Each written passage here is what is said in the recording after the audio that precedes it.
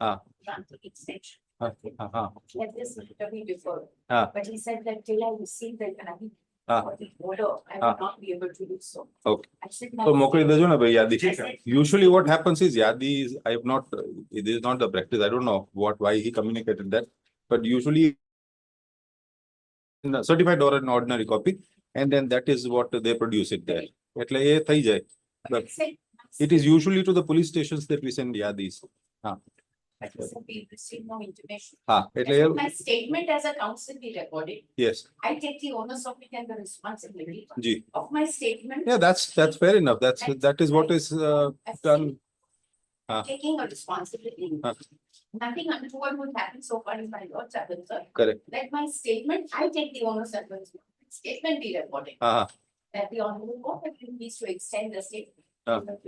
But till I receive an intimation. Okay. Even if the order is order up because it's a two-line. Any niche karo chale, it's difficult to upload that order. But what we'll do is you could ask for a copy and then before sudhima we'll try and get it expedited. એટલે તરત મળી જશે આપને.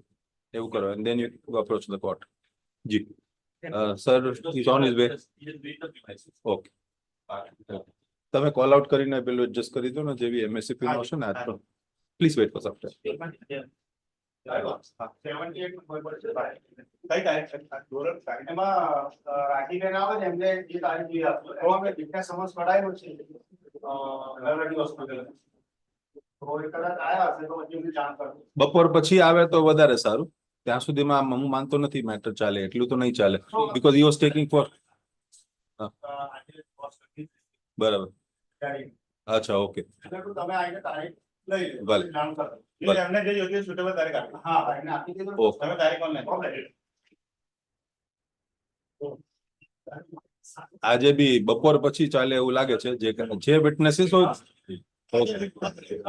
Very thank you હજી કહું છે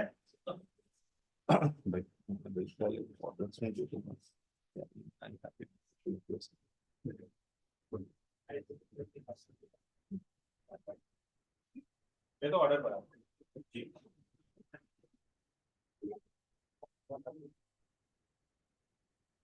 બજીને આવ્યું છે હવે હાજર થાય પછી જોઈશું ઠીક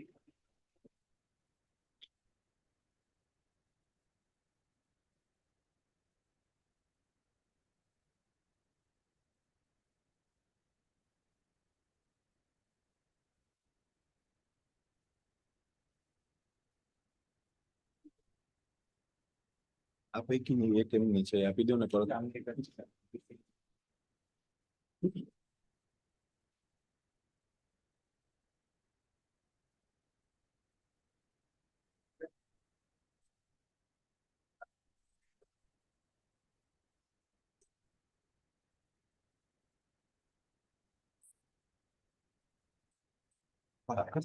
હા ના કરો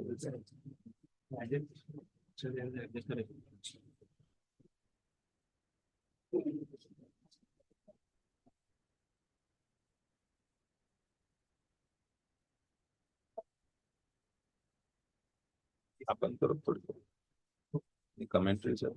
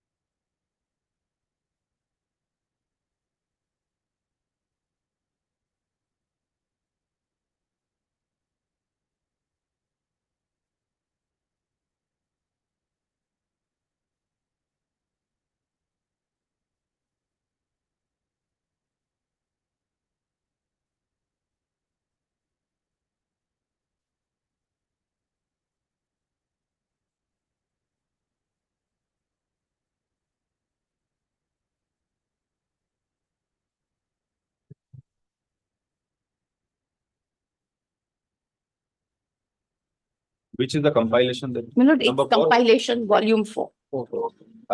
Volume 4. No. So Volume 4 apna. very briefly, I will not take more than 10 minutes. I'm just Yeah. engaging the Honorable Court. Yeah. Page 1073.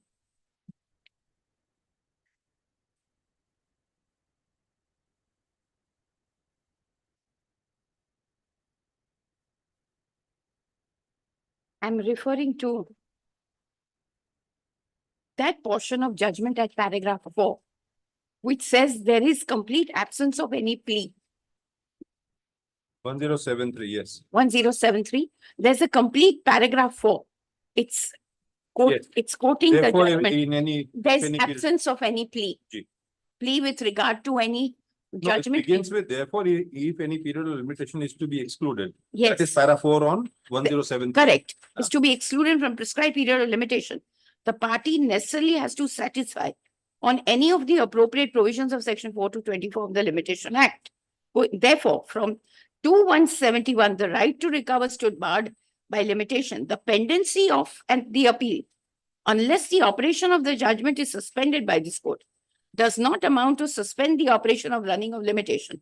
We do not find any such plea because here the right stood conferred by virtue of an order. If it's by virtue of an order, mere pendency of appeal is not enough. It has to be a stay. Till there is a stay, there has to be a plea that you fall within 4 to 24. There's no such plea. In fact, there's no finding also recorded with regard to any of the articles or sections of the limitation. It's just all of them constitute a fresh cause, and therefore that's how it's dealt with.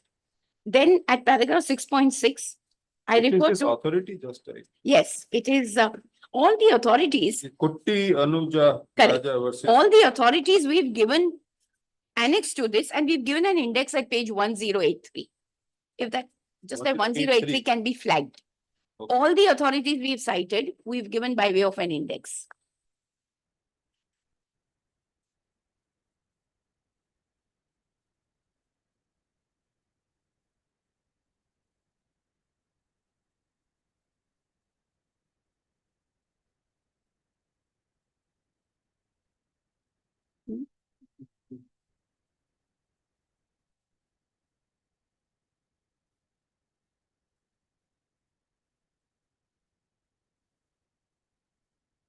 Yes.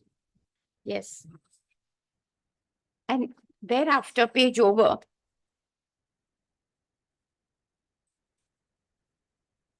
There is a reference to the judgment of 1990 at 1074 last. The subsequent events, such as the judgment of the Honorable Court, Supreme Court dated 4/5/90, execution of agreement between the appellants and the Gale, execution of MOU between plaintiff and Gale, judgment of the Honorable Supreme Court dated 26/7/2001, issuance of notices by Gale, and the plaintiff's MOPNG letter dated 22/6/2000 did not give rise to a fresh course of action. Sorry, I'm lost. Where are you reading? I'm reading page 1074, Yes. last 2 lines of the page. Subsequent events. Okay. Subsequent, yeah. The subsequent events. Ji. And at page 1074, my submission is that no fresh cause of action has been granted. Your cause of action arose when you raised the bill and we became entitled to it. Ji. Then paragraph 6.12, same page. Ji. The last event as pleaded by the plaintiff, giving cause of action or issuance of letter dated 22/6/2005, issued by the Ministry of Petroleum, where we say that there was, of course, and then we've quoted what the witnesses have said, there was no prohibition or restraint on the plaintiff for filing of the present suit. Again, at page 1079, where we say this judgment is of Vishindas Bhagchand, para 8.3, 1079. 107? 1079, Okay. paragraph 8.3. Hmm. It is further submitted that the Honorable High Court of Bombay, in Vishindas Bhagchand versus Chairman Maharashtra State Electricity Board reported in 2002, 1 Bombay CR 320, as well as in the case of ONGC versus Reliance, has held that an agreement or negotiation entered between the parties after accrual of the cause of action to refer the matter to does not have the effect of suspending the cause of action. So, ji. and then of course that I repeat that pendency before the ministry would not save limitation. Hmm. And page 1080, Yes. I refer to Article 58 and say that suit is required to be filed within limitation period from the first right to accrue. Hmm. And of course, those judgments are cited. First accrue. Ji. Para 9.2, paragraph 15, somewhere in the middle. And the period of 3 years and the terminus o quo is when the right to sue first accrues. Hmm. And page 1081,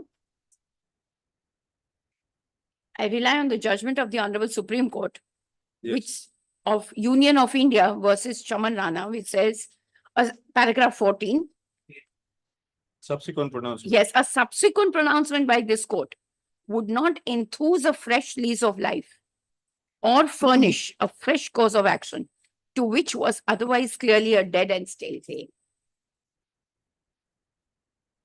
ji. I think that's it. Very good. I was just engaged in the yes. court till you came. In fact, I'm grateful to her because, for making sure that the honorable court's time is not wasted. Because what I happened already is, said, before the learned trial judge, the matter was listed today. Acha. I had to go there, because she requested, the trial judge refused to adjourn the matter. Then I went there and I was told that we have not received any extension of stay order. Yeah. I said, take it from me as an officer of the court, जी. that the honorable court has extended it. We are in midst of our arguments. So then he still has said that, no, I'll adjourn it only in the evening. But nonetheless, as of now, I am permitted to be here. Millard, just pausing for a moment. Ji. I wasn't present when the statement was made, but I'm told that the submission was that the Honorable Court, High Court has not extended the time, It is not. which is correct, but that we are delaying the trial? I'm not saying it, because I'm really sorry. There was an attribute. I was factually appraising as to what happened before the trial court, a floor above, a couple of floors above, that he refused to adjourn the matter. I was the one who volunteered and said that we are in midst of our arguments so far as appeal is concerned, and that appeal is ongoing. So therefore, kindly adjourn it on 6th, because the honorable court has extended the relief till 5th. So we'll come back to your office at 6th, on 6th. And the learned trial just tells me that since I have not received any order in writing, I'm keeping it as of now as it is. I suggest you take a copy of the this thing. No, मैं so copy therefore, apply करेंगे. I have told him, हाँ, I have told him that I'll come in the evening, once my arguments here are concluded, हाँ. I'll present that order, हाँ. just to reassure you that the stay is continuing, though it is against me. Then there are certain questions as to, but then, okay, we are not going there. No, my only concern is that Yes, you delay are may not delaying be- trial.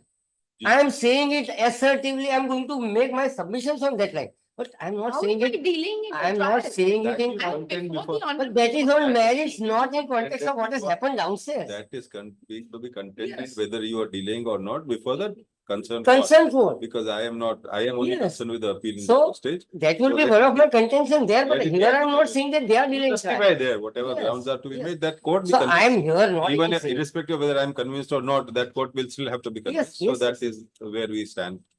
Yes. So, here I am not Yes. saying that they are dealing trial, but there I will have to say that they are dealing That trial. whatever contentions you have, you So I was reserve just your- responding to that her you have because to she was not there. Make good your But there- submissions before that court, Okay. please. I thought तुम्हारे chair है. Bullet.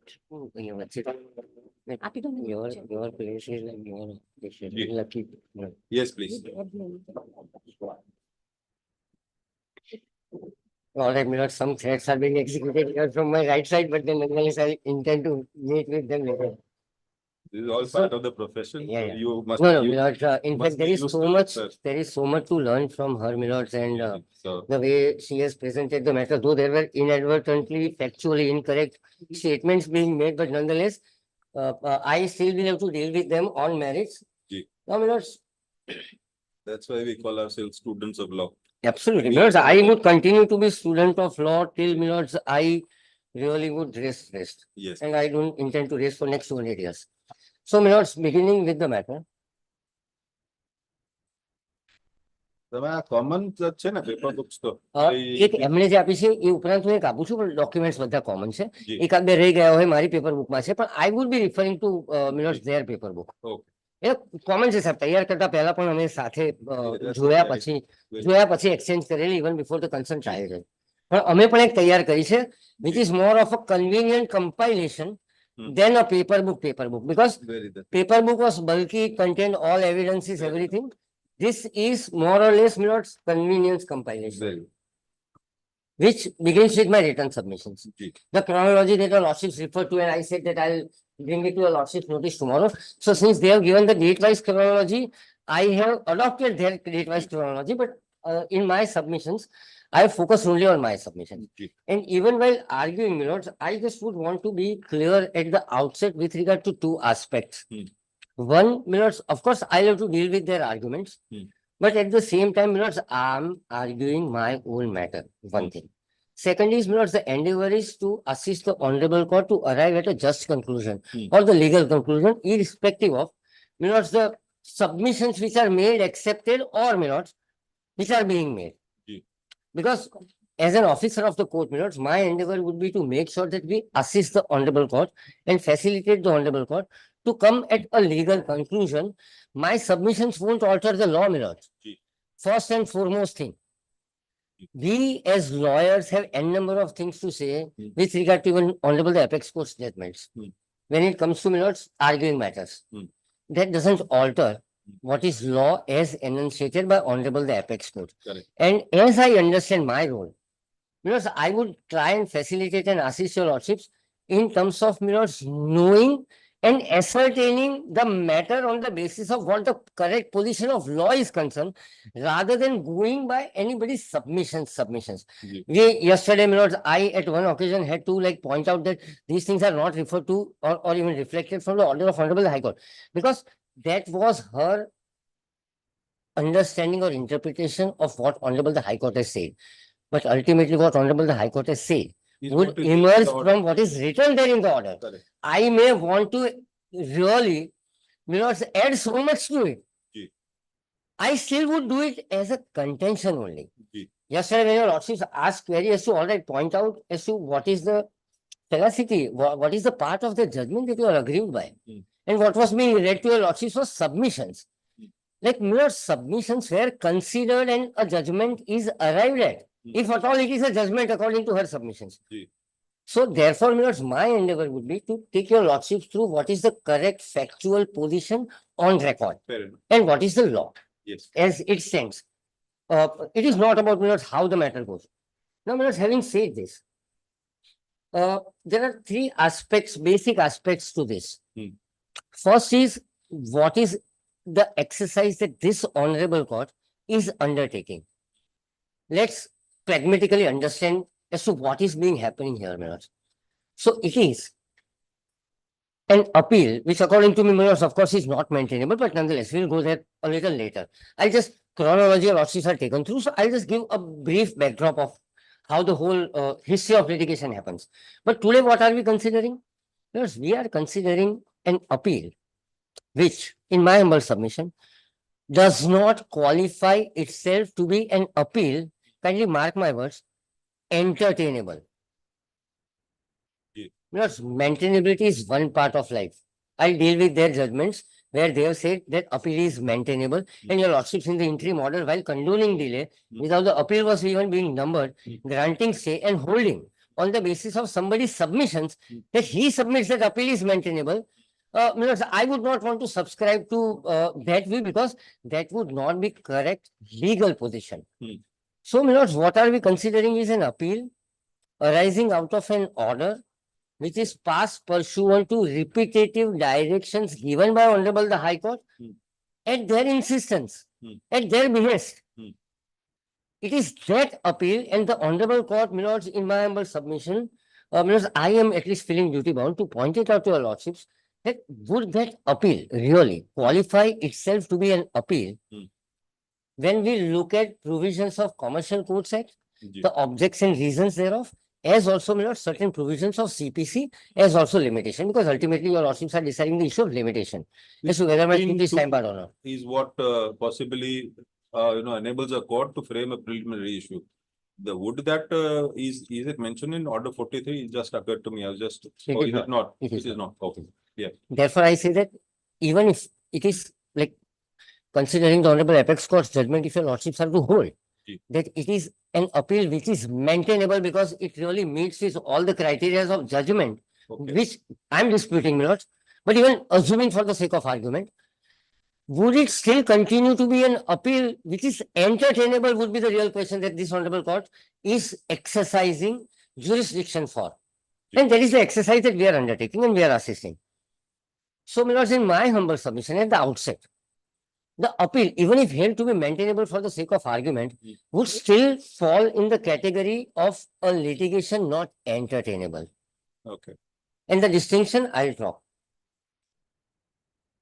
Now, my lords, let's understand as to how the whole proceedings arise. So, my lords, I'll give your lordships a brief backdrop of the matter, or rather history, without referring to dates or without referring to chronology, because your lordships have been taken through chronology. She really has made my task much easier, my lords. Ji. In a way difficult, but much easier. Ji. So, my lords, there is in 1969 a contract executed between two parties. Ji. Let's call them body corporates, as she insisted yesterday also. All right, let's call them even, my lords, a listed company. Why not? Nothing really matters here, because we are talking about year 1969, when both the present appellant and me were under direct control and supervision of Government of India, so far as they are concerned, a state corporation falling under, you know, some directives of Ministry of, you know, Chemicals and Fertilizer. Back in 69. Just now that you mention it, Yes. it just occurs to me that both being government companies, this is a classic case where mediation should have been employed. Everything was Why tried. should it, Everything was tried. Because it is that very mediation which gave me cause of action, which now they are disputing. I'll come to that. As to No, but how mediation those state, efforts were made, was it? that I'll come to. And at whose behest it was happening is also a relevant aspect here. And I'm immensely obliged for your Government lordship's query. official or some office where, So what happens is, my lords, એ નથી જાવું એમાં. ના એવું નથી સાહેબ. હું આપ નામદાર સાહેબ સમક્ષ એટલું તો ચોક્કસથી જાહેર કરી શકું કે સાહેબ બંને પક્ષે, કારણ કે બંને સરકાર છે. This one ગંભીર પ્રયત્નો થયા. એટલે મારે તો સાહેબ કેવું છે કે જમણા ખિસ્સામાંથી પૈસા લઈને ડાબા ખિસ્સામાં મૂકવાના અને પછી ત્યાંથી કાઢીને ઉપરના ખિસ્સામાં મૂકવાના. જી, કારણ હું તો અલ્ટિમેટલી ભારત સરકાર જ રહેવાનું. જી. પણ સાહેબ આ પ્રયત્ન બંને પક્ષે થયો અને એ પ્રયત્નમાં અલ્ટિમેટલી સાહેબ આ રિઝોલ્યુશન લાવવા માટે સાહેબ કોણે કોને અપ્રોચ કર્યો ને એ બહુ જ મહત્વની ઘટના સાબિત થશે.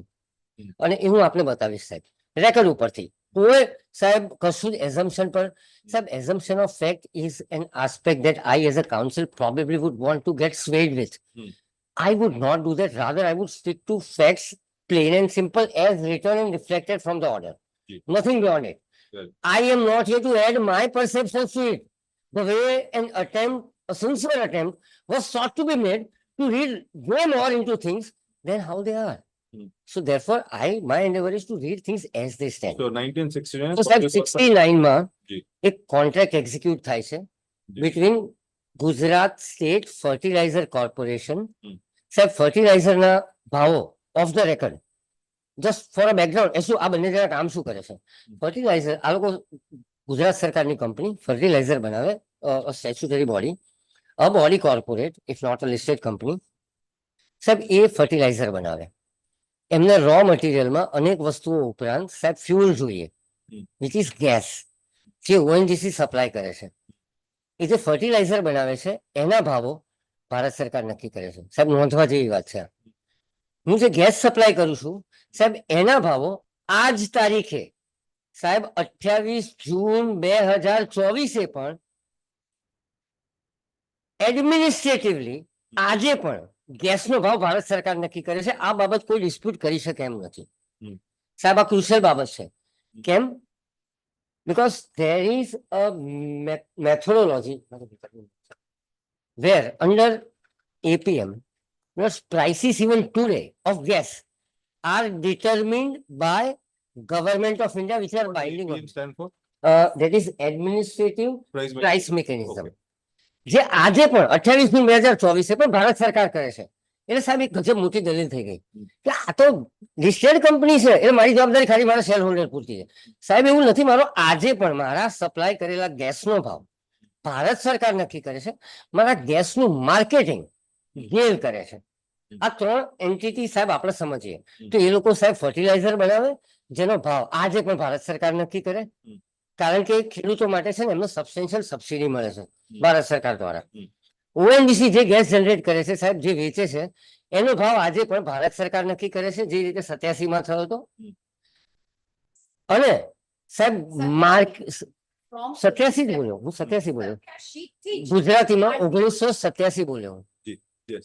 સાહેબ થાય આમાં કેવું હાઈકોર્ટમાં આપણે બહુ અંગ્રેજીમાં દલીલ કરવા ટેવાયેલા આવીએ ને તો ગુજરાતી સાંભળવાની ટેવ ના રહી હોય. Making that from 87 onwards only. હું એ જ કહું છું 87 પછી સાહેબ, એ જ કહું છું માટે હું આપણે 69 થી રેફરન્સ ડ્રો કરું છું જી, જી, જી. કે 87 સાલમાં સાહેબ ભારત સરકારે જે ભાવ નક્કી કર્યા ને એના લગતો આ ડિસ્પ્યુટ છે.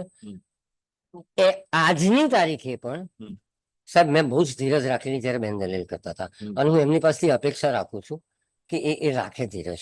મને વાંધો નથી સાહેબ in terms of gating back, I don't want to do કરતા હું વધારે ધીરજ રાખીશ. જી ના ના સાહેબ હું પણ રાખીશ સાહેબ, હું ધીરજ ગુમાવે એવો માણસ Even નથી. if somebody, ના ના players શરૂઆત kind છે of- એટલે word of caution. I'll ensure that everything gets No, of settled. course, yeah, Milords. We ultimately both of us are in your lordship's hands.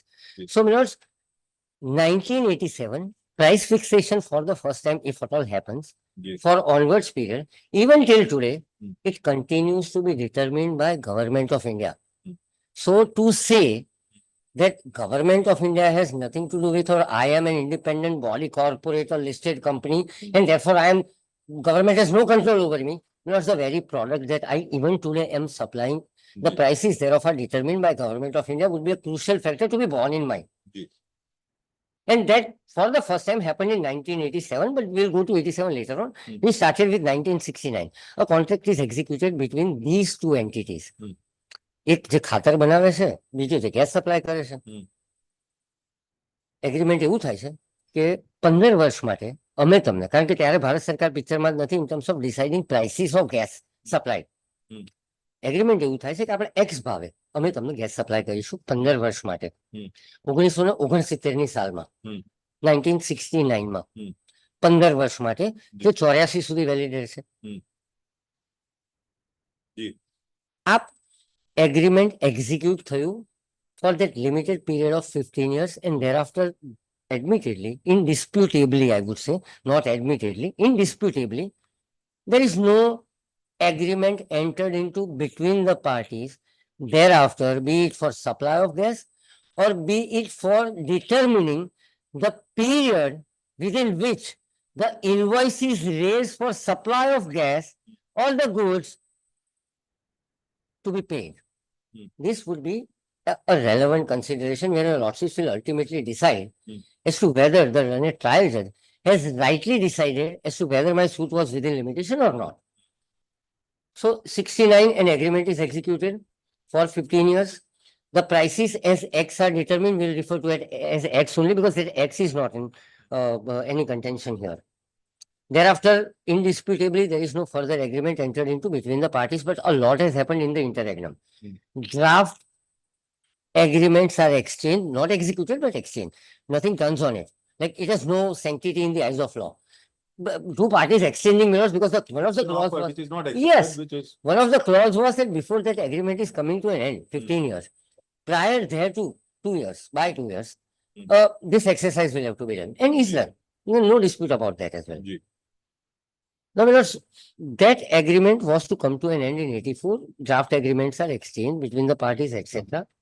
In the interregnum, when that agreement is about to be over for X price, because till then there is no yardstick.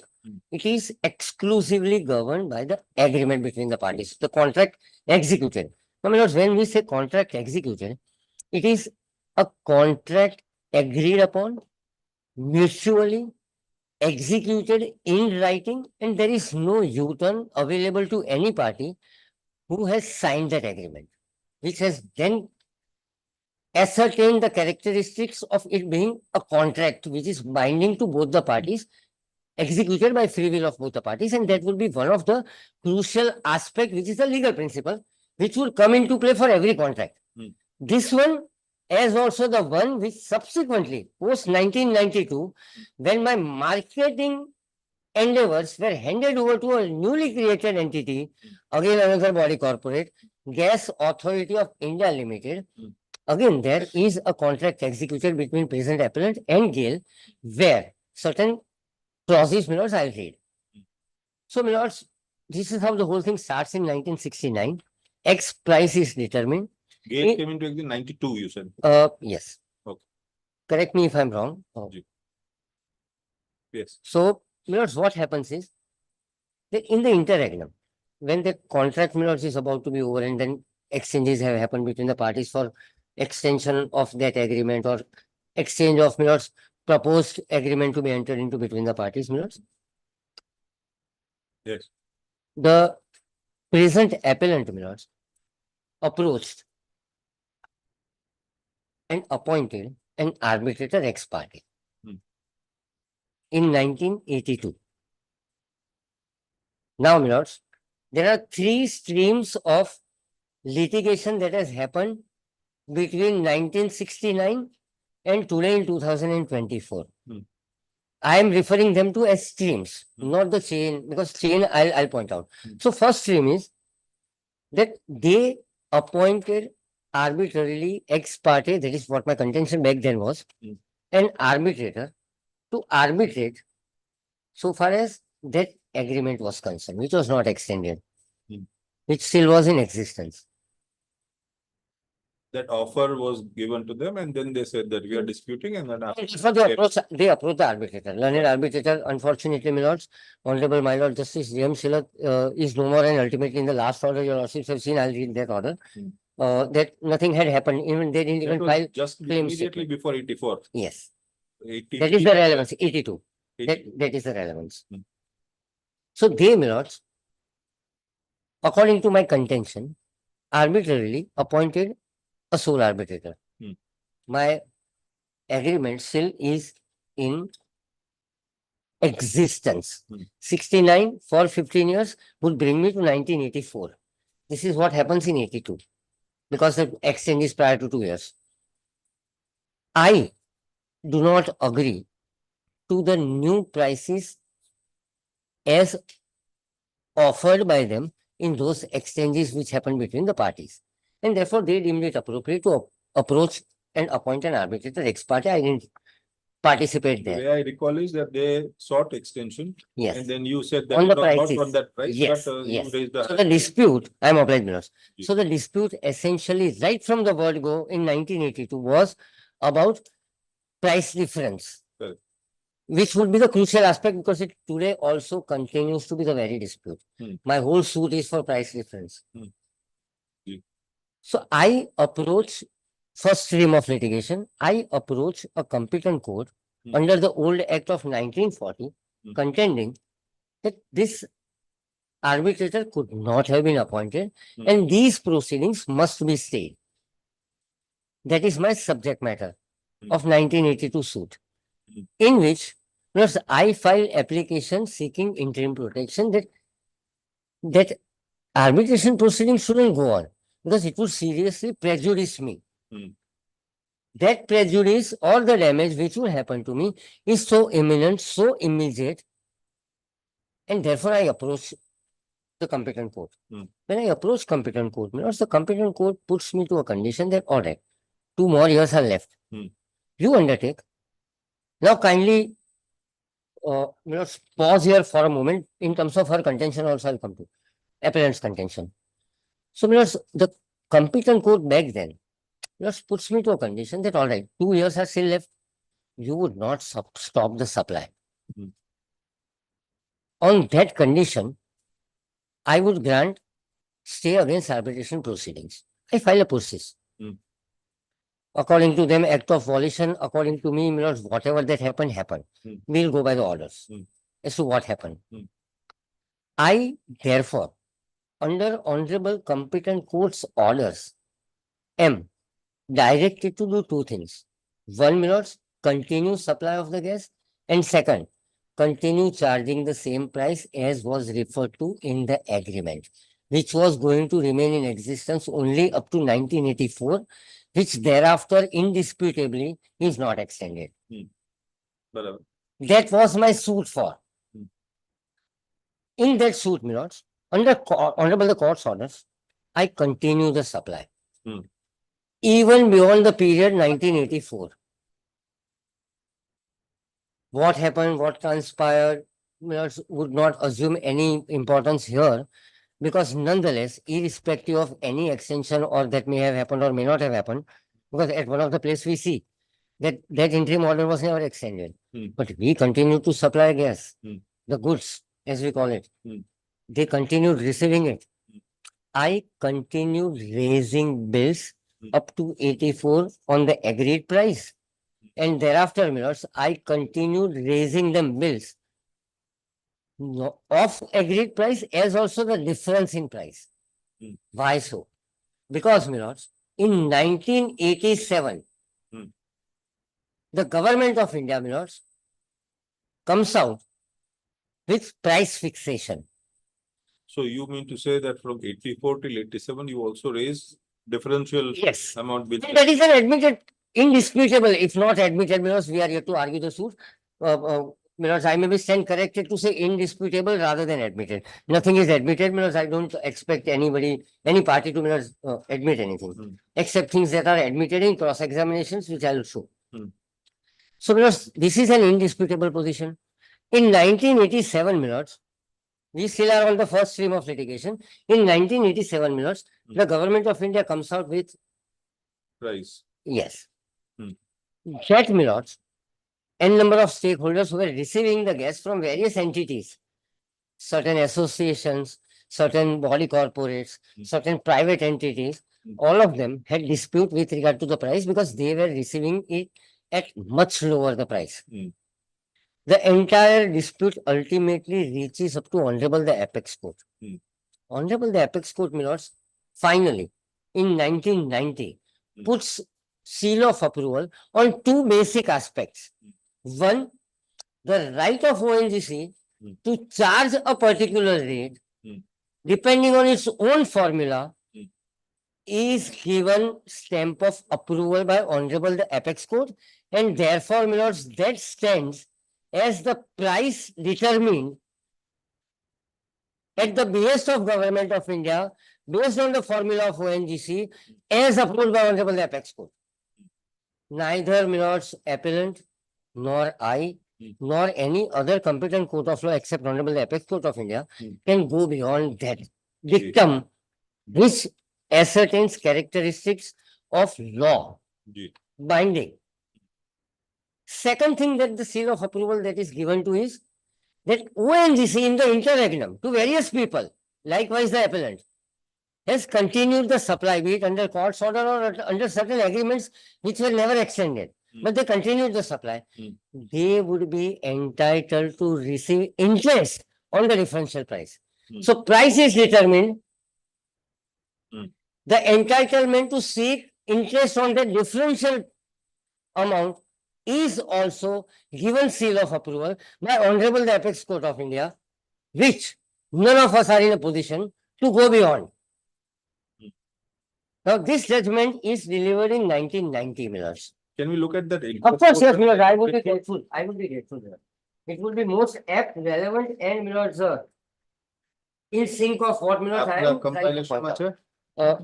છે કે પેલા volume 4 સાહેબ એમણે સાહેબ મારા senior ફ્રેન્ડે જે compilation આપ્યું ને એમાં છે જી that is 1990 supplement SCC page 397. કઈ જગ્યાએ છે એ સાહેબ આપે બતાવવું પડશે એ કમ્પાઇલેશન પૂછ્યું છે ને સાહેબ છૂટું આપીશું કે છે સેપરેટ છૂટું આપીશું મારી પાસે કોપી છે સાહેબ આપો ના એક જ રહે તો વધારે સારું હા એ કન્ફ્યુઝન ના થાય એટલા પૂરતું સાહેબ અહીં મૂકી દો અમે બંને આના પર જ રિલાય કર્યું હતું પણ કદાચ એની નીચે તમને કેમ મુશ્કેલ આવશે મારા બધાને? yes this is it My lords, which paragraph yes, let's directly go to the aspect that I am pointing out. Kindly come to internal page number 439, which is part of paragraph number 40 at point number small Roman 7. Turning now to para 36. Yes, my lord, I am obliged. Of the judgment of the High Court, we may observe that these directions do not survive in view of the conclusion we have reached that the prices demanded by ONGC are based on proper and relevant criteria, exact words that I said, my lords, Correct. without adding my Price, interpretation. પછી Yes. interest matter. However, Yes. we may observe that directions 1 and 2 in this paragraph virtually throw open the entire issue of fresh discussion. It may have been helpful if such a direction had been given before the hearing of the writ petition, but the exercise would now be futile. Having reached the conclusion that the cost plus was the only proper basis of fixation of price, the High Court should perhaps have directed ONGC to charge prices on the basis and given a reasonable time to work out the said price and implement the direction instead. High Court appears to have, by its discretion in para 36, left the matter at large, for it asks ONGC to get the price fixed according to reasonable and rational norms.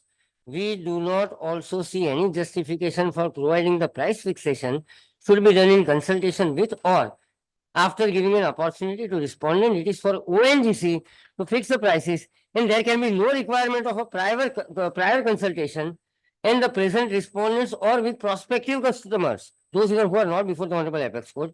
In such cases, price fixation, as in case of price fixation by government, see so and so, the only remedy of aggrieved consumer can perhaps be to have some sort of post-decisional, kindly mark this word, post-decisional reconsideration by ONGC after having the viewpoints of those affected.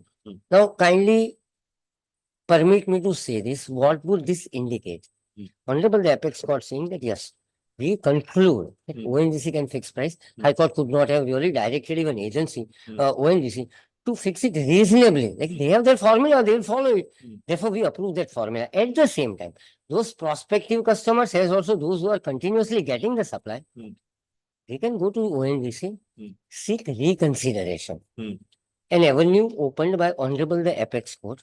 That's right, we are approving ONGC's prices. But if you want to go and negotiate with ONGC, do it. ONGC, which otherwise is under administrative control back then, when the whole issue arose, of Government of India. It is this reconsideration window that was opened by Honorable the Apex Court was sought to be availed by them, is how I will come to it. So Honorable the Apex Court says, no, they will fix the price, but we give you an opportunity to go to ONGC, seek reconsideration of prices. So the differential amount question can be determined or ascertained. Continuing further, minutes, depending on prices fixed by government, the only remedy, I am reading from 6th line from the bottom. Correct. In such cases of price fixation, as in the case of price fixation by government, the only remedy of aggrieved consumers can perhaps be to have some sort of post-decisional. So decision is taken, reconsideration by ONGC after having the viewpoint of those affected, including Government of India, of course, because Government of India will be affected. The revenue ultimately, is Government of India's revenue. I am an entity where 51% stake is still of Government of India, my shareholder, a listed company concerned for its shareholders. But now this question does But not this arise. question does not arise now. In view, we have taken of the ONGC's obligations in this regard. We should also like to add that now the prices have been fixed by government since January 30, 1987. So now price fixation is by government, and gas has also been supplied to the respondents till then on the basis of interim prices. The implementation of the directions contained in this paragraph would be prolonged and unmeaningful exercise, and it would have been much better to fix some ad hoc prices for this period. After hearing both the parties, in fact, Sri so-and-so who appeared for ONGC very fairly stated before us that so far as the period is concerned, the ONGC was prepared to leave it to the court to fix the price of supply at any figure that the court might consider reasonable. We also suggested to the respondents keeping the price fixed by order dated 30th of March 1987 in mind, a figure which we thought was reasonable, but the respondents were not agreeable to that court suggested. They put forward the certain alternative proposals which were not acceptable to ONGC in the circumstances. They have been constrained to hear the appeals on merits. On behalf of ONGC, it was submitted or pointed out that a sum of rupees so and so is outstanding for the period 82 to 89. Here, 82 to 87 in present facts. Is outstanding for the period from 18 concerns, even on basis of the interim price at which the ONGC has been supplying them gas under the orders of this court.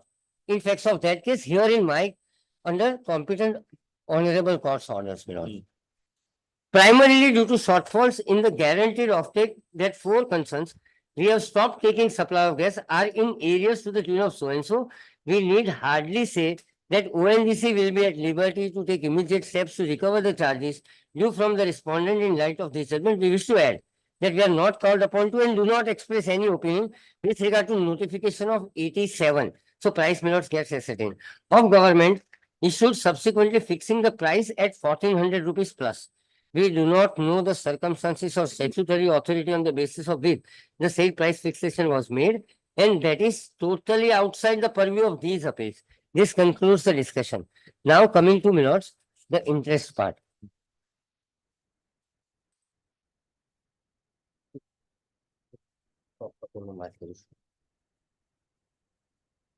So this is how, my lords, the price as determined by Government of India way back on 30th of January 1987 is 1400 rupees per cubic meter, my lords, is given finality. The Honorable Apex Court also takes note of the consideration that in the interregnum, there are cases where the agreements are over. There are cases where under our orders, you have continued to supply gas, namely ONGC. You are entitled to recover. That is the assertion arrived at by Honorable the Apex Court. Now we go back.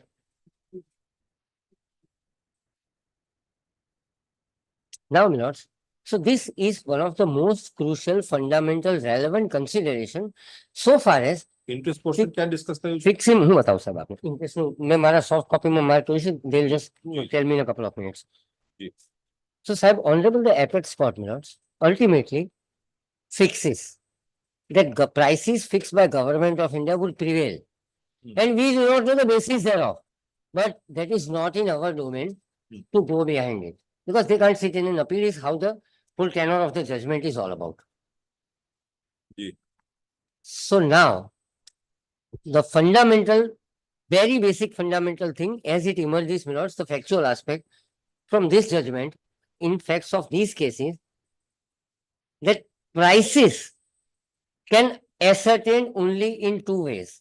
One, by way of agreement between the parties. Government of India fixed it at 1400. Plus I may say that it is 1400 plus. So if it is 1400 plus 100 rupee, since you are a government company, I am government, I'll charge 1400 plus 1 rupee. My discretion. But has to be bare minimum threshold has to be 1400 rupees. Can't go below it. That price is ascertained by me. It either can be ascertained under a contract between the parties that all right, now we are entering into an agreement, a executed contract that I would charge 1401 rupee from you as per agreed terms of the contract. Or I can say, no, I'll charge as per government has said. One thing. Second aspect, my lords, that if don't do that, it can only be ascertained through that 1987 notification fixation done by Government of India, not interfered with by Honorable the Apex Court.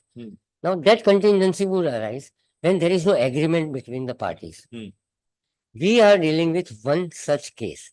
The agreement that was entered into in 1969, my lords, came to an end. It never is extended, indisputable.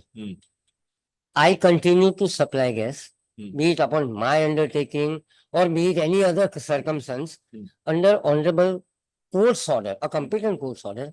I continued supply, they continued receiving the goods, I continued raising them bills, they continued paying me as per the contractual price, I continued raising them bill of differential amount because my prices are determined by Government of India and are approved by Honorable the Apex Court of India.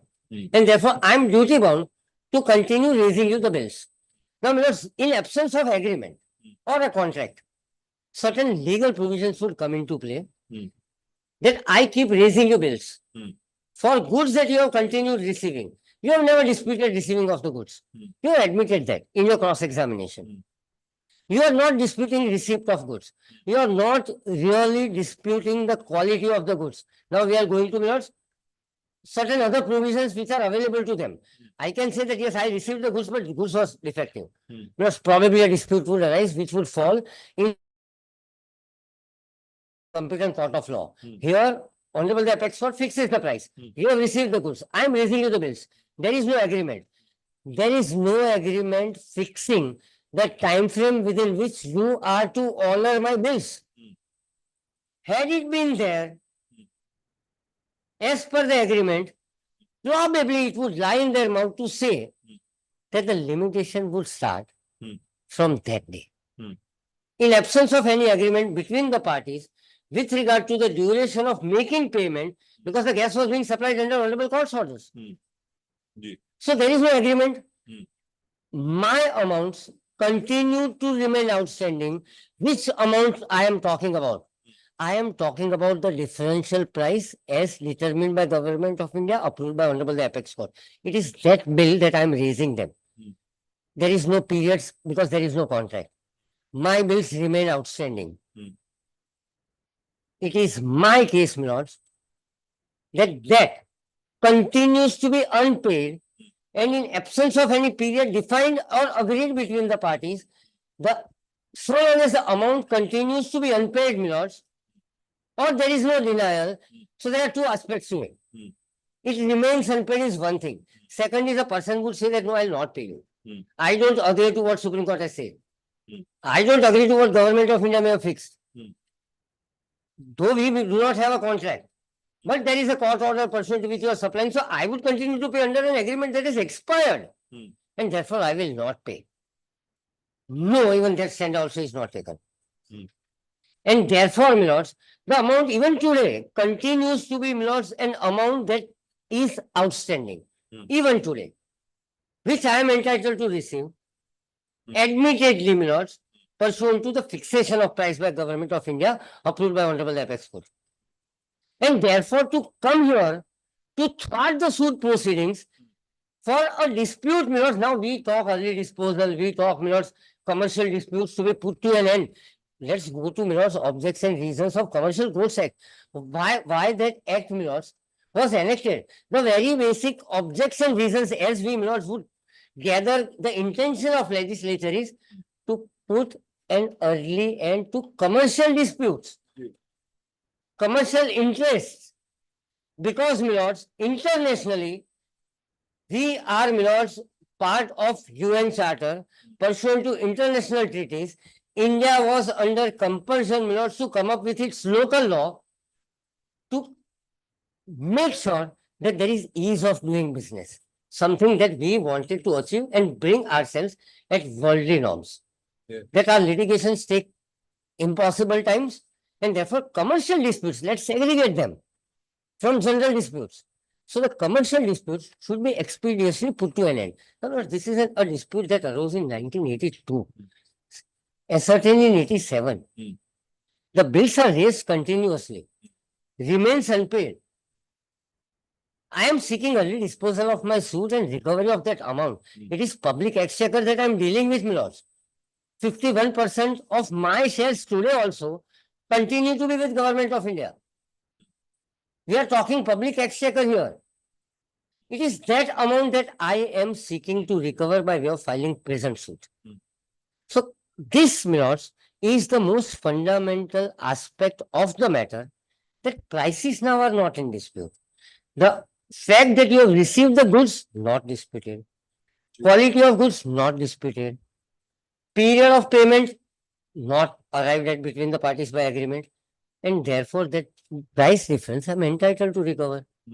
As also the interest thereon, when my suit will be adjudicated on its own independent merits, because CPC says that the Honorable Court, undertaking that exercise of adjudicating my suit, will have to decide all the issues and a finding will have to be arrived at. not only preliminary or delay or non-maintainability, jurisdictional issue, there can be a number of issues. CPC compels the competent court to arrive at and record findings on all issues and decide all issues. Even if the Honorable Apex Court has gone to that state, the Justice are aware with this vast experience that the Honorable Court has had at the bench, that even if the suit is being thrown out on the ground of jurisdiction or delay, court still will have to decide issues, all issues that are framed. Yeah. So my suit, is for that differential amount only, for that limited period only. Now, that is first stream of litigation, that they approach an arbitrator and appoint an arbitrator. I come to the competent court and say that under Arbitration Act, the arbitrator would have no jurisdiction. Agreement is in existence. It is between the parties to determine the price. They want an X price. I want X plus 5. I am the person who is supplying. So it is essentially between us. And therefore, there is nothing to be arbitrated here. And therefore, in my humble submission, arbitration is not maintainable. The Honorable Court puts me to a condition, be it of my abolition or under the order, that already you continue supplying, the arbitration will stop. And arbitration will not go on. No statement of claim also is raised in the arbitration till Honorable the arbitrator, my Lord Justice Shelat, as he then was, passed away. And that is recorded in that very stream of litigation when the whole CMA was disposed of as having not surviving. In 2008 is one part of it. First stream of litigation. And there are certain relevant orders that I would want your lordship to be taken through. Second stream, I'll come. Now, what happens? Now we proceed further, from 87. So in 82, this has happened. I have filed a CMA where I am under a direction. I have continued supply beyond 1984. Yes. Till the entire operation was handed over to GAIL. Now, when they enter into an agreement with GAIL, they pay the prices as determined by Government of India. A crucial aspect. So now, that was in 1992, Four. I'm sorry, I stand corrected. 1904.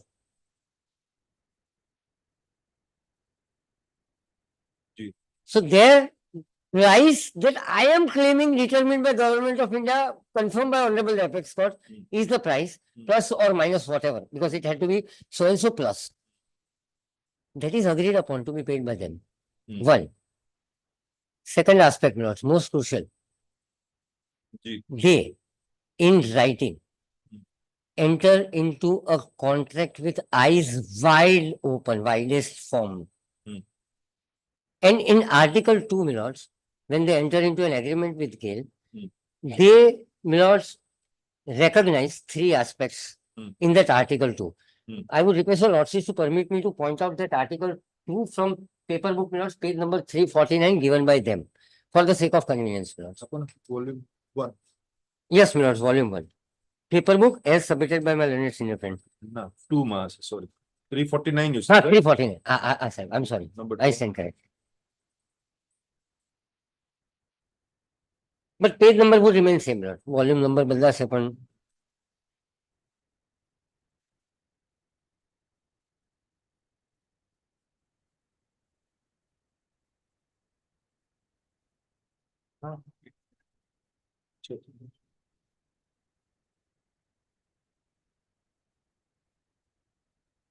Article 2 most importantly points out the period of contract,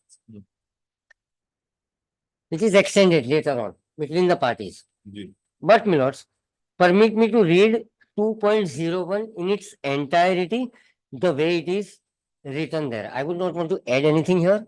I would not really, permit anybody to even subtract anything out of it. The intention of party emerges from the agreed terms binding to present appellant. Kindly read this. This contract shall come into force from 30th of December 1994 and shall continue to remain in force for a period till 31st of December 2000 Subject to condition. Yes, which is extended up to 2005, at least that's how my recollection goes. Now kindly mark this, my lords.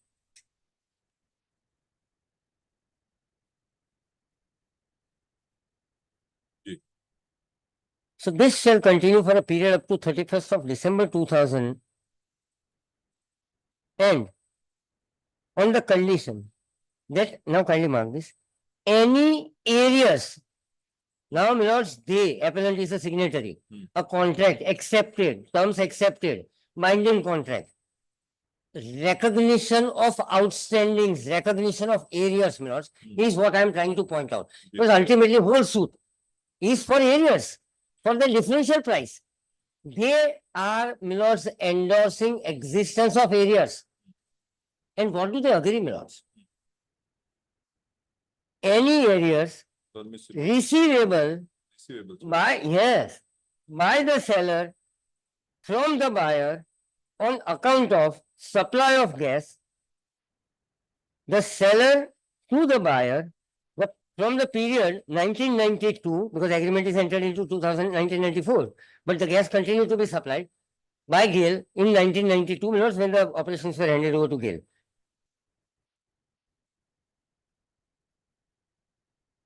And now kindly mark this, after the dates and the reproduction thereof in numerics, as also known as alphabetical, immediately after the bracketed portion is over, and any areas receivable by ONGC from the buyer, present appellant, my lords, on account of what, my lords? On account of gas supplied earlier. So I am, my lords, conceding when I am putting my signatures on this, that I have received supply of gas one, second, there is an area, and I have not paid that amount. Amount, differential price. From ONGC, gas supplied earlier by ONGC to the buyer for the period prior to 16/5/1992 shall continue to be receivable by the seller, ONGC, as the case may be, and the buyer, namely GSFC, undertakes, kindly mark this, my lords, not to fail to discharge said obligation of clearing such areas directly with the ONGC. The buyer further agrees and undertakes that the case, in case of failure and or default on its part to discharge such obligation, the present obligation for which the suit is filed, my lords, the right and or claim to receive supply of gas, kindly mark this, either under this contract or in any other manner whatsoever, shall not survive and shall automatically stand terminated and or forfeited. Ji. So, my lords, the only way it can be read, it is self-explanatory. So, સાહેબ, એક પક્ષકાર જે આ એગ્રીમેન્ટમાં સહી કરે છે સમજણ સાથે, જેણે ગેલ પાસેથી આ ગેસ લેવાનો છે, બાણું ગેલે આપવાનું ચાલુ કર્યું છે, ભાવ નક્કી કરવામાં આવે છે, ભાવનો કોઈ ડિસ્પ્યુટ નથી. એ એગ્રીમેન્ટમાં એ લોકો એવું પણ કન્સીડ કરે છે, એગ્રી કરે છે અને અંડરટેક પણ કરે છે કે અમે એ પૈસા ચૂકવી દઈશું, એક વાત. બીજી વાત, અમે બંધાયેલા છીએ ચૂકવવા માટે. અને ત્રીજી વાત, માની લો કે અમે નહીં ચૂકવીએ ને, તો ગેલ જે હવે અમને ગેસ સપ્લાય કરે છે એ એનો ગેસ સપ્લાય ઇમિડિયેટલી ફોર્થવિથ બંધ કરી શકશે. સાહેબ, આ ટર્મ હું એગ્રી કરું છું, કોન્ટ્રાક્ટ હું સાઇન કરું છું. This still continues and constitutes to be a binding agreement between the parties. Now, my lords, 2000 પછી આ એક્સટેન્ડ નથી થયું ને? 5 સુધી થયો. અચ્છા. થયો સર, 2005 સુધી થયો. જી. 30 2005 સુધી. As I said, my recollection, if it serves me well, it was extended up to 2005. So, sir, this is a contractual obligation accepted by them. 30/9/2005. Ji, 30/9/2005. Ji. So, this is an agreement, my lords, agreed to by them, undertaken by them, and my lords, with open eyes, they concede to two aspects. One, that yes, there are areas of price difference, for the gas that was supplied by ONGC during that period. And two, we undertake to make payment if we don't stop our supply. Ji. And this agreement would come to a halt. Because it is pursuant to this clause. Hmm. When we kept on raising the bill, the non-payment continues. There is no denial happening, Milords, that no, we will not pay, because here you have agreed that we will pay. GAIL, Milords, issues a notice that you have not acted in terms of Article 2. Ji. You still have not paid ONGC. Hmm. And you had agreed to us. And this is a binding term. And therefore, we put you to notice as to why your supply should not be stopped. Hmm. And we intend to do that. Hmm. Because this amount you have not paid. Ji. That is the second stream of litigation that I am referring to, where against that communication of GAIL, GSFC approaches Honorable the High Court. And two important things happen, Milords. 10 crores వాడు పేలు. G. Ji. So what happens is, it is their obligation under contract, it is their undertaking that they have given, it is their solemn assurance that we will pay, and it is their conceding to the fact that there are arrears. And when that clause is sought to be invoked by GAIL, that we will stop supply. They approach Honorable the High Court, Hmm. saying what, Milords? Let's read that order. Because as this clause is self-explanatory, so is that order. Kindly, Milords, permit me to point out from paper book, Milord. Page. Yes, Milords.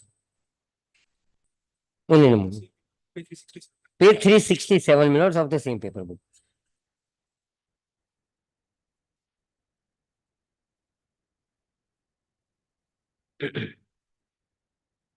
It is order passed by Honorable the High Court, Milords, my Lord Justice M.R. Shah, as it then was, dated 24th of December 2004. Hmm. Kindly have a look at special CA number, right below it, the parties. Ji. Gujarat State Fertilizer and Chemicals Limited, Ji. present appellant, versus GAIL India Limited. Hmm. Now kindly see, Milords. So it is an appellant's petition Hmm. pursuant to the threat of termination given by GAIL pursuant to the agreement which is not adhered to, Hmm. and threatening stoppage of supply of gas for areas not paid to ONGC. Hmm. Hmm. What do they say? Para 2. Kindly mark. Learned Senior Advocate Sri Nanavati, Ji. appearing for the petitioners, has submitted. Yes, I have એમની રજૂઆત છે. That ultimately, kindly mark this, that ultimately central government has to take appropriate decision and the matter is under consideration by concerned Ministry of Government of India. એ સાહેબ આ શું વાત થઈ રહી છે? હું મારી પિટિશનમાં એવું કહી રહ્યો છું જીએસએફસી તરીકે કે સાહેબ આ ગેલ વાળા મારો સપ્લાય બંધ કરવાનું કહે છે કારણ કે મેં ઓએનજીસી ના પૈસા નથી ચૂક્યા. પણ સાહેબ એ પૈસા ચૂકવવાના મારા કેટલા ચૂકવવાના ક્યારે ચૂકવવાના એ તો ભારત સરકાર નક્કી કરશે. અને એ બાબત ભારત સરકારની કન્સર્ન મિનિસ્ટ્રી સમક્ષ પેન્ડિંગ છે.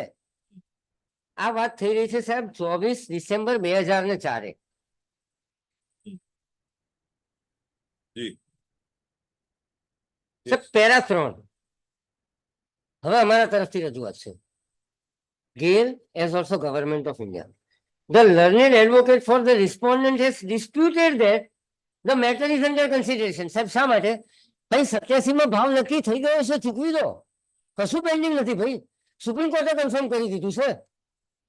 1990 નું જજમેન્ટ છે સુપ્રીમ કોર્ટનું. તે પ્રમાણે ચૂકવો, કશું પેન્ડિંગ નથી. કોઈ રેપ્રેઝન્ટેશન નથી, કઈ નથી. or by any department of government of India. જી. એટલે ભાઈ ભારત સરકારના કોઈ ડિપાર્ટમેન્ટમાં પણ આવું કઈ પેન્ડિંગ જ નથી. અમે ડિસ્પ્યુટ કરીએ છીએ તમારી વાત. કોની વાત? જીએસએફસી ની. એમણે પોતે કરેલી વાત. બે વસ્તુ સાહેબ, એ તો સરકાર નક્કી કરશે એ પ્રમાણે અમે પૈસા ચૂકવીશું, એક વાત. અને બીજી વાત કે એ બાબત સરકાર સમક્ષ પેન્ડિંગ છે, કન્સર્ન મિનિસ્ટ્રી સમક્ષ. અમે વાંધો લઈએ છીએ કે આવી કોઈ બાબત પેન્ડિંગ નથી. સાહેબ નામદાર કોર્ટ એ પછી એમનું સબમિશન જે રેકોર્ડ કરે છે પેરા 4 માં નોંધવા જેવું છે.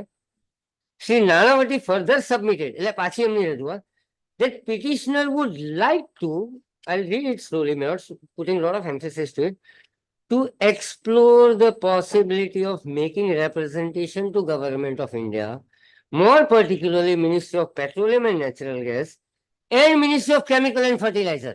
એટલે એ એમની પેરેન્ટ ઇન્ડસ્ટ્રી મિનિસ્ટ્રી થઈ ખાતર બનાવતી સંસ્થાની પેટ્રોલિયમ એન્ડ ગેસ મારી પેરેન્ટ મિનિસ્ટ્રી થઈ. આ વાત એ 2004 ડિસેમ્બરમાં કહે છે, એમની રજૂઆત છે, મારી નહીં. કે અમારે ત્યાં હવે રજૂઆત હવે અમને કરવા દો. આ લોકો ના પાડે છે કે કશું પેન્ડિંગ નથી. ભારત સરકારે ભાવ નક્કી કરી દીધો, સુપ્રીમ કોર્ટે અપ્રૂવ કર્યા, અમારે તો ચૂકવવાના બાકી છે કારણ કે ગેલે એની તમને નોટિસ આપી છે. તો અમને રજૂઆત કરવા દો કન્સર્ન મિનિસ્ટ્રીમાં, આ બે મિનિસ્ટ્રીમાં, કારણ કે અમારી પેરેન્ટ મિનિસ્ટ્રી આજે સ્ટેન્ડ શું છે સાહેબ, લિસ્ટેડ કંપની છે, બોડી કોર્પોરેટ છે. ભાઈ ભલે તમારી 2004 રજૂઆત વાંચું છું, જેમાં તમે નામદાર હાઈકોર્ટ સમક્ષ આ રજૂઆત કરી કે આ બાબતે અમને આ બે મિનિસ્ટ્રીને રજૂઆત કરવા દો. He further submitted that the particulars, the petitioners would make necessary representation. એટલે સાહેબ સામેથી વોલન્ટિયર કરે છે કે હું રજૂઆત કરીશ, કારણ કે મારે ચૂકવવા નથી, અથવા તો નક્કી કરેલો ભાવ નથી ચૂકવવો, અથવા સુપ્રીમ કોર્ટ વાળો ભાવ નથી ચૂકવવો. To the concerned ministry, that is Ministry of PNG, Petroleum and Natural Gas, as also Ministry of Chemical and Fertilizer, within period of 3 days. એટલે હવે ઉતાવળ છે, કારણ કે મારો ગેસ સપ્લાય બંધ થવાનો છે, એટલે આ હું તાત્કાલિક કરી દઈશ. તો હું શું કહી રહ્યો છું સાહેબ, કે મારે પૈસા આપવાના બાકી છે અને ભારત સરકાર નક્કી કરશે ને એ પ્રમાણે હું વર્તન કરીશ. ડિસેમ્બર 2004 હું મારી રજૂઆત કરું છું GSFC પ્રેઝન્ટ એપેલન્ટ તરીકે. સાહેબ નામદાર હાઈકોર્ટ શું કે છે એના આધારમાં, એ પોતે ઇન કન્ટિન્યુએશન શું કે છે કે સાહેબ હું રજૂઆત કરીશ 3 દિવસમાં. નાઉ કાઇન્ડલી નોટ ધીસ, આ સાહેબ એક્ટ ઓફ વોલ્યુશન છે, કન્સીડમેન્ટ to the aspect that the amount of arrears is pending. So this is what falls from them. He has also further submitted without prejudice, of course without prejudice, Milords, because the representation is yet to be made. So without prejudice to that representation is what I would say. Without prejudice, the petitioner would deposit an amount of ₹10 crore with whom? Sab ગેલની વાત હોવી જોઈતી હતી ને. જો આ મારા પૈસા નહોતા, મારા એરિયર્સના પૈસા નહોતા, ગમે એટલા પ્રેજુડિસ સાથે, ગમે એટલા વિધાઉટ પ્રેજુડિસ સાથે, સાહેબ એ પૈસા કોને આપવાનું કહે છે? નામદાર હાઈકોર્ટને પણ નથી કહેતા, ગેલને આપવાનું નથી કહેતા, કોને પૈસા આપવાનું કહે છે? I will deposit 10 crore act of volition accepting the outstanding arrears with ONGC. જો આજે મારે એવું કહેવું હોય એપેલન્ટ તરીકે કે ભાઈ મારે તો કઈ આપવાનું હતું જ નહીં, અને દાવો લખવાનો ટાઈમ પાડશે, કારણ મારે તો કઈ બાકી બી નથી, અથવા તો જો બાકી છે તો મેં તો ના જ પાડી હતી. તો ક્યારે ના પાડી? તમે તો 2004 ડિસેમ્બર મહિનામાં એવું કહો છો કે સાહેબ હું ONGC ને 10 કરોડ રૂપિયા આપીશ પેલા એરિયર્સ પેટે, અને માટે એરિયર્સ નથી ચૂકવે એ કારણસર ગેર મારો કોન્ટ્રાક્ટ રદ ના કરે. હાઈકોર્ટે સ્વીકારે છે, અને નામદાર હાઈકોર્ટ એમની રજૂઆત સ્વીકારે છે સાહેબ 5મા નંબરનું પેરા. પછી હવે ઇન્સ્ટોલમેન્ટની વાત કરે છે કે 10 કરોડ રૂપિયા મોટી રકમ છે, પહેલો ઇન્સ્ટોલમેન્ટ હું આ સમયમાં આપીશ ને બીજો ઇન્સ્ટોલમેન્ટ 5-5 કરોડમાં 2 આપીશ, પણ એ પૈસા આપીશ ONGC ને. કયા ખાતા પેટે? ONGC ના પૈસા બાકી છે એ પેટે, એરિયર્સ પેટે. સાહેબ આ બાબત ખાલી નામદાર હાઈકોર્ટના રેકોર્ડ પર આવે છે એવું નથી. એપેલન્ટ પોતે જયારે પોતાના ઇન્કમટેક્સ રિટર્નમાં બેલેન્સ શીટ ફાઇલ કરે છે ને, રેકોર્ડ ઉપર હું બતાવીશ, ત્યાં પણ એ આ એરિયર્સ સ્વીકારે છે, હજી બાકી છે, અને એ ONGC ના રિસીવેબલ હોઈ શકે છે એવું પોતાની બેલેન્સ શીટમાં પણ બતાવે છે. I take your lordship to that document, exhibit થયેલું ડોક્યુમેન્ટ છે સાહેબ. સો આજે બહુ જ કન્વિનિયન્ટલી મારે પૈસા આપવાની દાનત નથી, માટે હું દરેક ટેકનિકલ મુદ્દા પર લડીશ. એ વાત થર્ડ સ્ટ્રીમ ઓફ લિટિગેશન થી હું આપને એસ્ટાબ્લિશ કરી શકીશ કે 1900 See, under 18 and 25, when I last checked, there is Yes, a sir. distinction. 18 ma you simply acknowledge, and when 25 it has to be coupled with a promise to pay. Yes. That Now- promise to pay emerges Milords, from the agreement that is entered into with the GAIL, where they said that I undertake to pay. That is the promise to pay. But that promise to pay is 3 વર્ષ થાય ને પાછી. સાંભળો સાહેબ, therefore 2004 હું શું કહું છું પાછો? I promise to pay, I undertake to pay. Correct. પણ એ પૈસા એસેટેન કઈ રીતે કરીશ? ભારત સરકાર કહેશે એ પ્રમાણે કરીશ. It is their stand.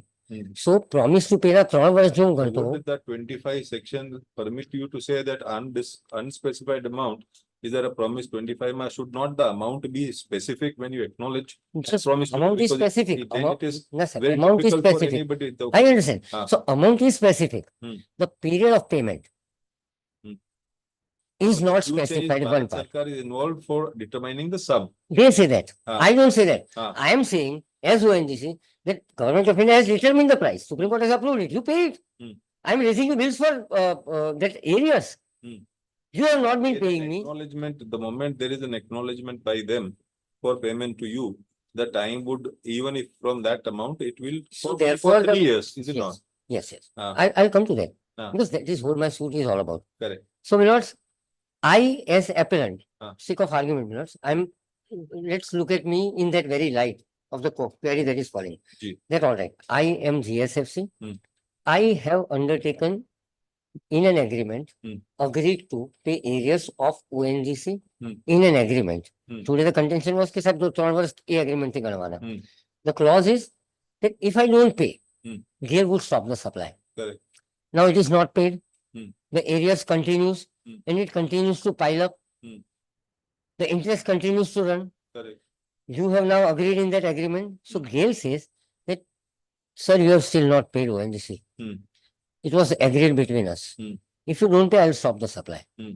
They approach Honorable the High Court. Correct. And No, there but they what I'm again saying is undertake. It is them approaching. You are not initiating any recovery process. That I'll come to. That I'll come to.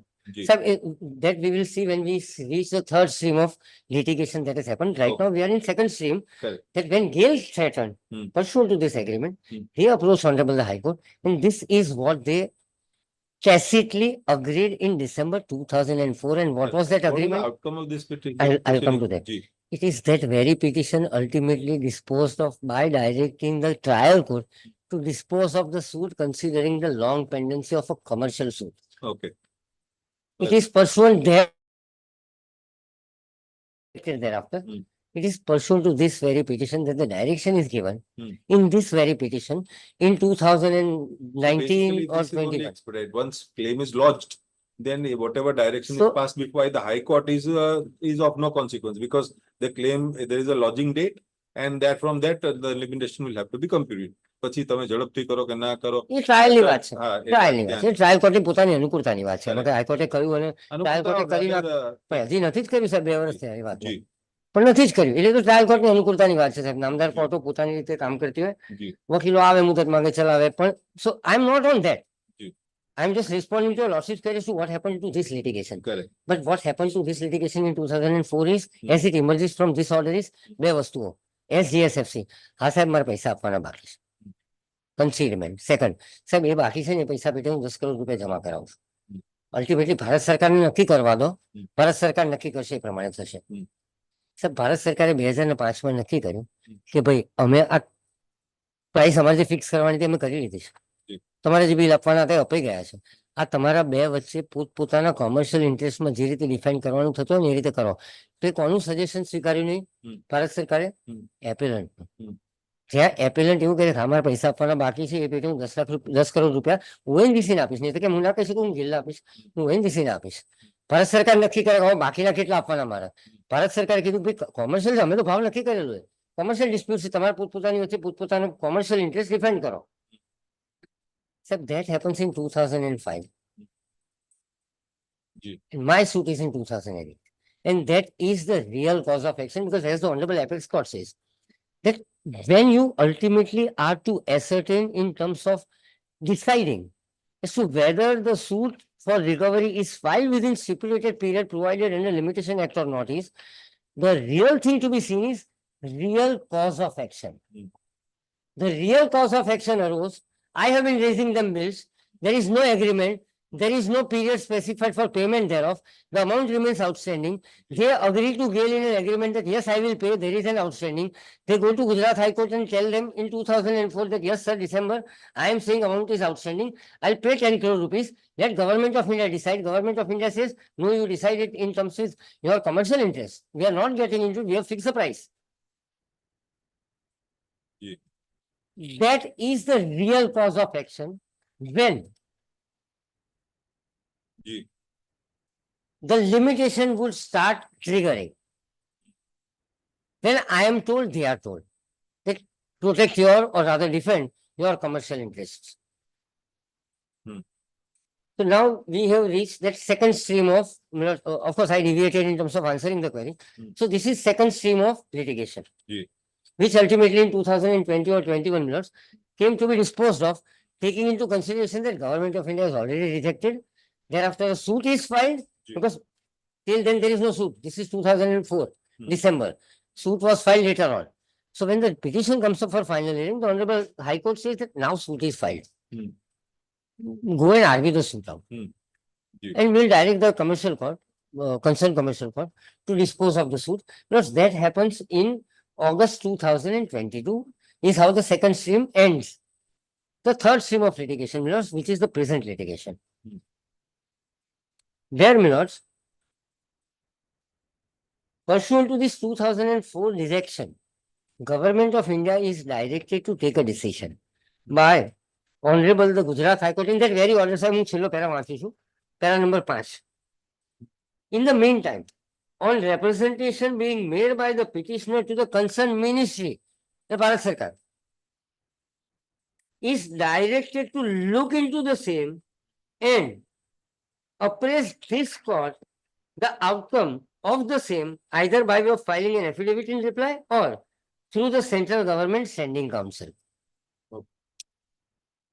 So they said, I'll make representation, I agree.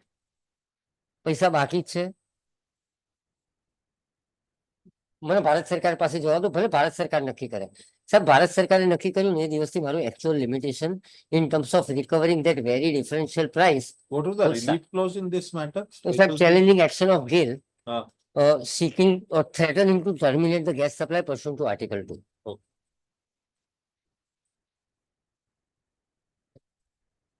Okay. Record ઉપર છે સાહેબ. जी. Now, third stream of litigation is, Milords, present litigation. Pursuant to this December 2004 order, Milords, Government of India in 2005 ultimately says that you defend your own interests. We are not getting into it. Because the prices are determined, confirmed by Supreme Court, how Government of India also would go beyond what is determined by Honorable Apex Court. Yes. That would be the real cause of action pursuant to which, Milords, ultimately I filed present suit. Now, Milords, let's see the plaint which is there on record to see what my prayers are. Because so far, the entire emphasis or the only existing fact as it stands on record, the only narrow dispute, that there is supply of goods, receipt of goods, beyond the period of contract under a particular direction given by the competent court. The bills are raised. What they are paying is price determined 1969. હું જન્મેના 7 વર્ષ પહેલાનો ભાવ વધી ચૂક્યો એમ. जी. And the bills are raised for entire amount as determined and approved by Government of India. And the payments that are received are only for the price as according to them agreed in 1969 agreement. The differential price, I have been raising them invoices, adding interest there too. They approached Honorable the High Court and said that, sir, 10 crore અત્યારે આપું છું, ભારત સરકાર નક્કી કરે એ પ્રમાણે કરીએ. Because ultimately both of us. And why two ministries? Ministry of Fertilizer, Agriculture and Ministry of PNG. Because both of us ultimately fall under that ministry is the underlying theme. Ultimately, ministry decided that no, we are not getting into it.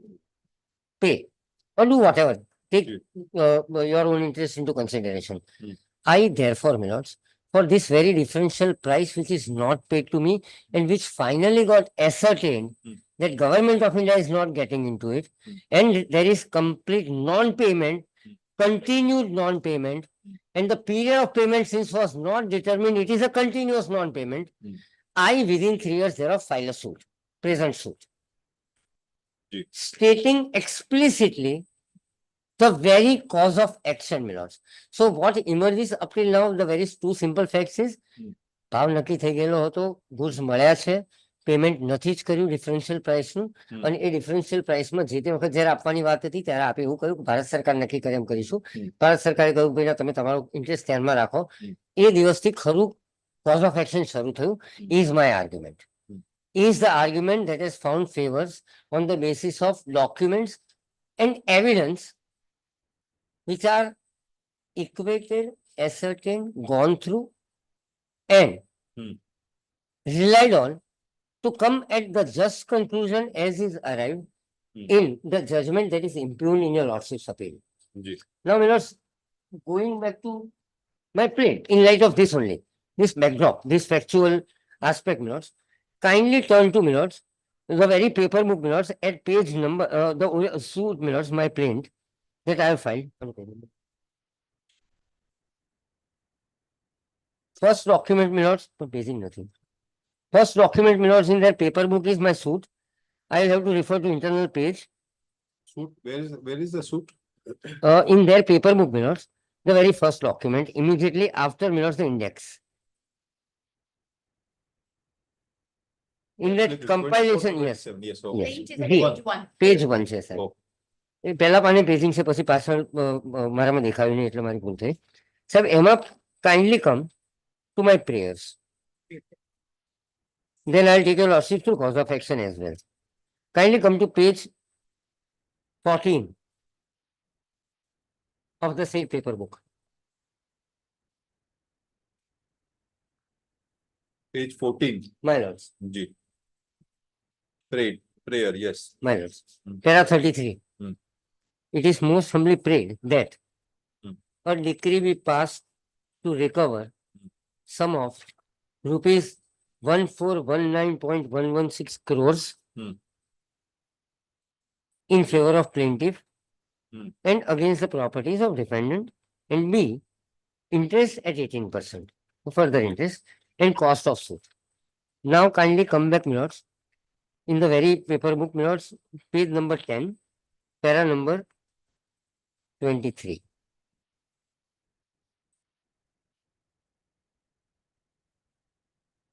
Ji. Kindly see what, my lords, I am saying. I am being truthful, I am being candid, and this is what I say. Post December 2004, as the Honorable Apex Court has upheld the decision of the plaintiff for price of gas, the plaintiff is entitled to recover the difference in price between the amounts paid by the defendant and the amount upheld by the Supreme Court, Honorable Apex Court. The plaintiff has calculated the said difference for the period commencing from 82 till 87. Yeah. The principal Principal dues cost of- works out to be so and so, which consists of original as areas of price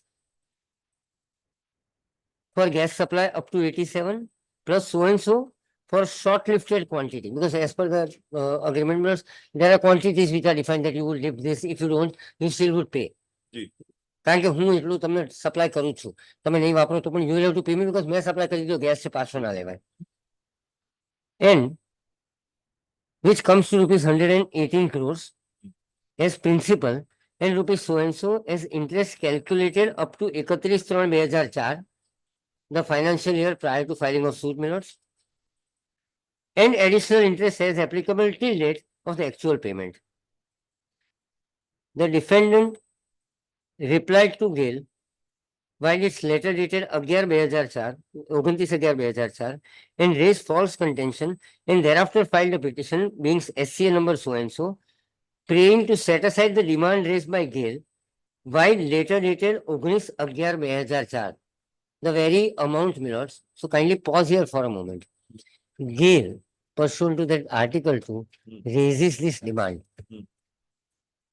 That you have agreed to pay to NDC. Now I am raising this demand. Pay it or I will stop your supply. Ji. They challenge it. Ji. And in December, when the petition comes up for hearing, they say that I'll pay 10 crore right now. Let it go to Government of India and let Government of India decide, which ultimately Government of India says, no, we are not deciding. So therefore, that amount as raised by GAIL becomes Ji. the amount to be recovered, my lords, which is amount ascertained by Government of India. I am talking to about that very amount that I am to raise, recover, for which I am filing the suit. Then continuing further, demand raised by Gale while later dated 19/11/2004 and also for direction against Union of India to revise fertilizer pricing order for the period commencing from 82 to 87. So now, what is the request before Government of India?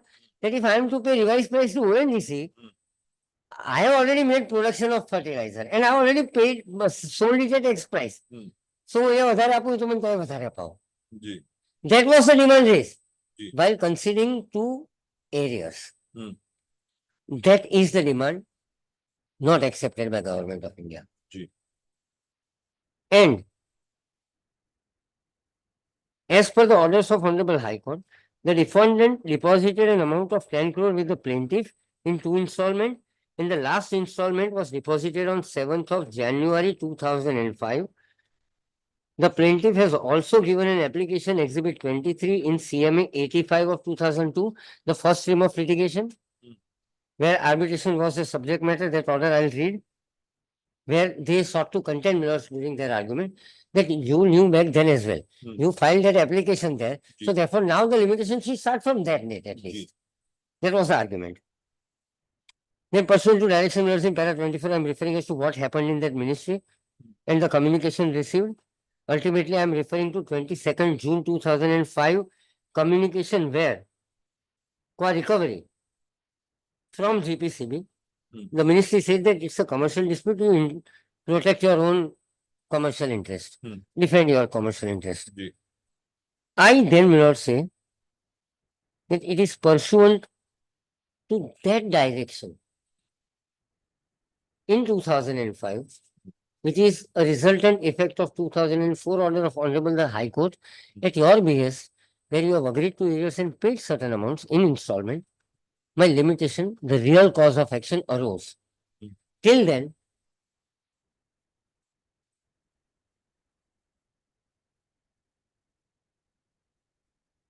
it is you, the appellant hearing, who kept on telling it to Honorable High Court, my lords, that I agree I am to pay. Installment I am paying. Let government decide. Government decided. Today, now you can't tell me, or you are stopped or prohibited, my lords, from contending that no, I may have said that before Honorable the High Court, by way of a solemn statement made before Honorable the High Court. Me having actually acted upon that statement and having made representation and made payment to NGC, now I am going back on it. And when it comes to deciding limitation for this very amount to be recovered from me, which I have agreed before, agreement in contractual terms, I have agreed before Honorable the High Court, but that limitation now should go back to either 87 when I received the last supply from you, or 94 when I entered into that agreement with Gale, or in 2003 when you moved that CMA before the competent court. Now, because that CMA before the competent court, I would want to read those two orders. Because that was what? Arbitration proceedings, where my contention was that prices are exclusively to be determined between the parties. And therefore, no arbitration would lie. And that is how in 82, before the actual end of the period, the action of appointing arbitrator I am disputing, and therefore I approach the competent court. For arbitration એમાં proceedings, prayer clause શું છે? એ બતાવું છું સાહેબ, હા. arbitration અટકાવવા માટે ફક્ત. હમ. હવે 2003 સુધી પૈસા નથી અપાયા. I am supplying and continuing supply of gas pursuant to orders of that very competent court. Plus the principle of law is pretty clear that no court can do wrong to a party. Under Ji. court's order I have been supplying. Ji. I can't be put to peril for having approached the competent court and be put in a position worse than what I was when I approached the competent court. Ji. That is established legal principle. I'll cite two decisions on it. That I can't be put in bad position than what I was when I approached the competent court. G. What are they now saying? That all right. So I said that I have continued supplying, sir, under your proceedings. These proceedings are pending before you. These amounts are outstanding. I have continued the supply. Sir, I am filing an application that direct them to make this payment to me at least. Because the price is not a disputed situation here. Because the prices way back in 1990 are ascertained by the competent Supreme Court. Now, since I am before a competent judicial forum and the matter is sub judice, I may be advised, ill-advised, right, wrong, indifferent. I am before a competent court of law, which I have continued supply under the orders. I would not be put to perils because I continue to supply under court orders. I may have volunteered because I wanted stay. Because I raised a contention which was legally tenable, and the Honorable Court found substance in it, therefore my suit is entertained. My application is entertained on a condition that till I decide this finally, you continue supplying. I have continued supplying till 87, thereafter GAIL took over. And the supply has continued, there is no dispute about it. So, my lords, I approach that court that, sir, I am before a competent court. Sir, this amount is outstanding. Direct them to make this payment to me. The issue was with regard to arbitration. The Honorable Court takes a view that no, sir, I can't do it here. Because these are proceedings arising out of Arbitration Act. And therefore, I can't go into it. So, that is first stream of litigation. So, I can't really grant an order in a application where the prayer is against some arbitration which was proposed, which now even has become infructuous. Because the learned arbitrator is expired, so I can't help you. 2003. That's a correct order, I would say. So I was doing what? They said that therefore my limitation, because it was in my knowledge, and therefore the limitation would start from that. Yes, my humble submission to your lordship says that since I was before a competent court of law in a pending proceeding between the same party for the same dispute, where the difference in price is the subject matter, where I was seeking to stall arbitration proceedings because prices are to be determined by me back then. Later on, determined by Honorable the Government of India and Honorable the Apex Court approves it. And they have continued receiving the supply. So I, as per even Honorable Apex Court direction, I am entitled to receive that arrears. I am already before you. So direct them to make it good to me.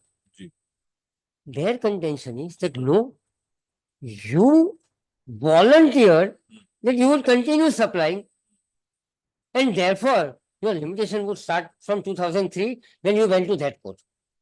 If not in 87,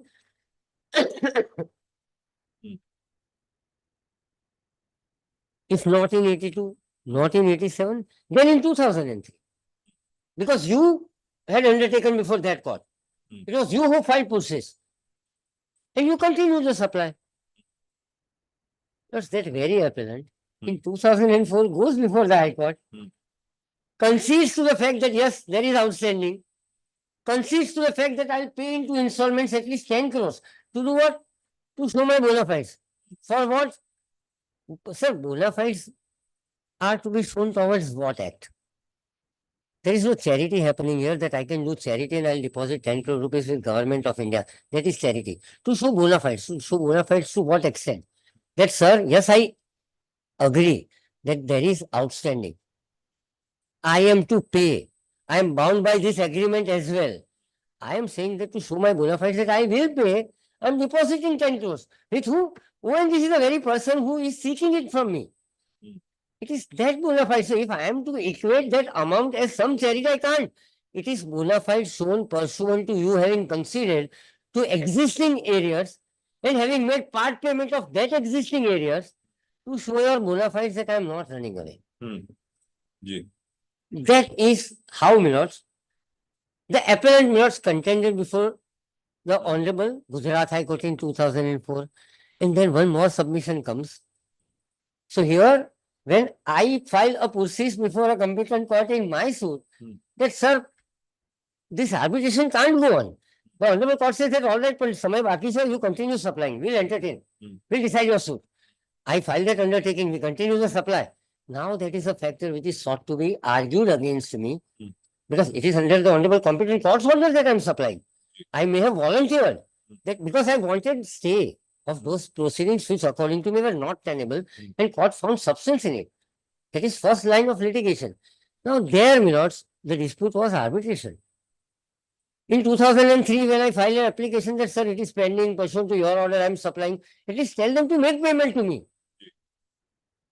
A contention today in 24 is raised that my limitation would start either from there, if not earlier dates, or from 2004, December. And then a mathematical calculation was made. That December 2004, 3 years, suit is still time barred by 28 days. So now, very conveniently, I am saying that all right, now you are pointing out my statement before Honorable the High Court, my conceding to my liability. Okay, the limitation would start from that day only. Because the Honorable High Court records their statement and does what? Accedes to their request. Then they said, after ascertaining this liability and everything, they said that let Government of India decide. And Government of India decides in 2005 May. Where it says that no, we are not interjecting. Their request is turned down. I am saying that that is the real cause of action. Factually. And that is what would assume greater significance when it comes to deciding as to whether my suit is filed within limitation or not. Because till then, the issue is kept alive at your behest. After having conceded to the areas, after having made part payment, after having requested the court that permit me to go to Government of India, it is when Government of India decides my limitation would start because that is the real cause of action. Till then, there is no denial. You are saying that yes, I am to pay. My limitation, if at all is to start, would start from denial. There is a denial even today. So now, my lords, sir.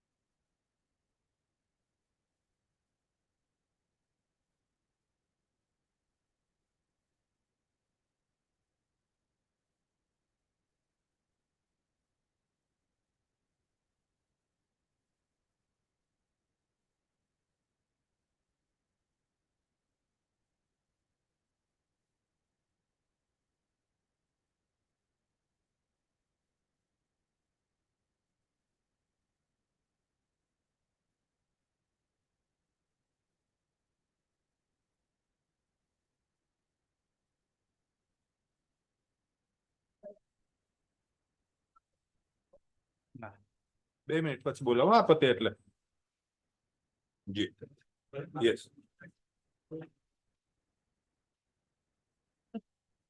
Yes please બસ નિરીબેન મજામાં છો? that is the real cause of action is Yes, what you said. that is the real cause of action. Correct. So why I say real cause of action?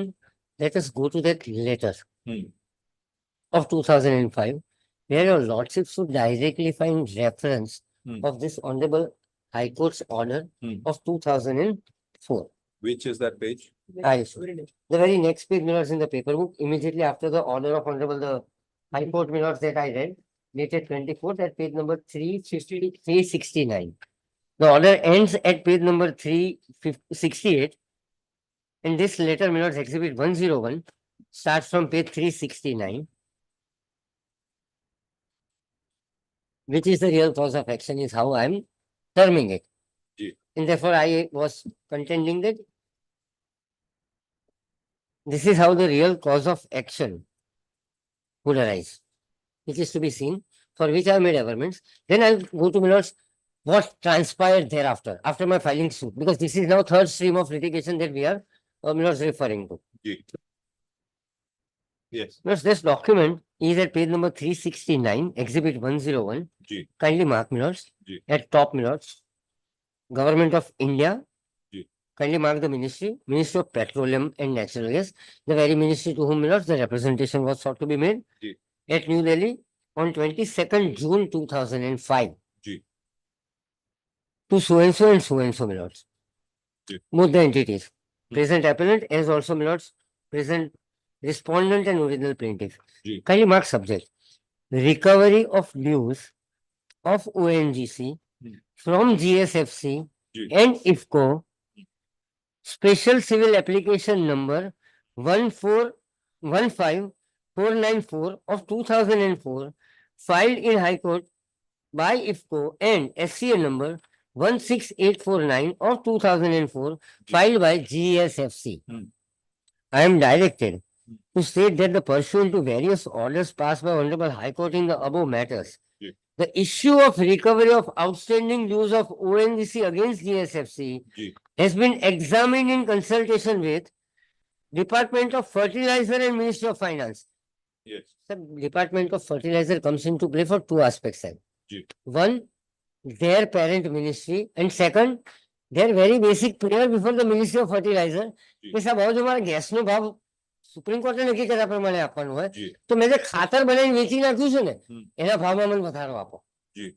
તો એના માટે કોઈ દાવો નથી થયો, એના માટે ભારત સરકાર સામે એમણે કોઈ પિટિશન નથી કરી, કશું નહીં. जी. પણ that was the demand.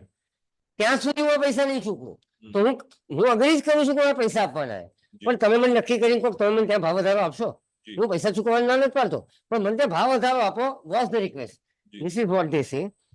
The matter essentially relates to a commercial dispute between commercial organization which has to be resolved within the parameters of the contract. સાહેબ મેં તો ગેસ કોર્ટના ઓર્ડરથી સપ્લાય કરીને ચાલુ રાખ્યો હતો. કોન્ટ્રાક્ટ તો મારો પૂરો થઈ ગયો હતો 84 માં.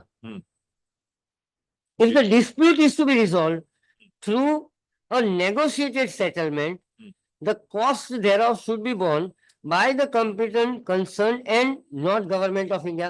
સાહેબ આપ સાહેબની પહેલી ક્વેરી હતી કે બે સરકાર જ છે તો કેમ આ પ્રયત્ન નથી થયો? જી. સાહેબ આ એ પ્રયત્ન એમના બેઝ ઉપર થયો, હમ. અલ્ટિમેટલી રિઝોલ્વ ના થઈ શક્યો. જી. Then comes next, the dispute relates to pricing of natural gas for the period prior to coming into force of the administrative pricing mechanism from 1987, which continues to hold the field even today. Ji. Administrative pricing mechanism, not the rate. Ji. The government should not get involved in fixing any differential pricing between different sections of consumers for that period. Further, as the administrative pricing of natural gas came into effect from 1987, it would be appropriate for the government to give any approval for pricing prior to this period. કારણ કે supreme કોર્ટે સાહેબ કારણ કે supreme કોર્ટે 90 માં confirm કરી લીધું તો ભારત સરકાર બી એના ઉપર ના જઈ શકે. In view of above, since the matter is of commercial nature, therefore the dispute may be decided by the companies involved, taking into account the contractual provisions, the orders of the Honorable Supreme Court, આપણો ભાવ નક્કી કરતો order, and ji. with regard to recovery of dues by ONGC from private consumers, GB, GNFC, ONGC is advised to defend its interest appropriately. Since GAIL is also a respondent in the above SCA, GAIL also may take appropriate action to defend the case. Ji. So, sir, now I am advised by ministry to act in my commercial interest. Ji. My limitation starts with this direction. One. Second, this also directs GAIL to take appropriate action. What was that appropriate action when it was in 2004 by GAIL? Stoppage of supply for non-payment of these areas. Ji. So GAIL also should go on with it. Hmm. Now that is something that happens in 2005. We have noted the date of extension of GAIL up to 2005. अच्छा. It is pursuant thereto, my lords, that I filed a suit and approved this honorable court that said this is the cause of action. Up till now, there was no clarity. They kept on saying that yes, amounts are outstanding, but Government of India should decide. Now Government of India is advising me to defend my own commercial interest, and therefore the only way I can do is by filing of a suit, which I am filing, which in my humble submission is within the period of limitation from the real cause of action. That is the reason. I therefore, my lords, filed a suit in 2008 within 3 years from, my lords, June 2005. This is the communication. I never know my husband. I never my completely તમે આપ થોડી વાર The amount of patience that your lordships exhibit is really commendable. yes please continue. My lords,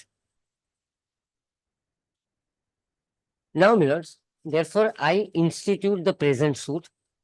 I was showing your lordships, my lords, my prayers in the suit.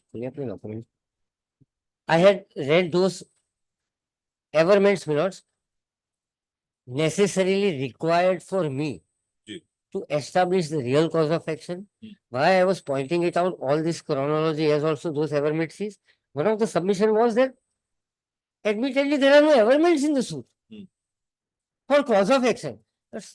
If this is not my averment for cause of action, Ji. over and above the specific para at 29, plus what else would constitute averments? I am coming before a competent court, seeking a relief. In all bona fides, my lords, I am pointing out every relevant eventuality that has happened, indicating the cause of action, as also how I am entitled to the decree.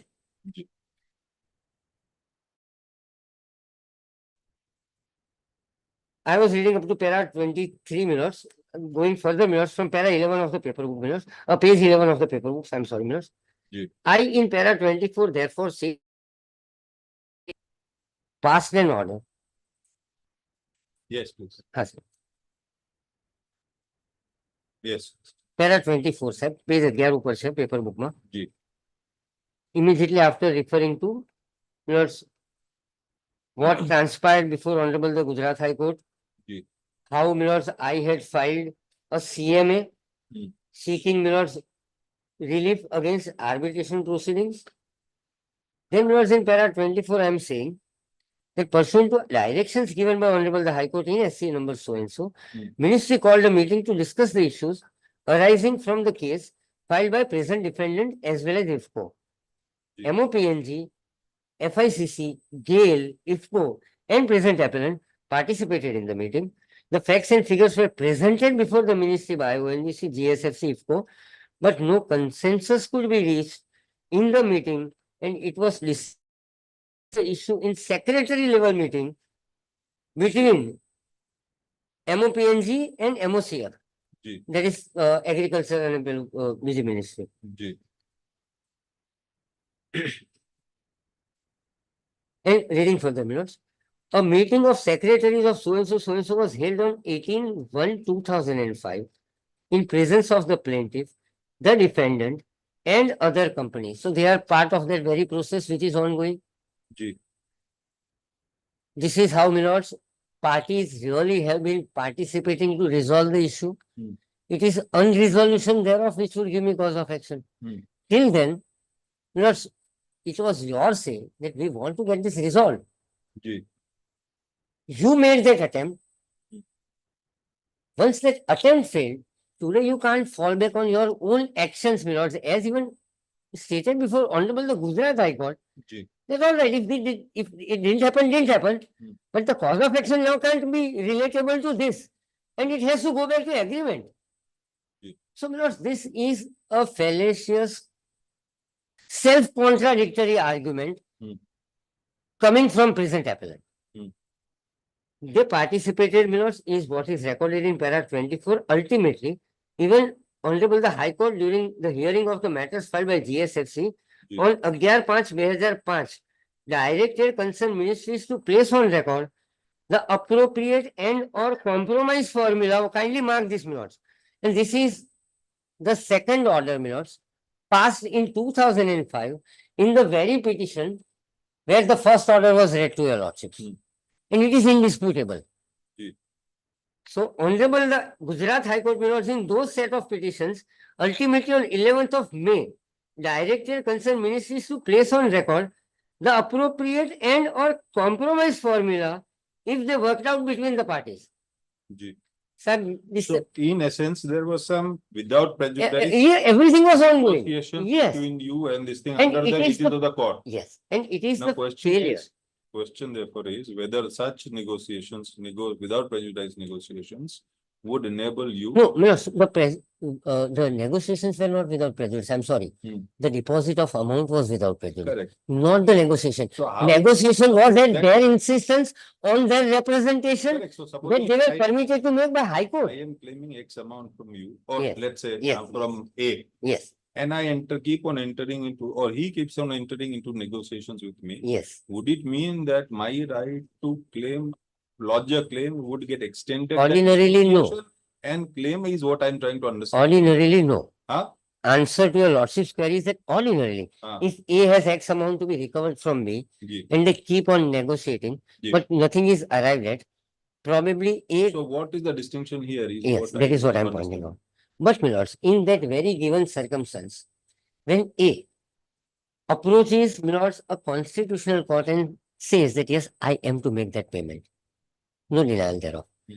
I, to show my bona Because fides, it is the debtor who is approaching the High Court. yes, It is pursuant not to what, my lords, the recovery sought by the person concerned. So, Gale starts recovery Ah. in 2004 Ji. for that outstanding amount. Correct. They don't contend that this demand is time barred. No, that is never the dispute. Yes. Whether that.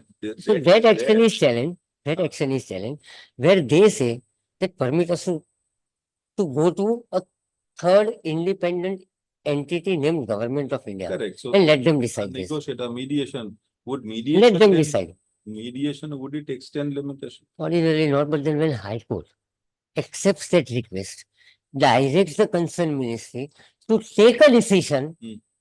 the limitation, my lords, in my humble submission, would start from that day when the ministry says that no, recover this amount, protect your interest. Okay. That would be the distinction. That is placed before Honorable the High Court because that direction ultimately by ministry given in June is pursuant to a further direction by Honorable the High Court passed in May 2004. Ji. So in May 2005, on 11th May, my lords, Honorable the High Court directs the concerned ministry to take a decision. So High Court can accordingly decide. Hmm. With regard to what? As to whether pursuant to this agreement, that amount should be directed or whether that supply should be stopped or not. Okay. So that right is crystallized, Hmm. accepted by Honorable the High Court, by you as also by the original plaintiff. Hmm. The recovery is made. High Court says that all right, if you are saying that you want to negotiate, stop this recovery right now. Hmm. And who is recovering, my lords? Because pursuant to that agreement, Article 2 that we have said, that also could have been done by Gale, so far as that areas which is agreed upon is concerned. Hmm. So it would be fallacious of you to say that my limitation would start from non-payment. Hmm. No, sir, you and Gale have agreed that sir, if I don't pay, you stop my supply and recovery from me. Ji. It is that action which is taken by Gale, which you are now challenging. So what are you doing?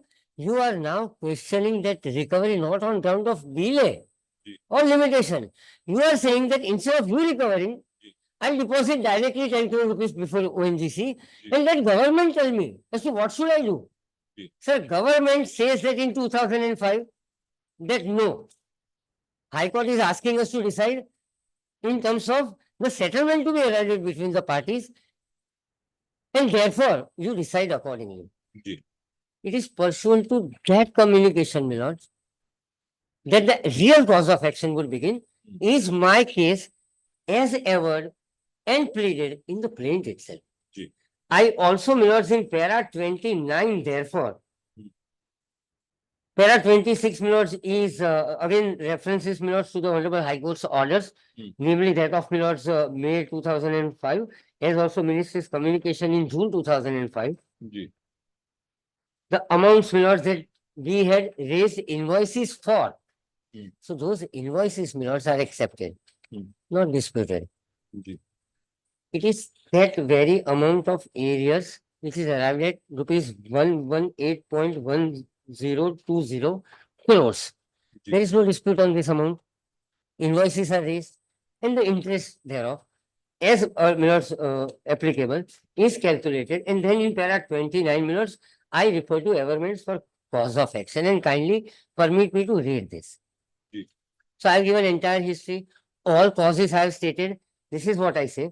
the cause of action for the suit Hmm. arose when the agreement of the plaintiff and the defendant has been executed and same expired, Hmm. and it also arose when the defendant wrote a letter requesting for execution of the agreement, and it also arose when the defendant served the plaintiff with a notice intimating the appointment of arbitrator and calling upon the plaintiff to appoint their arbitrator. It also arose when the defendant by letter in its advocate informed that the arbitrator will act as a sole arbitrator. It also arose when the plaintiff tried to resolve the issue amicably, and it also arose when the plaintiff filed application in the court of civil, the so and so, challenging the appointment, and it also arose when the parties, when the process was filed by the plaintiff in the same matter against stoppage of supply to the defendant, and it also arose when the court in CMA number so and so passed an order to stay the said petition, and it also arose when the government of India fixed the price with effect from 1987. It also arose when the Supreme Court, by its judgment dated 1990, upheld the prices fixed by the plaintiff, and by judgment dated July 2001, upheld the rights of plaintiff to claim interest, and it also arose when the issue of recovery of dues of the plaintiff from the fertilizer company was submitted to central government, and it also arose when government of India decided to hand over the gas market into GAIL. It also arose when the agreement was executed, kindly mark this, Yes. between GAIL and defendant. It also arose when GAIL issued a letter to defendant for payment of plaintiff's dues. Yes. And it also arose when the defendant filed special say before High Court, Honorable the High Court, and it also arose when the defendant deposited 10 crore rupees towards the dues of plaintiff. It also arose when MOPNG, by its letter dated June 2005, informed the companies to take action as per the interim terms of contract, and thus Government of India left the issue undecided. And it also arose when the plaintiff served a notice of January 2006 calling upon the defendant to pay the outstanding amount, and it also arose when the defendant denied to pay the dues after 2006. Ji. As the agreement between the parties executed at Baroda, and the defendant is having its factory within the jurisdiction of this honorable court, and the gas was also supplied at the factory, this honorable court has the jurisdiction to entertain the suit. Ji. This is what I averred in the suit. Hmm. Whereas once this suit is entertained, that is where the whole thwarting of my suit, further dilly-dallying the payment, and further jeopardizing, the proceedings of the competent court, an application after application is filed, Hmm. raising certain issues. Ji. The first was, out of pleadings, the Hmm. honorable competent court trying the suit framed the issues. Hmm. The issue of limitation, was one of the issues. Hmm. The present appellant, approaches. So this is now third stream of litigation that we are into. First was CMA, Ji. the couple of orders that I'm here to show because I'll show it at the relevant point in time. Second is this litigation that we have seen Ji. against action of GAIL recovering that very amount. When the recovery started and when they said that we want to settle, Hmm. and they ultimately did not, and the cause of action arose. And the third stream of litigation is when I filed this suit, issues are framed, they file an application before the competent court, while exhibit 12, subject to correction, exhibit 12, Ji. raising an issue Hmm.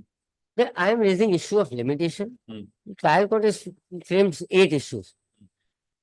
But the issue of limitation must be decided Hmm. as preliminary question Hmm. or the preliminary issue. Hmm. That has happened, twice.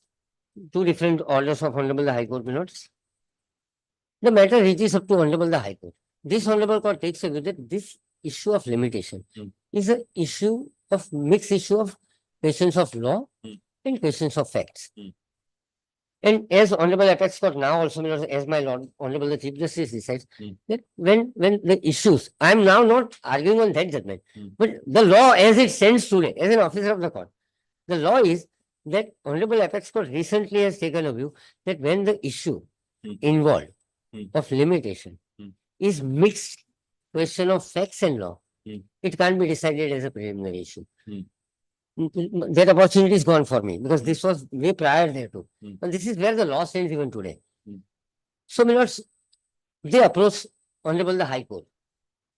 When this court, the concerned trial court, my lords, refused to entertain that application to decide the issue of limitation as preliminary issue. Ji. My lords, that exhibit 12 Hmm. is page number 24 in the very paper book that your lordships are holding. In our compilation, I'm sorry, my lords, in our compilation, the spiral one that we have given, my lords, right now. Ji.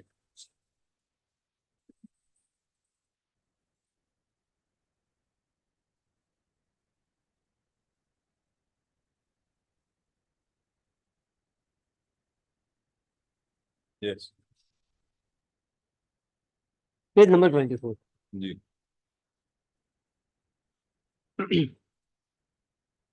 Kindly see, my lords. Hmm. The application is preferred, my lords, by the present appellant. Ji. Kindly mark the title. Application for framing of preliminary issue on the ground of limitation under order so and so, rule so and so, and kindly mark this second portion. Ji. Rejection of plaint under order 7 rule 11 Hmm. and to stay the suit inter alia under section 10. Hmm. So contention was twofold. One, decide this issue of limitation as preliminary issue Hmm. and return the plaint under order 7 rule 11 because it is barred by limitation. Hmm. Kindly, this will assume some significance, but when we will read the order. Hmm. The order also says that the defendant says that the present application is filed. Now kindly see, without prejudice to the right to file written statement to the plaint, if the need so arises, at the outset the instant application is being filed at the very first opportunity available to the defendants. So order 7 rule 11, limitation, preliminary issue, return the plaint at the outset. Hmm. The defendant states that it is an admitted position that the present suit is filed for recovery of alleged So unpaid. these have been concluded, have they not been They are, concluded? they are. So No, it's but more something of an turns on. academic. No, Ji. something turns on this. Kindly, let's go to the concluding part of the order. Ji. This was the application that we read. Hmm. Kindly mark the order, page 28 onwards, minutes on this. Entire factual narration, minutes, I am not repeating because most of us have in detail taken your lordship through it. Hmm. I would directly require your lordship, minutes, or request your lordship to come to minutes, paragraph number 12. At page number, para number 11, minutes, at page number 39, I'm sorry. Ji. I have considered, minutes, this is where the findings begin. Ji. I have considered the rival contention of the learned counsel for the party peruse the record. It is settled law that to decide the application in the order 7 rule 11, the court has to peruse the plaint and the documentary evidence produced by the plaintiff, and the court has nothing to do with the defense of the defendant for deciding the application. In the present case, the plaintiff has chronologically narrated the facts of the case. Perusal of the plaint clearly reveals that the right of plaintiff to recover differential amount were established and upheld by Honorable the Supreme Court by order dated so and so, and to recover interest thereon by judgment dated 26/7/2001. Hmm. Those two orders of Honorable Apex. The record reveals that further that the plaintiff has taken up the issue with GAIL, and as per MOU between ONGC and GAIL, GAIL issued notice to the defendant on 19/11/2004, requesting the defendant to pay the amount. Thereafter, the said recovery was challenged by the defendant before Honorable Gujarat High Court, wherein the defendant was directed to deposit 10 crore with the plaintiff, and the said amount was deposited. In the present case, the issue of limitation cannot be decided at this preliminary stage, considering the complex facts involved in this case. I have considered the judgment report by learned senior advocate, court under section 3 of Limitation Act, to go into question of limitation and decide the same, but at the same time, the Honorable Apex Court also observes in para 21 minutes the quotation. Thus, para 12 minutes, I am skipping the quotation. Thus, it is evident ratio of this judgment that plea of limitation is mixed question of facts, law, but it depends upon the facts and circumstances of the case. In the present case, the facts are complicated, which cannot be decided without oral and documentary evidence. Therefore, in the present case, the question of limitation cannot be decided without appreciating oral and documentary evidence. Now kindly come to para 14 Hmm. on the next page. Skipping the reproduction minutes. I'm just skipping the order 7 rule 11 kind. Decide થઈ ગયો છે ને હવે તો ત્યાં high court ની decision આવી ગયું and પણ એ yes. શું થયું ને relevant છે જી. સાહેબ? Something it- turns on it, the- otherwise I'll not. No, sir, I am not reading anybody's submissions. I am No, what I'm pointing saying out. is the facts indicate that under the order of the High Court, you have approached that you have this thing, that those orders were not carried to the Supreme Court. You have abided by that order. The lower court has recorded evidence and it has decided. So Yes. therefore, this now really does it matter? That's what I'm trying to ask. Sir, it may matter, it may not matter is one thing, and whether it assumes significance or not is another. Okay. I am submitting that this assumes some significance because I am pointing out, Milords, Very good. we have been seeing conduct. Please. And Yes. therefore kindly see conduct and what really transpires, because at various stages, Milords, various concessions are given and statements are made. Ji. Now, this order therefore in para 14 says, thus in view of the above discussion, the plea of limitation cannot be decided as preliminary issue without recording the oral evidence as complicated issues, and therefore the application came to be dismissed. Now, this order is carried before Honorable the Gujarat High Court. Now, we have seen what was the prayer. Order 7, Rule 11, return the plaint, dismiss the suit. Ji. One, on the issue of limitation. Ji. And second is, decide this preliminary issue as first issue. Now kindly mark this. Hmm. So order 7 rule 11 is one thing, Milords, Hmm. and court determining an issue Hmm. is another thing. Ji. Determination of an issue will happen during the proceedings of the suit. Hmm. Order 7 rule 11 is an independent application. Hmm. That is rejected. Ji. It is taken before Honorable the Gujarat High Court. Hmm. Before Honorable the Gujarat High Court, Milords, the petition is withdrawn Hmm. by them. Ji. So therefore, order 7 rule 11 application and the findings recorded therein have attained finality. Ji. I didn't challenge it. It was in my favor. They challenged it. They gave up their challenge Hmm. to order 7 rule 11. Hmm. And the only request that they made is that, sir, at least, all right, if you reject my application in the 711, I'm accepting that order. Hmm. But direct trial court to decide the issue of limitation As as preliminary. preliminary. So what assumes significance here is that therefore at that stage the very contention that is raised that the suit is barred by limitation Hmm. and therefore should forthwith be rejected under order 7 rule 11 is an application that should be rejected and is not perused any further. Why this would assume greater significance is when we will go to provisions of order 43 rule 1. Hmm. With regard to the categories that are defined, Hmm. with regard to my contention that I wanted to point out to the Honorable Court in facts of the case Hmm.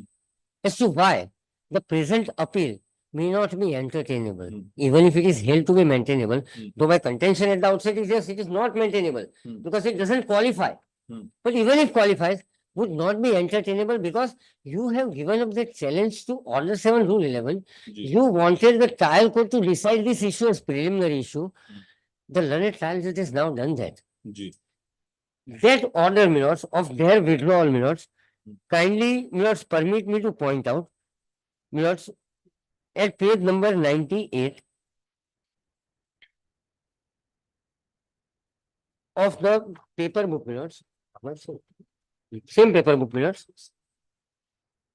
It was civil revision application as earlier, Milords, it used to lie. Ji.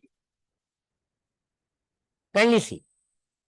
First para, Milords, itself. Ji. Learned counsel says so and so. For the applicant states that he does not praise for the present revision application. Hmm. The revision application challenging both the things. Ji. It is not being praised. Hmm. However, the appellant be granted liberty to make fresh application, requesting trial court to decide the issue of limitation as a preliminary issue, as though the prayer was made by the defendant in application below Exhibit 12. The said prayer has not been considered by the trial court. So now I am giving up my challenge to Exhibit 12 order, but I am saying that all right, permit me to make another application to learned trial judge to do what? To decide that issue as preliminary issue. That permission, Milords, is granted, the revision application is dismissed, and the learned trial court is directed, Milords, to decide that issue of limitation as the preliminary issue. Ji. That is the significance that I give up my challenge to 711 order, Hmm. which is a specific provision carved out in terms of carving out, Milords, a statutory right of appeal. Ji. And therefore, today, the order passed by the competent court, my lords, deciding the issue Hmm. in the suit Hmm. would not qualify as an order Hmm.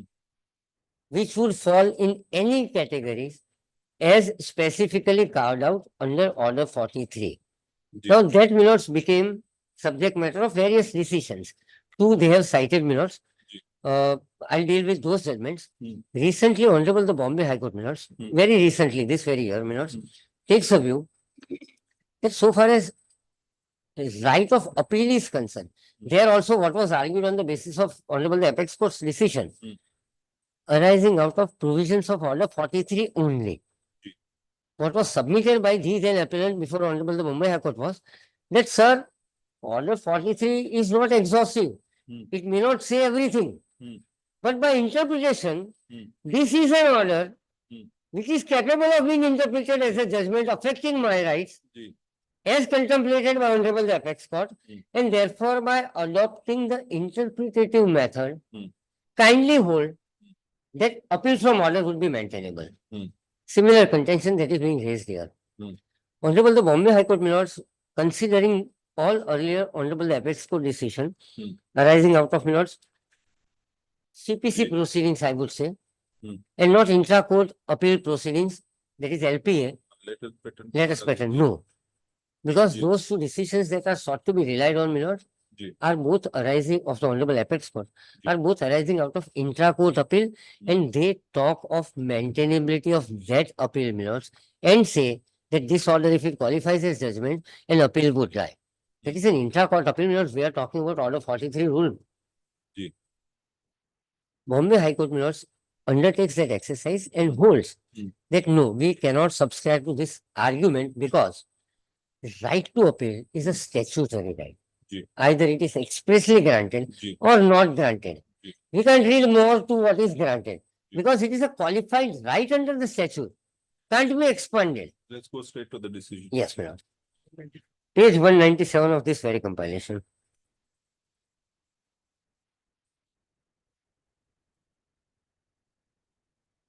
Yes.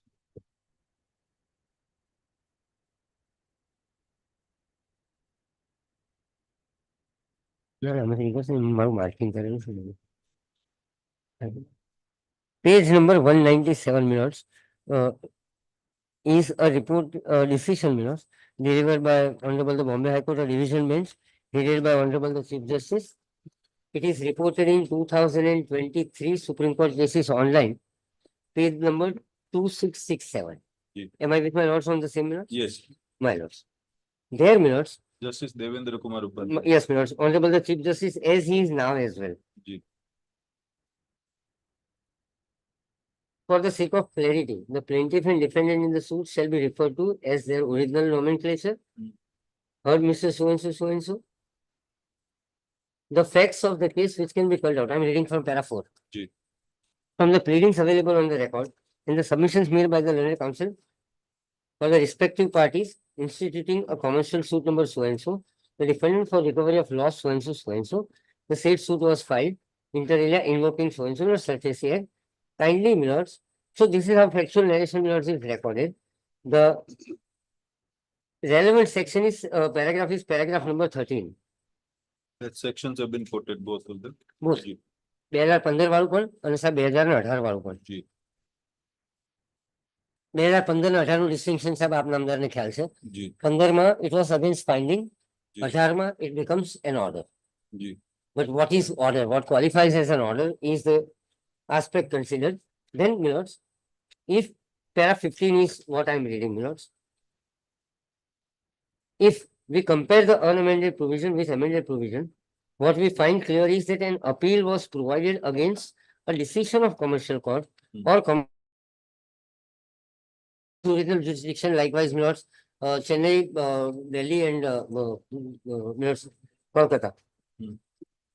After the amendment, the expression decision has been substituted by the expression judgment or order.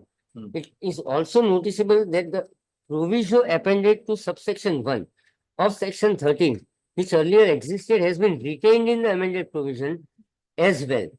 To To determine as to whether the instant appeal is maintainable, we may refer to subsection 2 of section 13 of Commercial Court Act, which begins with a non-obstantive clause and provides that notwithstanding anything contained in any other law for the time being in force or LPO of High Court, no appeal shall lie from an order or decree under section 13 otherwise than in accordance with provisions of the said act.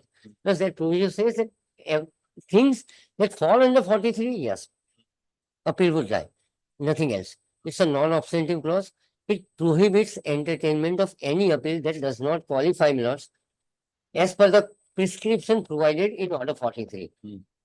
In our opinion, subsection 2 of 13 unequivocally provided that any appeal against a decree or order of a commercial court or commercial division shall lie only in accordance with the provisions of the Act and in view of what has been provided for in subsection 2 of section 13, the proviso appended to section 13 assumes significance. Subsection 1 capital A of 13 provides that a person aggrieved by judgment or order can file an appeal. However, the said provision is to be read in conjunction with the proviso which specifically states that an appeal shall lie only from orders which are specifically enumerated under Order 43 of CPC.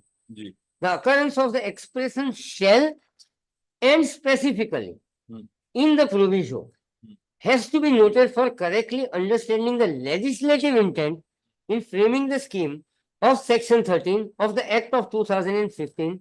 Ji. It is also noteworthy that the order under challenge in this appeal has been passed by the learned trial court, rejecting the application moved by defendants under Order 7, Rule 10 of Rule 11D of CPC.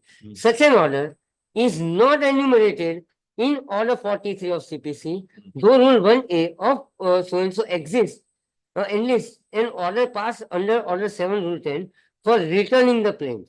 Thus, so-and-so enlists the order passed on an application under Order 7, Rule 10 if it is allowed. So, my lords, if that 711 application that they filed, had it been allowed, probably my appeal would lie. It was not, and that challenge was given up. And interpreting section 13, this is what, my lords, the Honorable Division Bench further holds, my lords, has been provided so-and-so. Yes, I'm sorry, because I just lost the track. I was reading para 17, but permit me to read again, yes. Subsection 1A of section 13 provides that a person aggrieved by judgment or order can file an appeal. However, the said provision is to be read in conjunction with the proviso which specifically states that an appeal shall lie only from orders which are specifically enumerated in Order 43. The occurrence of the expression shall and specifically in the proviso has to be noted for correctly understanding the legislative intent in framing the scheme of section 13 of the Act. It is also noteworthy that the order under challenge in this appeal has been passed by learned trial court, rejecting the application moved by defendant under Order 7, Rule 10, and so, which mirrors they refer that it is not enlisted in Order 43 is what they read. Then continuing mirrors, para 18. The learned counsel for the appellant, however, has emphasized that in view of law laid down by Delhi High Court in case of D&S, it is maintainable. Learned counsel for the defendant has also relied to a judgment of division bench of this court in case of Skill Himachal infrastructures, etc. So far as the judgment of Delhi High Court in case of D&H is concerned, it is to be noticed that the appeal in the said case was filed before a commercial appellate division of the High Court from an order passed by a commercial division of the High Court. It is noteworthy that the appeal before the commercial appellate division of High Court in case was filed against an order dated Order 7, Rule 17. I'm sorry, Order 6, Rule 17 of the CPC by the learned single judge exercising jurisdiction of commercial division of the High Court under D&H held that the appeal to be maintainable by observing that the court in that case was not concerned with a challenge to the order passed under Order 6, Rule 17, rather under Order 5, Chapter 2 of the 18 rules of the High Court, which read as under an appeal shall lie. We may notice that as per the facts narrated in the judgment of D&H, under the rules of Delhi High Court, an application to amend plain petition written statement, consequent proceedings, where the same case such an application was decided by the registrar against such petition was filed before the learned single judge, who passed an order in his capacity as a commercial division of the High Court, against which an appeal was preferred before division bench. So, sir, what is being referred to is that in that original jurisdiction, against an order of commercial court, an appeal would lie before Honorable the High Court, taking up appellate work of commercial division. My lord. So some decision was. So, and that would be single judge. Yes, yes. I'll read that. Registrar ની પાસે આવી formal હા. nature ની application હોય ને simpliciter Yes. registrar decide કરે Yes. then it is carried to learned Single fixation. judge. So, any same therefore, that is what they say. Ah. That DNS that you are relying Ah. to contend that appeal would be maintainable, Ah. even if it is not contemplated in 43, Hmm. is on the basis of DNS. Hmm. This is how Honorable the Mumbai High Court records the facts of DNS Delhi, holding that these were the facts of the case. Hmm. And then para 21 minutes, Hmm. in the aforesaid stated facts of the case, Delhi High Court held appeal to be maintainable, whereas the instant case, the appeal before us has been filed against an order of learned district judge in his capacity as a commercial court under the Act of 2015. Hmm. The order passed by court rejecting an application referred to is Order 7 Rule 10 and Rule 11D is not enumerated in Order 43. Thus, the judgment of Delhi High Court in case of DNS is clearly distinguishable and does not have any application in the present case. Then further, as far as reliance placed by learned counsel for defendant on judgment of the High Court of Delhi Chemical versus Pharmaceutical is concerned, we find that the said judgment itself, the division bench expressed doubts as to correctness of the view taken in judgment of DNS. However, did not feel any need to make a reference to question to a larger bench. Case law on the issue for us as in a preliminary finding on limitation, sorry, a limitation being decided as a Preliminary preliminary issue. એવું તમારું judgment હોય એની પર જ જઈએ ને. This આવશે, is આ એક છે, આમાં 710 આવશે, or આવશે. 7 perhaps 710 was it? This is 710 I હા, suppose. હા, એટલે આમાં જ આવશે સર, હા, આગળ આવશે. જી. કારણ કે મારું contention શું છે ને એ હું ફરી reiterate કરું. જી. Till we reach that part. G. I am saying that this is challenging this appeal that your lordships are considering. Because Yes. their argument is that this is a trap, this order has all trappings of a judgment. It was decided after recording of evidence. Yes, So therefore, basically it is yes. irrespective of whether trappings of judgment or otherwise, but a Whether, preliminary issue whether that full, decided after Yes. recording evidence is what is, this is. yes. So, We are at item so far as understanding their contention is concerned. Let me respond to that Sir. contention. Ji. That con your assist will be Good. patient with me because I'm just trying to point out that my contention here is that yes, I understand that this is their contention. Ji. All I am saying is that whether that Ji. order which is impugned before your lordships No, would but this, qualify. પેલાથી judgment એવું થાય that we have to take analogy that look here it was not done and therefore in that also it એવું not, નથી need not કહેતા, be sir. done. A kind of, એવું નથી કહેતો, એવું that નથી is my કહેતો. understanding of what your submission No, was. no, no. So- એમાં I'll differ. Let me Please. be more clear about it. Ji. Or rather be very vocal about it. જી. સાહેબ મારું contention એવું છે હમ. કે આ જે ઓર્ડરની સામે એમણે અપીલ કરી છે ને હમ. એ અપીલ એ ઓર્ડર જી. ઓર્ડર 43 ની અંદર જે contingencies લખેલી છે એમાં નથી એમાંથી એકેમાં પડતો નથી. Correct. પહેલી વાત, જો એમાંથી એકેમાં ના પડતો હોય હમ. તો આ appeal reading section 13 more particularly notwithstanding part Hmm. as also reading it in conjunction with order 43 Hmm. this appeal would not be tenable. So therefore this judgment is on the. Same line. For So the- here also Bombay High Court For takes the a view. ratio that because if it is not falling under 43, it will 43 not fall. appeal would not lie and Correct. appeal would not be tenable. Very. Now I am not going into maintainable, entertainable, not tenable. Let's keep it that way. Ji. And that is what this recent decision of Delhi, Mumbai High Court takes the view. That is to buttress my contention I that I am follow this raising. part. Yes, sir. Yes.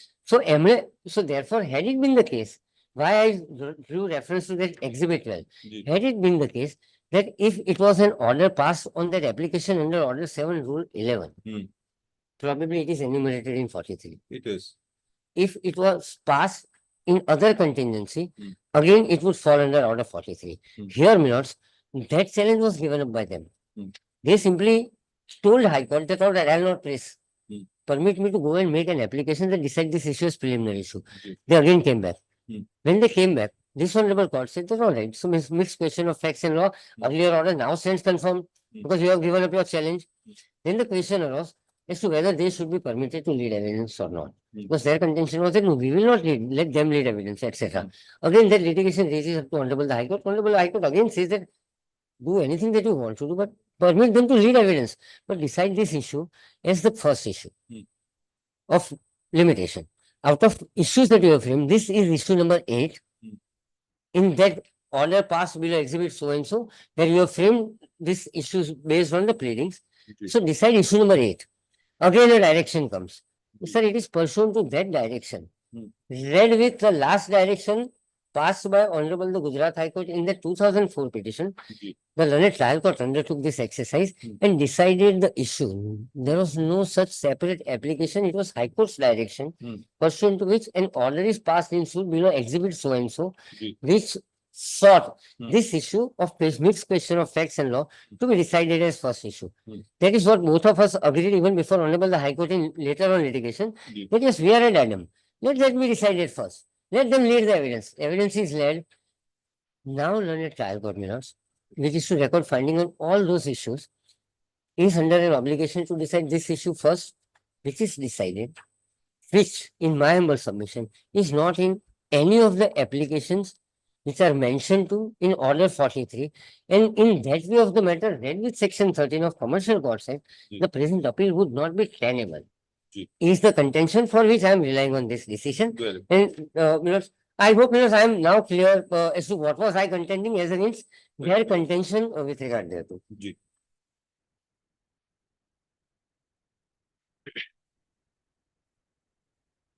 And para 28 minutes where it is concluded, I'll not take much of your lordship's time reading the references of earlier decisions.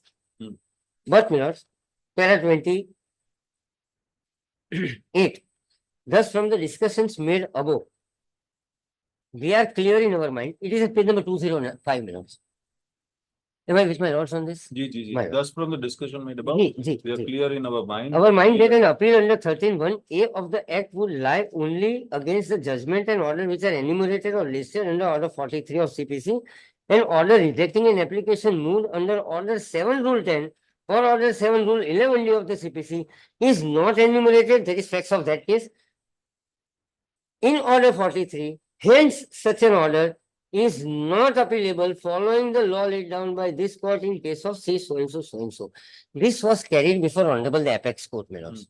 This very judgment of Honorable the High Court, my lords, was taken before Honorable the Apex Court, and the Honorable the Apex Court has been pleased to dismiss the SLP against this order. Ji. And therefore, my lords, the ratio as is laid down is that if it qualifies under 43, yes, maintainable. But if it doesn't, then 13 would prohibit. Ji. And therefore no appeal would lie. And that is how, my lords, I humbly submit that present impugned judgment against the present appeal, my lords, the impugned judgment that is passed is not under any of the contingencies which are enumerated in Order 43, and therefore the present appeal would not be tenable or entertainable. Ji. That is the first argument, my lords, on maintainability that I wanted to point out. Now, my lords, going back to how I was arguing that so far as issue of limitation to be decided in terms of, my lords, the pleadings that are raised. Ji. I pointed out the specific tacit pleadings. Hmm. We have referred to the documents which are part of the suit only, Ji. which also indicate as to what is the real cause of action. Now, my lords, why I am emphasizing on real cause of action is because kindly permit me to, at this juncture, since we are here, Ji. permit me to point out that decision as to how real cause of action, my lords.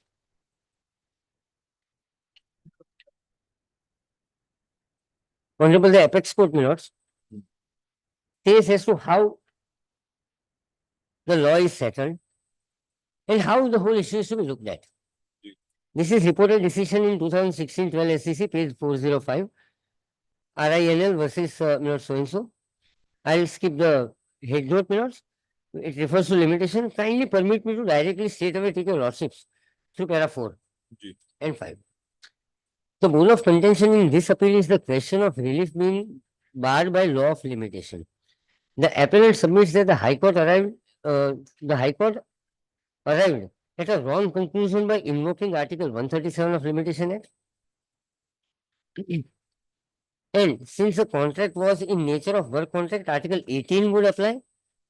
This article would thereby provide that the right to sue accrued when the contract was completed on so and so date, and hence notice for arbitration was beyond period of limitation. The respondent claim also argued that the dispute as to determination of the base year so and so, either ways, the cause of action in favor of the respondent claimant accrued, if any, is an imperfect right. Now kindly mark para 5. We shall now consider the settled law on the subject. This court in a catena of decision had laid down that the cause of action arises when the real dispute arises. Kindly mark these words, Milos. The real dispute. What was the real dispute here that I am saying?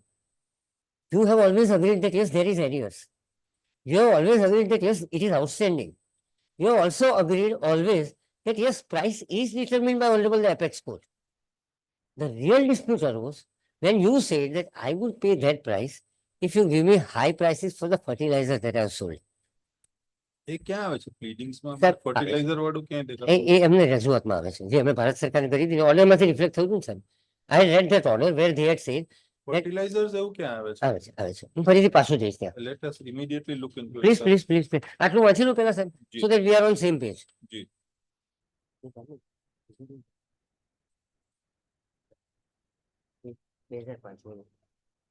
We shall, yes, Milos, I'll continue reading para 5. This court in catena of decision has laid down that the cause of action arises when the real dispute arises. G. That is, now kindly mark this, when one party asserts and the other party denies any right. This is in context of some liability કે party પેલું કરે. This is not here the outstandings are clear. You have a claim, you have already not claim actually. You have a right against them to recover. It is all there. This is in some very different context it appears so because they here what was it the facts background facts માં શું હતા what The background, yes, yes. The what dispute was dispute and contractual, denial of the para 2. rather claim and denial of the claim. Respondent number 1 was the transporter, Ah. stewarding and clearing and forwarding agent at Visakhapatnam. Appellant floated a tender.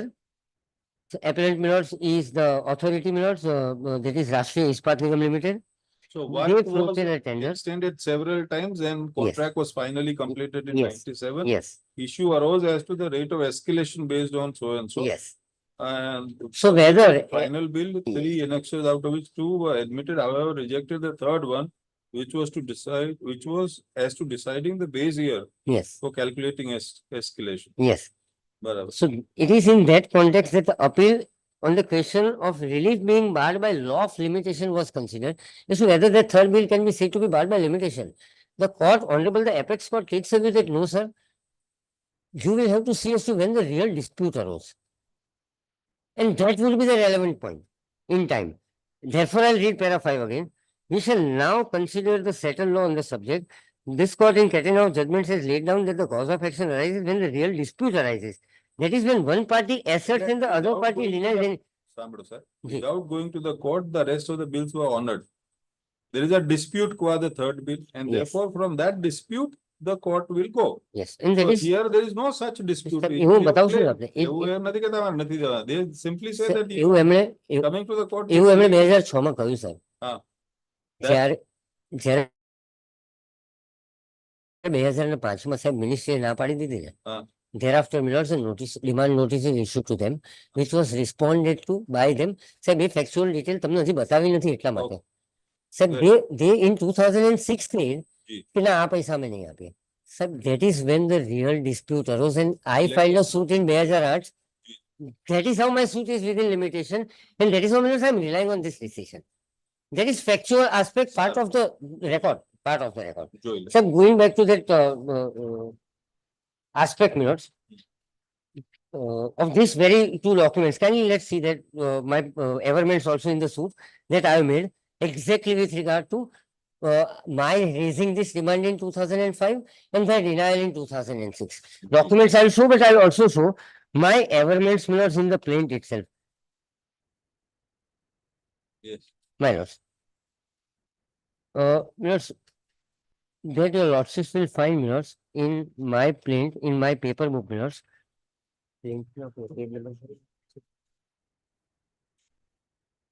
एक minute sir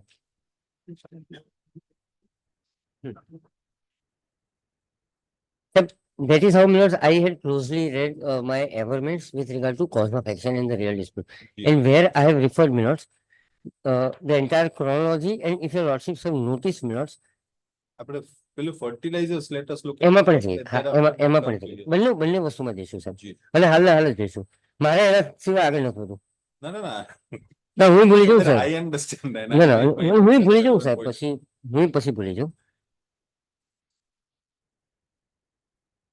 હા તો આમાંથી કાઢને મારા વાળામાંથી સાહેબ એ ત્યાં 375 ઉપર છે આપણે એમાં જઈએ ને પેલા હું ખાલી આ તમને ડિનાયલ અને why actual dispute sir my averments if we see again at page number 10 of my paper book Yes. given by GSFC in my where my plaint is There are 23 of the plaints. G 23 onwards we had G. read minutes. G. Para 24 માં G.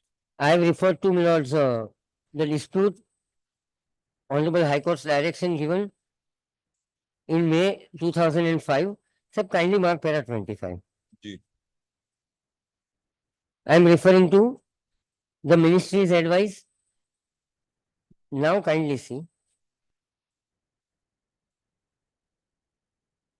I, minutes, issued a legal notice para 27.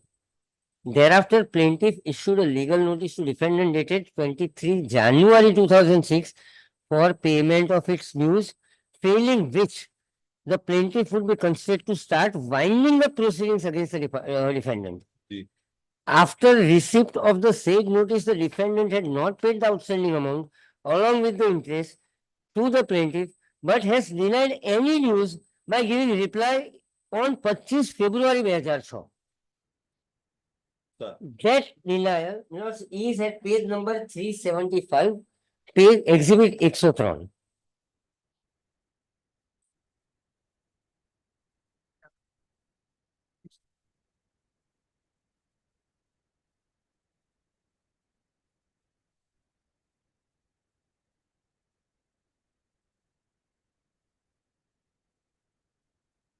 Yes. Yes, may I read exhibit 103? Yes. We are addressing this communication on behalf of our client GSFC, who have received a notice dated 23rd January 2006, given by you on behalf of ONGC, demanding payment of an amount of rupees 2691.45 crores. We are instructed to reply to the said notices under. At the outset, we would like to point out that Mrs. Gujarat State GSFC is a joint sector company promoted by Government of Gujarat and is financially sound to meet with its liabilities.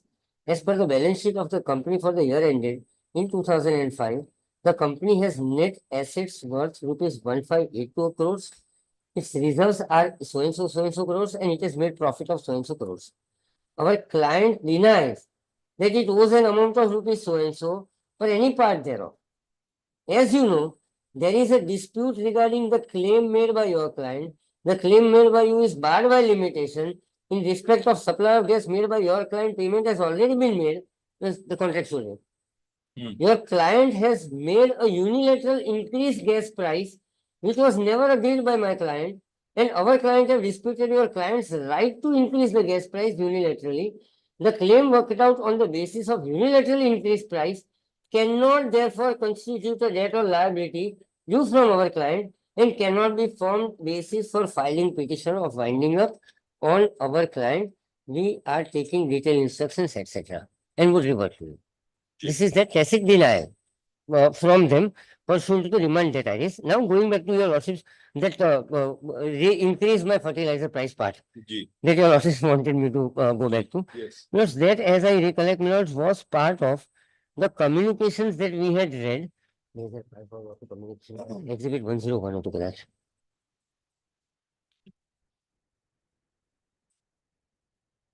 I had read, my lords, it aloud while I was reading that communication before your lordship. Somehow I missed it. એટલા માટે Ji, sir. I should have stopped and Ji. my lords, put some more emphasis on it, Yeah, but well, I had read it, my lords. I'll just point out as to exactly where it is emerging from.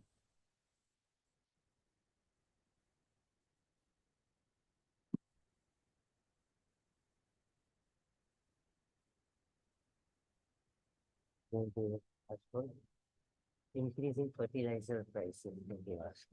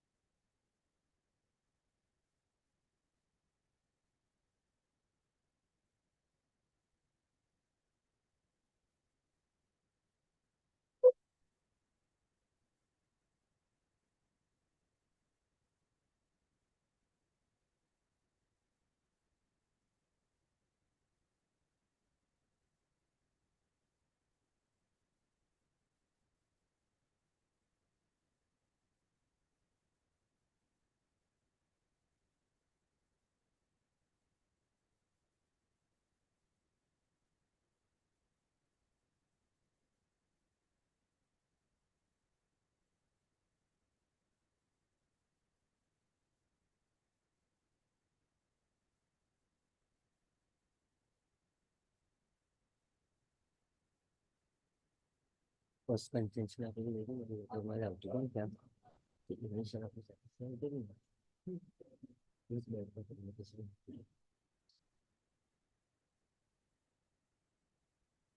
Only a minute, please. They'll note it down. I'll point out, but I have read it when I began, in the beginning only I read one of the communication where this was emerging from Milord's.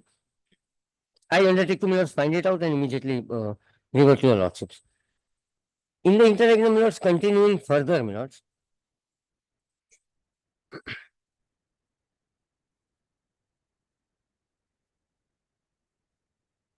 I would want to submit, Milords, that so far as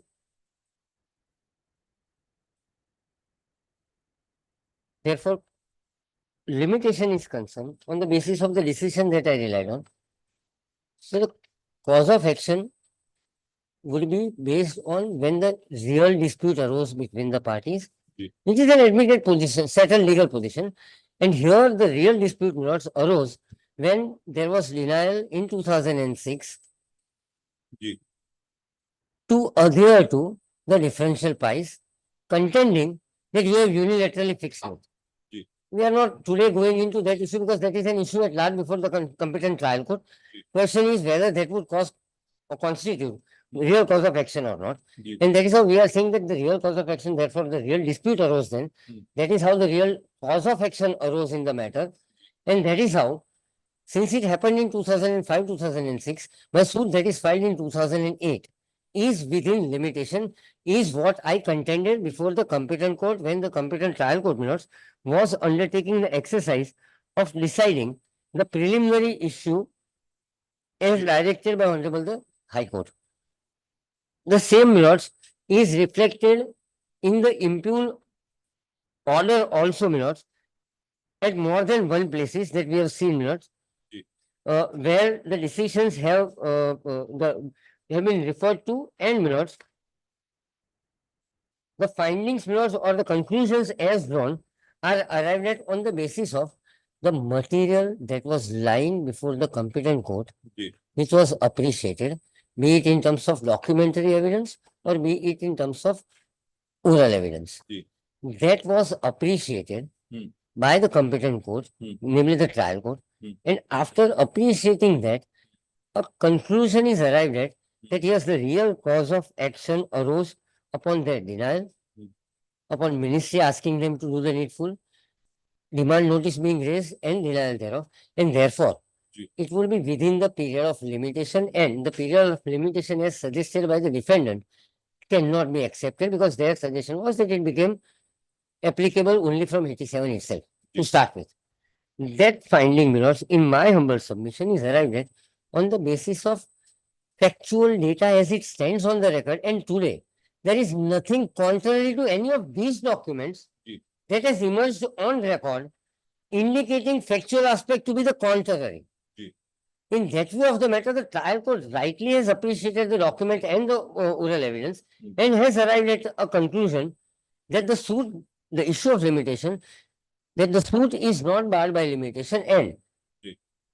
ultimately the resultant effect thereof is that out of 10 issues framed, Ji. only one issue Has of been- limitation as preliminary issue has been decided. Hmm.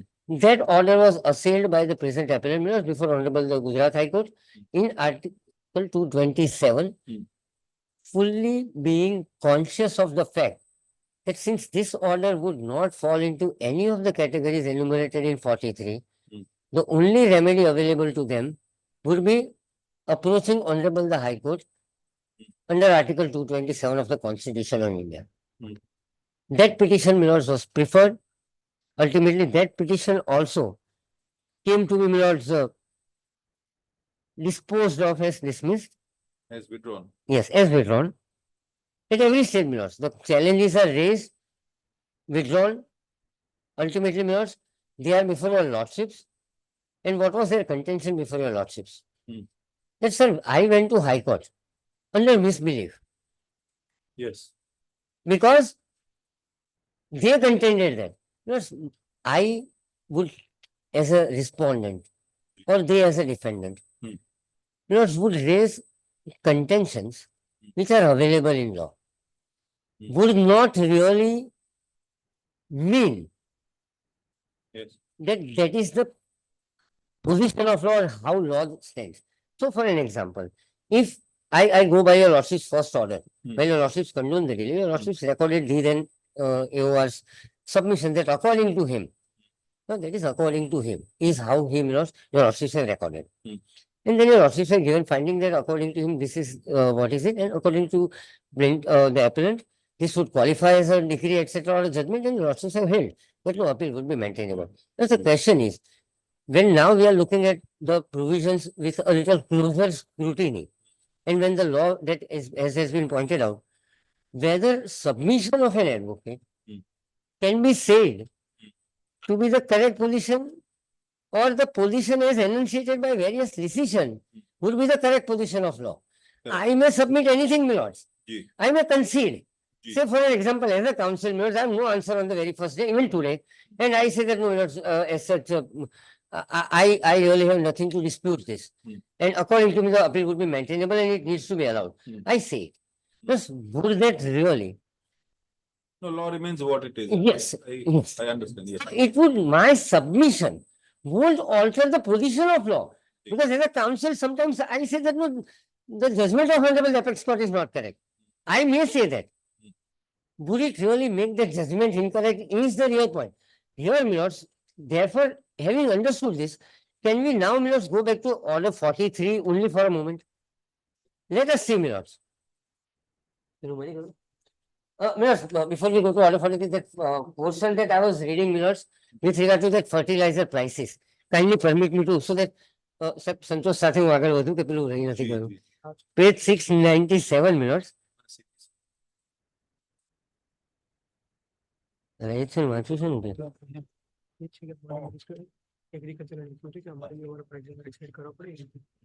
Yes. આ સિવાયનું છે. આ સિવાયનું છે. Page 6. 97. Yes. Order 43. Ji, sir. Order 43, yes, my lords. Order 43, my lords, provides. 697. ના ના હું CPC વાંચું order 43 સાહેબને બતાવું છું પછી આટલું portion because order 43 says appeals from orders. Hmm. Appeal from orders and appeal shall lie from the following orders under the provisions of section 104, namely an order under rule 10 of order 7 returning a plaint to be presented to the proper court. So now, my lords, let's understand what happens under that order 7 rule 10. So I come before a competent trial court. My lords, I file a suit. The learned trial court finds it, no, it doesn't belong to my jurisdiction. I'm returning it to you. You go to Chandigarh or you go to Haryana. That period will be saved. If that plaint is returned, my litigation has come to an end. And therefore, appeal at my behest against that order would lie. जी, First contingency. Second contingency. See, an order under Rule 9 of Order N, जी, rejecting an application in case open to appeal जी, for an order to set aside dismissal of a suit. So your officer dismiss my suit, I move an application, they kindly restore it, etc. Because again, the nature of the proceedings would be that I would be prejudiced because my plaint is dismissed and not restored now. जी, So ultimately results into rejection of my plaint. Third, an order under Rule 13 of Order 9 rejecting an application for an order to set aside a decree passed ex parte. So, for example, now I am defendant, Minos, and there is an ex parte decree passed. I go to the competent court to set aside that decree. correct. Sir, it is an order under Order 21 Rule 9. So, these are the contingencies, Minos, specifically provided for, reading further, an order made under Rule 34 14 क्या है આવતું નથી નથી આવતું. અને સાહેબ section 13 in juxtaposition સાહેબ વાંચીએ ને તો સેક્શન 13 1A એમાં 2 and the proviso specifically may not prohibit this, and that is how Bombay High Court takes a view that it's a statutory right. If it is available as per statute, yes, available.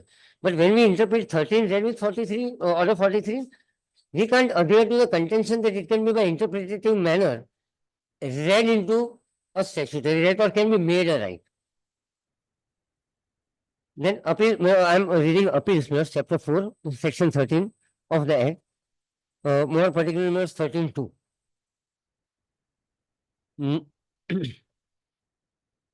Provided the first one A, let me read entirely. 1A.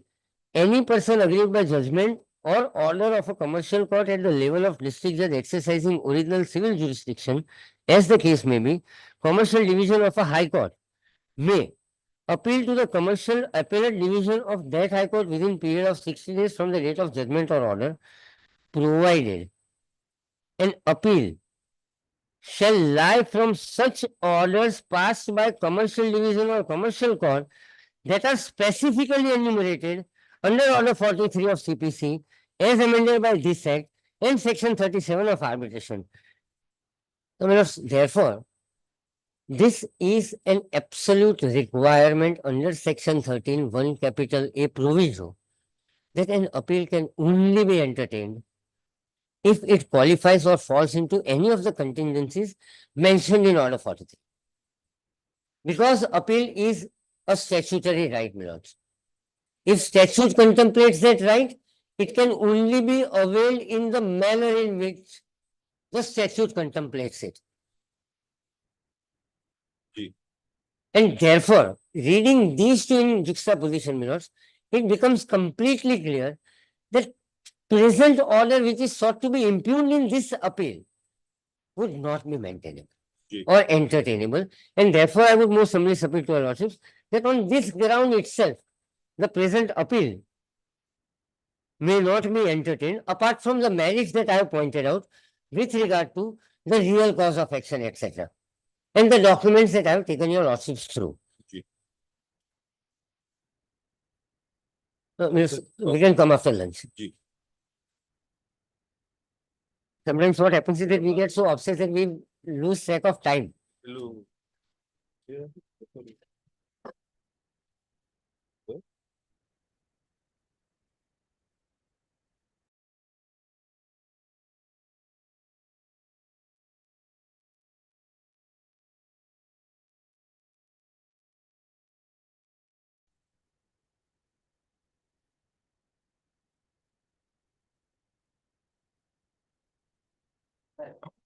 Ji. Some of the arguments that I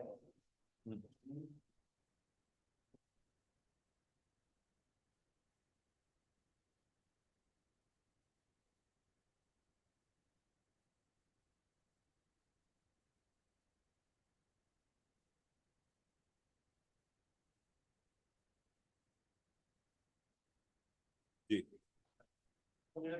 submission that I advanced in this, just trying to recapitulate the summing of the arguments. Ji. First was that appeal is not maintainable in view of the format of the where it is not qualifying notice or a proposition, appeal may not be handled. Yeah. And this effective aspect is something we are saying chronologically as to how the real dispute arose. In 2006, when there was denial diagram, but still then, as I was pointing out, the document, still then, just take their contention always has been that we have no difficulty in being this serious. Be it an agreement of deal or be it earlier meetings and negotiations that were happening. The condition was that we will pay this area provided it is reimbursed to us Ji. by our parent ministry. Ji. Is a document. But at the same time, even if I take that agreement which here which is extended from time to time. Ji. Up to last extension happened till 30th of September 2005. Ji. So therefore also the suit in November submission, that is the contention, would be within limitation, having been filed on your 2nd of May 2000. The third thing that I will argue is that so far as the order is concerned, the order is not passed on all the issues. So one of the contentions that was raised was that if I am not raising this grievance in this appeal about limitation today, I would lose my valuable right of raising it again. One of the sections of the CPC. Yes. Ji. Now, the law as declared by Honorable Apex Court also says that whenever trial court is considering, after prevailing of issues, we are not considering a suit. Even if it is being delayed on the, even if it is being rejected on the ground of delay, all other issues findings will have to be recorded. Now, into judgment laws, which is subjected to challenge before your lordship, ultimately only concludes on one issue as preliminaries. Now, the decision of Kimji as also followed up by following Kimji laws, the recent decision. The Honorable Apex Court in that very decision takes up that what would qualify. So, if now, for the sake of argument, if I have to accept or concede, that all right, even if it is not falling under 40C, it still would be maintainable relying on Kimji as is the reliance is.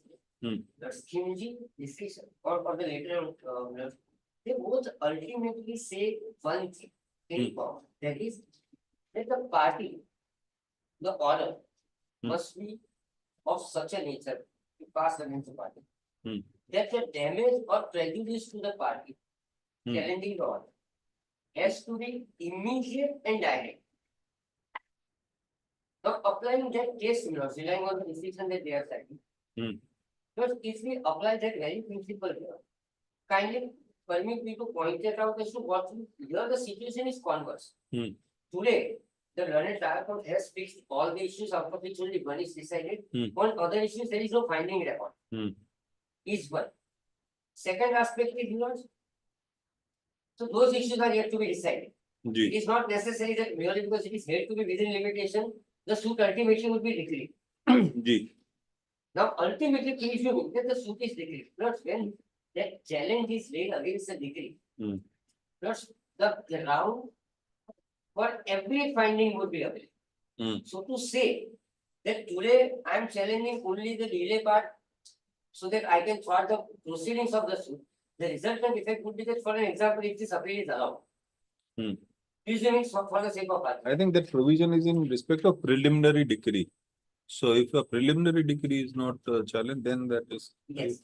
And that is what I'm saying, that this doesn't qualify as decree or judgment. That's the distinction that I'm trying to draw on the basis of the very decision that they are in. Because what it will result into what situation would be the relevant consideration, because the effect of allowing this appeal. 97 it was, yes. It's a preliminary decree. What I am arguing is that this is not even a decree. It doesn't qualify as decree. So that contention that I can't argue for delay is does not deserve any consideration at the hands of this honorable appellate. Why so, because for an example, if their contention is accepted, then this appeal is allowed. Plus, what would be the resultant effect? Why suit is dismissed? Holding it to be barred by limitation. Without actually recording Findings on other. Findings on other issues which are framed, entire evidence is laid, and it is at the stage of final assessment. Now, if at all that is the prejudice, because there is no prejudice. Because this contention against the final decree is always available because there all findings can be challenged, including this, but this is not a preliminary decree. But second, Milord, Ji. what would be the impact? Whether that impact going by Kimji's ratio, Milord, whether that adverse impact is so direct and immediate. So what would be the effect of this order? If at all they are prejudiced that the suit is held to be within limitation, that ground still is available to them when they challenge the final decree. Ji. Second is, if appeal is allowed, Ji. the effect would be, for example, this limitation issue was not held against me. Ji. Then there is a decree. My suit is dismissed. And court would have recorded findings on other issues as well. Ji. Today, what would happen is that the Yes, please. so today what would happen is that the conviction that there is a direct impact on and it is immediate. Condemnation of delay by no sense of imagination or holding a suit to be within limitation by no sense of imagination is causing them either an immediate adverse effect, one, or direct adverse effect, because the relevant main issues as to whether I am entitled to that amount or not is yet to be decided. Ji, ji. And in that view of the matter also, the present appeal may not deserve any consideration. Now, why I say this, not that decision was cited by my learned friend, in that B and B as also belongs, Shamsel and Power Limited. If I can invite attention to your Yes. 2023 1 SCC, page 634. So this is the decision that relied on Babu Khimki. Consider Babu Khimki. Let us see, Milord, as to what honorable the apex court was considered. Yes. Shyam Sel. Shyam. Sel. Yes, Shyam Sel and Power. Yes. Ji. Because the text as it should not before honorable the apex court in that decision. Para 1. The appeal challenges judgment and order passed by division bench of High Court of Calcutta, arising out of order passed by learned single judge. So an intra-court appeal is what was there. So far as High Court proceedings are concerned, learned single judge, so originally just suit is fine. That aspect your lawsuits will find, along with suit temporary injunction application under order 39(1) to be filed. So that application was considered. And after considering, the learned single judge granted an interim injunction. Ji. That order, I'm referring to, I'm not reading the para, but this image is from para 6, 7, etc. Ji. That order, was taken in an appeal before division bench. Para 8, honorable the Supreme Court records, that once that appeal was entertained, division bench modified the order passed by the It is in that backdrop, Ji. the vacating stay, etc. was considered. Kindly directly we can go to as to the issue on which it is cited. Paragraph number 18 onwards, internal page number 650.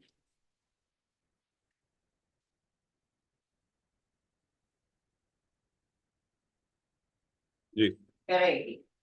Ji. Most important, after reproducing the observations of reported decision, earlier reported decision, Babu.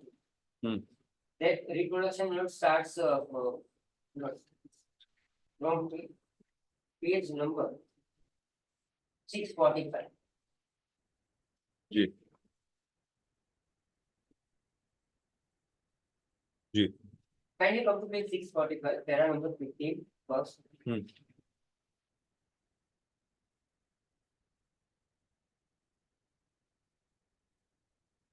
Here of the considered view that any observation on the merits by this court will prejudice the rights of either of the parties, and therefore we are restricting ourselves to consider the question which affects tenability of an appeal against the order of learned single judge and the correctness of approach of division bench of the High Court. Ji. The issue came was as to whether this could have been recorded or not. Kindly see, and then Milord's judgment Milord is referred to and reproduced Milord from page paragraph number 109 onwards. Ji. Babu Kumji is reproduced. Ji. In which is part of para 17. Ji. Where Honorable Apex Court considered what is judgment, what is decree, what is final judgment, ji. what is preliminary judgment, ji. what is intermediary and interlocutory judgment, Hmm. and yours, the impact of that intra-court appeal before a division bench. Ji. Now kindly see yours, how Babu Kumji's decision is reiterated and what is taken into consideration and what is the ratio that is taken. Relying on Babu Kumji from para 18 onwards. It can thus be seen that though this court in Shah Babu Kumji has held that the term used in latest pattern, the term judgment used in latest pattern, so kindly ji. would not be given narrower meaning as is given to the term judgment used in CPC. We are here not concerned with any intra-court appeal or callings adopted in latest patent act. The Honorable Apex Court thinks that all right. We can't give narrower interpretation to the word judgment as is given in CPC because the Honorable Court is conscious of Order 43, which ultimately does refer, and that is it should receive much wider and more liberal interpretation. However, at the same time, each and every order passed by trial judge would not be considered to be a judgment in as much as there will be no end to number of orders which will be appealable under the latest pattern. It has been held that the word judgment had undoubtedly a concept of finality in a broader and not in a narrower sense. It has been held that where an order vitally affects a valuable right of defendant, it will undoubtedly be treated as judgment within the meaning of Handibandis latest patterns. It has been held in Shah Babu Kimji that most of the interlocutory orders which contain quality or finality are clearly specified in clauses A to W of Order 43 Rule 1 CPC and will be judgments within the meaning of latest patent. So if it falls in 43, in latest patent also it would fall as judgment. Provided it falls as a judgment there. And therefore will be appealable. However, there may be interlocutory orders which are not covered by Order 43 Rule 1, but which also possesses the characteristics and trapping of finality in as much as such orders. Now again, what is referring to the latest patent? And see what it says. Such orders may adversely affect a valuable right of the party or decide an important aspect of the trial in ancillary proceedings. It has further been held that, however, for such an order to be a judgment, now this is relevant, an adverse effect on the party concerned must be direct. So here, my suit being held as within limitation, the impact still is not direct because the suit is, the issues are yet to be adjudicated. The suit is yet to be taken up for consideration and directed by Honorable High Court. And that impact has to be immediate rather than indirect or indirect. Now, what is the immediate impact, sir? By holding my suit to be within the period of limitation, there is neither an immediate impact nor there is a direct impact. But it can only be considered as a remote, because their contention is that I will now not be able to take this contention. Because that is a remote consideration that you are trying to canvass. So even going by and various illustration of interlocutory orders have been given by this court in Shah Babu Kimji, which will be held to be appealable. In Babu Kimji held that though the discretion exercise or booking orders passed by trial judge in the course of suit may cause some inconvenience or to some extent prejudice to one or the other party, they cannot be treated as judgment unless they contain the traits and trappings of finality. The Order 43 is all about finality, all contingencies that we have seen here. Ultimately talk of finality. So here, by holding my suit to be within limitation, there is no finality so far as suit is concerned. The suit is yet to be adjudicated. This court has expressed in para 122 in Fuji that though it had by way of sample laid down various illustrative examples for an order which may amount to a judgment, it would not be possible to give such an exhaustive list as it may cover all possible areas, this got in fact. Most of the said case, here that an order of single judge refusing appointment of receiver and grant of ad interim injunction undoubtedly is a judgment within the meaning of latest patent. Both because CRPC CPC order 43(1) applies to internal appeals in the High Court, and that such an order, even on merits, contains the quality and finality, and would therefore be a judgment within the meaning of clause 15 of latest patent. Ji. And again, Milos, earlier decision of Milos, reference to Babu Kimchi Milos can be drawn. With regard to traffic para 22 Milos. And Milos, para 26. Two paragraphs. Ji. Yes. The endeavor here is to point out that this judgment was in completely different context of an intra-court appeal provided under the latest patent act and honorable the effect.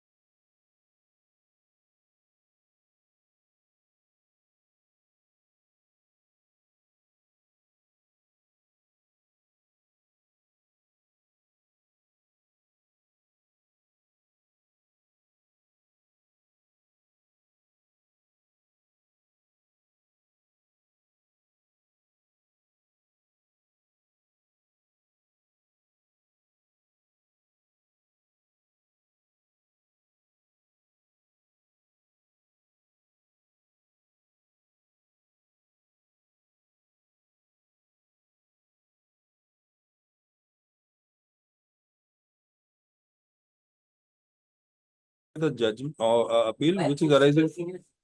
Correct. So that is a below, somebody who's below the district court. Is it not? That is what is provided. Otherwise, there can't be an appeal against. See, some appeal will have to be provided to those orders, at least to those. How Milos commercial court is. I'm just trying to point out that this, the appeal જે ત્યાંથી કોઈ orders ની અમે final judgment જે આવે, final judgment and decree સામે appeal તો હોય જ. એ appeal જે છે તે district court માં provide કરી છે.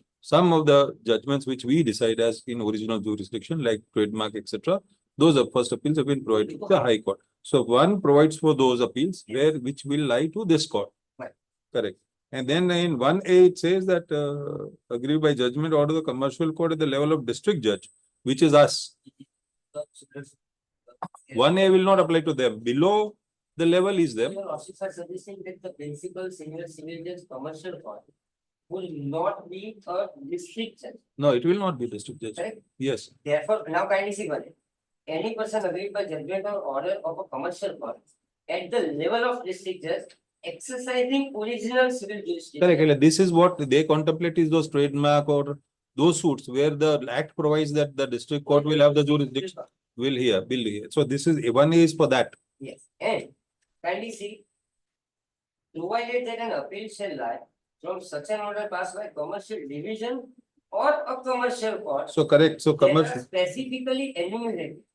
So therefore, we will have to see in terms of nomenclature.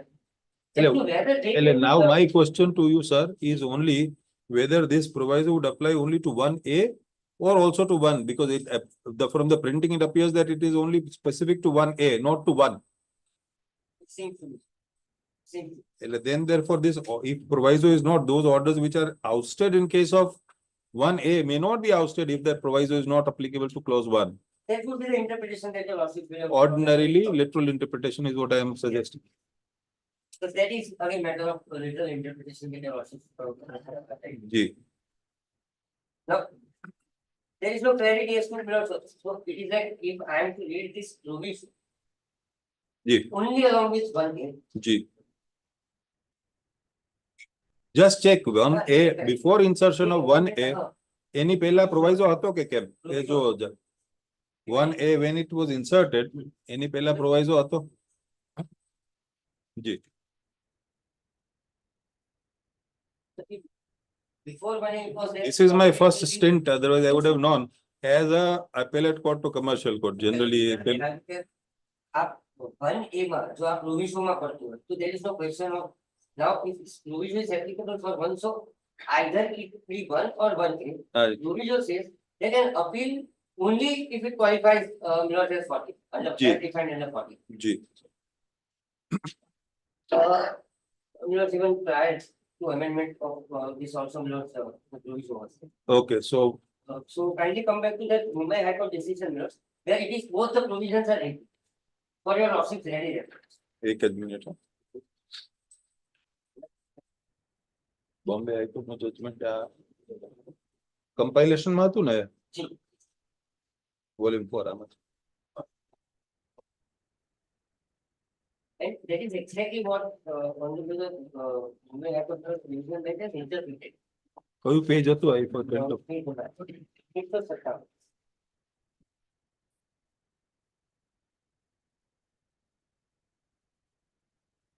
આ તો છૂટું આપ્યું હશે જજમેન્ટ કદાચ हमारा final one. અચ્છા okay.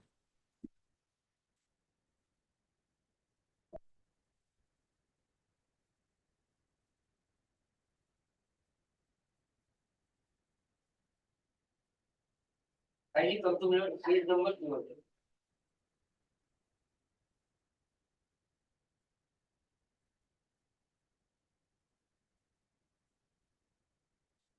It will throw a little more light, from the issue that your lordships have in mind. Paragraph 13 onwards. To appreciate the issue concerning maintainability of this appeal, it will be apposite to consider the provisions of section 13 of the Act before and after its amendment with effect from 13 which existed prior to its amendment in year 18 is quoted as under. Kindly see. જી બરાબર છે 90% agreed so also provided and not withstand. Then after amendment, 1A is added. And we are considering this in juxtaposition, next page, paragraph 15 onwards. If we compare the unamended provision with the amended provision, what we find is that earlier an appeal was provided against decision, so that is the only key. Not for proviso getting attached only to one. Decision of a commercial court or commercial division of a high court to commercial division to high court. Whereas after amendment, the expression decision has been substituted by expression judgment and order. G It also is noticeable that the proviso appended to subsection 1 of section 13, which earlier existed, has been retained in the amended provision as well. To determine as to whether the instant appeal is maintainable, we will also refer to subsection 2 of commercial court act, which begins with a non-obstantive clause and provides that notwithstanding anything contained in any other law for the time being in force or latest patent of a high court, no appeal shall lie from any order or decree under 13 otherwise than in accordance with the provision of. So it is a prohibition. G Subscribe. And then reading further, in our opinion, continuing reading. In our opinion, subsection 2 of section 13 unequivocally provides that any appeal against a decree or order of a commercial court or commercial division shall lie only in accordance with provision of the act and in view of what has been provided for in subsection 2 of 13. The proviso appended to 13 assumes importance. G Subsection 1A provides that a person aggrieved by judgment order can file appeal. However, the said provision is to be read in conjunction with proviso which specifically states that an appeal shall lie only from the orders which are specifically enumerated under order 43 of CPC. The occurrence of the expression shall and specifically in the proviso has to be noted for correctly understanding the legislative intent in framing the scheme of section 13. It is also noteworthy that the order under challenge in this appeal has been passed by learned trial court rejecting application moved by so and so under so and so. Thus, order 43 enlists the order of an application if it is allowed. However, it does not enlist the order if such an application is rejected. Ji. And then on next page, the portion that I was trying to point out, Ji. where honorable the division bench finds, relying on skill Himachal decision earlier, that so far as this argument is concerned, we cannot expand the scope by way of adopting to interpretative methods. Ji. And it's a statutory right. Hmm. Which either is granted or not, and it will have to be appreciated in view of the statutory provision. Ji. So it can't be expanded. That is the same impact that we have seen in the recent decision that they have cited, the other side. There also, while considering provision of latest patent, Ji. whatever the apex court holds up with the latest patent, we can't give it a narrower interpretation as is being given In in the. CPC.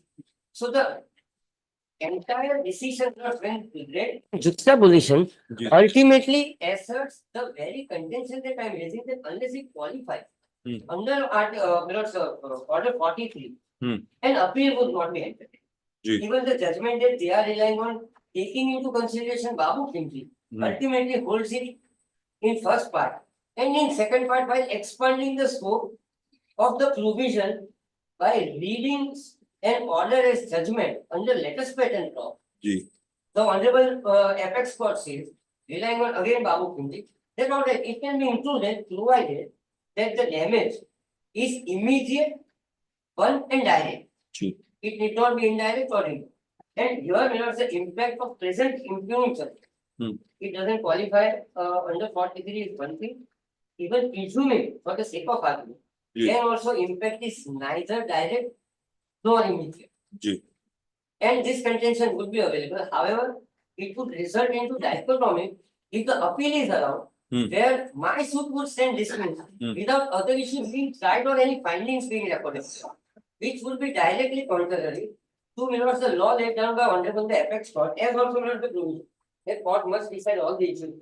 So it would be contrary to provisions of law, CPC, as also the interpretation given thereto in the judgment thereof.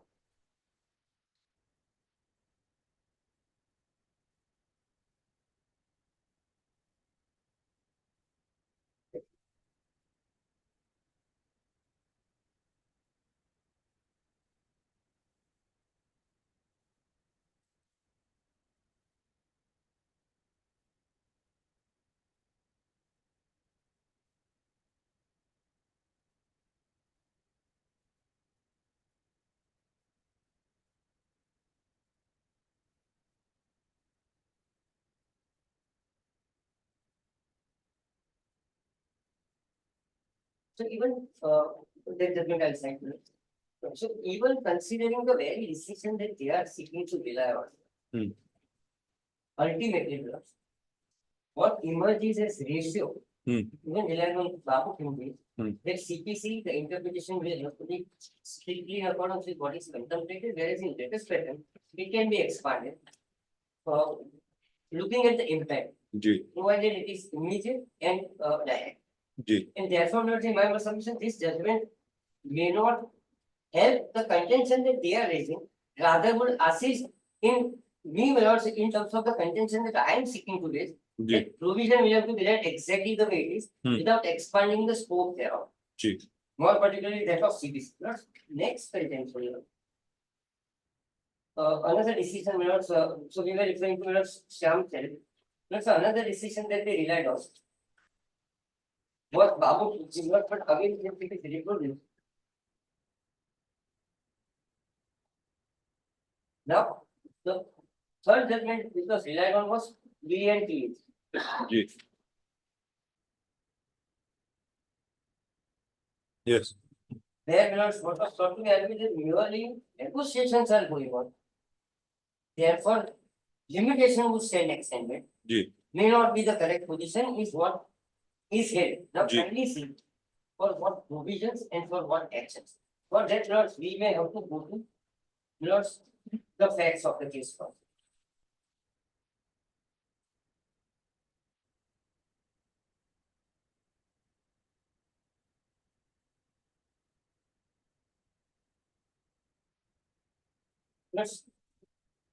Get your losses, factual matrix losses, you'll find at page number 365. Hmm. Kindly see under what circumstances it arose. Hmm. It was not a matter arising out of suit or any of the provisions of CPC 5. First distinction that I want to draw Hmm. out of this judgment as to why this will not be applicable. Second, it pertained to invocation of arbitration and a belated action thereof. Ji. The issue arose below the factual matrix paragraph. The respondent so-and-so ministry floated an urgent tender for procurement of so-and-so. The petitioners participated in the process, offered the bid, tender was opened, petitioner was declared to be lowest. After negotiation, the contract was executed and signed. Hmm. The dispute between the parties arose in relation to service wrongful encashment of warranty bound by the respondent.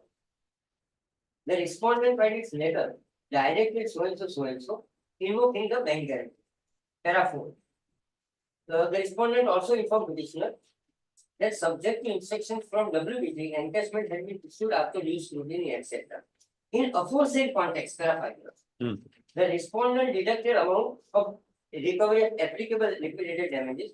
The amount was consequently credited in government account as per instructions contained issued on behalf of President of India. Accordingly, the claims of the petitioners should be rejected. So this is happening during the period of contract. Ji. Despite the aforesaid, the parties continue to engage themselves in bilateral discussions Hmm. with a view to explore possibility of resolving the dispute. So this is even prior to arbitration, imposing the LDs and encashment of double bank guarantee. Bank guarantees, yes. However, the respondent by its letter informed the petitioner that all action taken by respondents were in accordance with terms of the contract and the petitioner was given sufficient opportunity to represent the case. The petitioner claims that after later dated 2017 issue, the parties remained in constant communication with each other to negotiate and resolve the dispute. Nonetheless, the petitioner by later dated 2019 requested respondent to review and discuss the wrongful imposition of LD and give fair chance to petitioner to present its case. In such circumstances referred above, the petitioner is here before this court with present. Then factual chronology we may skip below. Ji. Kindly permit me to point out below paragraph number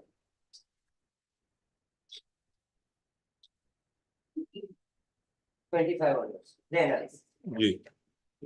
Having heard the counsel, etc., before adverting to level submission canvas, either side, now kindly notice, we may look into few relevant provisions of 1996 Act and 1963 Act. Ji. That is, my lords, Limitation. the aspect considered by the honorable apex. Ji. And cannot therefore be placed into your service as if an absolute proposition of law applicable to even facts of this case. Now kindly see what is considered. It is reproduced below. Section 11 of 1996 Act provides for appointment of arbitrator. So it pertains to the appointment of arbitrator. Section 43 of 1996 Act again below provides for that the Limitation Act would apply to arbitrations as it applies to proceedings in the court. 43 reads, Limitation Act shall apply to arbitrations as it applies to the proceedings in court. For purposes of this section, the Limitation Act and arbitration shall be deemed to be commenced on the date referred to in section 21. Then, in context of section 43, referred herein above, we may refer to decision of this court in regard it was contained of a prevalent therein that section 43 of Act makes provisions of 63 Act applicable only to arbitrations and not to any proceedings relating to arbitration in a court. Yes. Such contention canvas on behalf of appellant was negative by this court observing as under. So, here, so far as factual aspect is concerned, a contract is executed, certain deductions from payment entitled according to claimant to him are not made. Ji. The bank guarantees are invoked. And it is that negotiation which happens. Ji. Compare it to the present factual scenario as we are concerned with. But there has always been a stance with regard to acceptance of liability as also the Ji. obligation to make payment of interest. G. And that the last document in that factual or official seal is the agreement entered into between jail and your CSFC. G. There also, plus there is recognition of areas of ONDC, there is recognition of liability to pay and undertaking to verify. And therefore, given the facts of case, this B and G case, G. will have no bearing any facts of present case. This judgment may not have any applicability or bearing. Is what my submission for this decision would be. One of the incident I argued that now I have missed that G. opportunity that this later the law is in. Because that was 2022 decision of so Honorable the Apex Court delivered by minor justice Contractual in Sri Lanka, where the view taken is that so far as issue of limitation is concerned, it cannot be decided as now today. If I can make that very short judgment. G.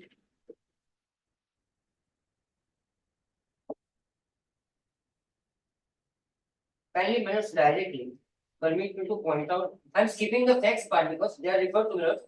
G. There was a suit minute which was filed for recovery, etc. On the issue of limitation, preliminary issue decided rejected. There are 13 onwards to be there. G. The issue as to whether the claim of appellant is barred by limitation cannot be isolated from the nature of transactions between the parties. In any way, whether the plea of the appellant as set out in para 5 of the claim is proved will depend on evidence adduced at the trial. The course of action which was followed by learned trial judge of directing the parties to address arguments on the issue of limitation was irregular. The issue of limitation in the present case would require evidence to be adduced. In our case, case on hand, that evidence is adduced. Next, Order 14 Rule 2 CPC stipulates that when issues of both facts and law arise in the same suit, the court may dispose of the suit by trying the issue of law first. For this purpose, the provision specifically specifies two questions of law, which are one, jurisdiction of the court, and two, a bar to suit created by any law for the time being. The court takes notes cognizance that limitation is not one of the qualifying criteria. 15. Before this court in Nasrivadia, the issue was whether the issue of limitation can be determined as a preliminary issue under Order 14. The three-day bench of this court observed that if the issue of limitation is based on an admitted fact, it can be decided as a preliminary issue. However, if the facts surrounding the issue of limitation are disputed, it cannot be decided as a preliminary issue. And then the quotation is very important. Kindly turn to next page.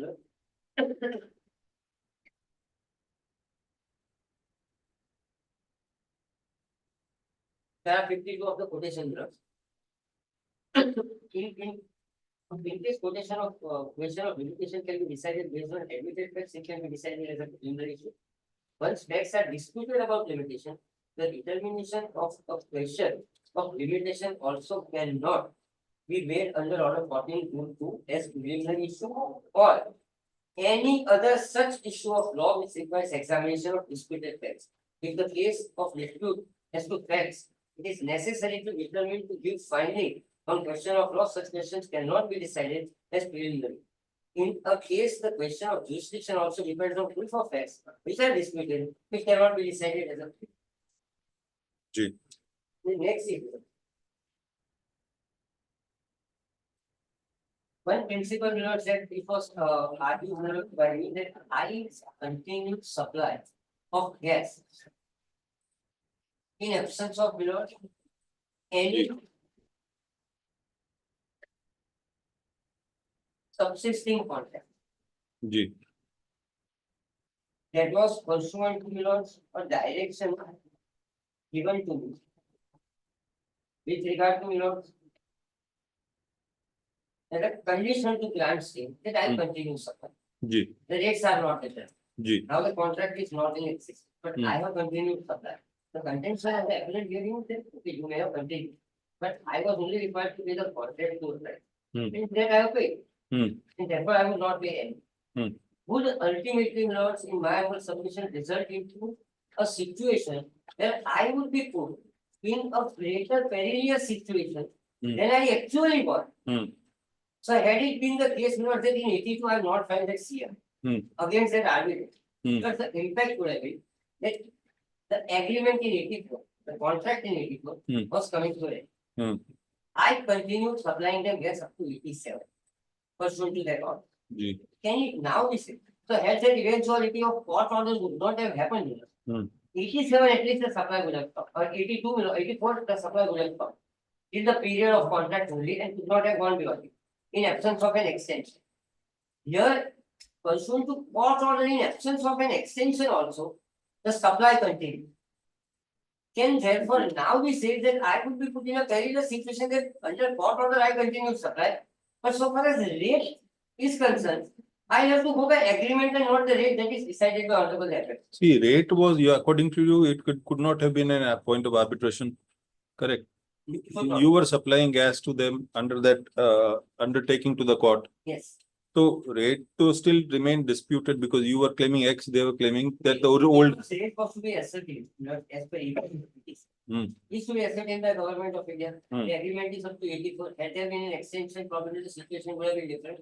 Now I admittedly have continued supply. Hmm. Honorable the apex court after High Court government of India fixes the rate. Honorable the apex court So that does not appear to be the case, as in, they were not, government was not bound to, give a finding. I mean, sorry, 87 માં એમણે નક્કી કરી દીધો ગેસનો rate. પછી તમારા બે વચ્ચે શું નક્કી કરવાનું તો તમારે બે નક્કી કરવાનું છે. Therefore, the judgment if you see here, court has expressly said હા. that therefore, if under court order you are continuing to supply, હા. then you will be entitled to recover rates. That is a question that I read in the last paragraph Okay. of that decision of 1990, the matter that is decided in 1990. Hmm. Exactly in answer to this query, I had read that portion. G. If the honorable court so decides, I can read that again. G. So that was specifically. જો ને 90 નું છે મારી જોડે judgement.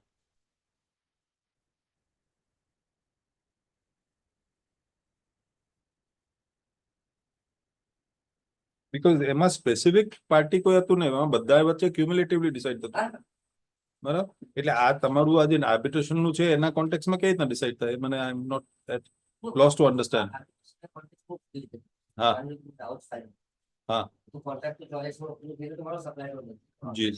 એની મેં દાવો કર્યો આર્બિટ્રેશનનો સ્કીમમાં. જી. એમાં કોર્ટે મને ડાયરેક્શન આપી તમે ગેસ સપ્લાય કરવાનું ચાલુ કરો. આપે અંડરટેકિંગ કર્યું કે મને તમે સ્ટે આપો, હું ચાલુ રાખીશ. કન્ડિશન હું જાતે કરું છું, ચાલુ રાખીશ. હા. આ આર્બિટ્રેશન આગળ ન હોય. બરાબર. Arbitration is said. હા. Technically, in 84, the agreement came to an end. હા. Once agreement had came to an end and that stay was continuing, I still was under court order. Probably the wiser counsel would have prevailed and we could have moved an application. Yes, sir, now I don't want to continue supply. Correct, but you never did, nobody did it. That didn't happen. હા.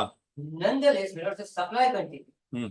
And therefore, what remained is whether I can be subjected to a price which otherwise is determined by an agreement which is not even subsistent.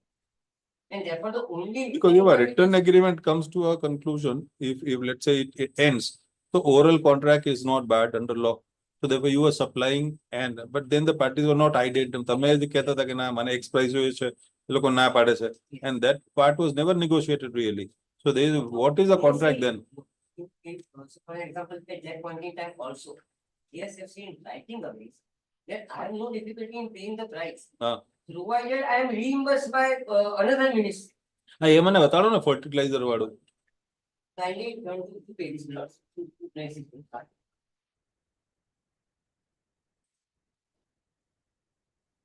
But this is part of the trial court's order, but not part of this compilation.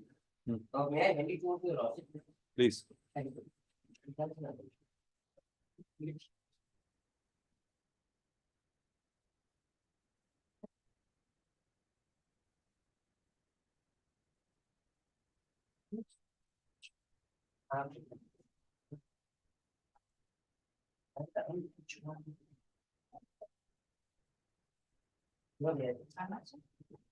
Kindly see below, sir.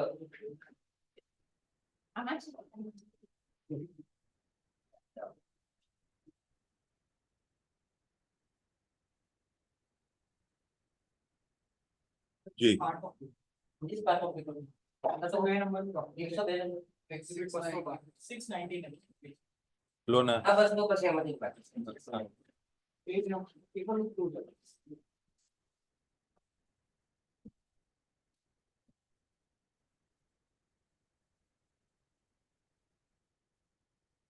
Ji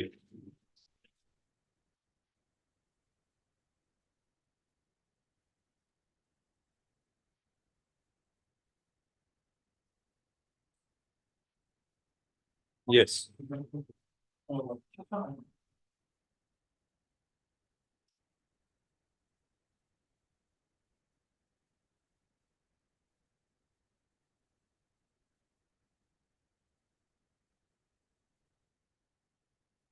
yes bus. Two documents that I wanted to point out,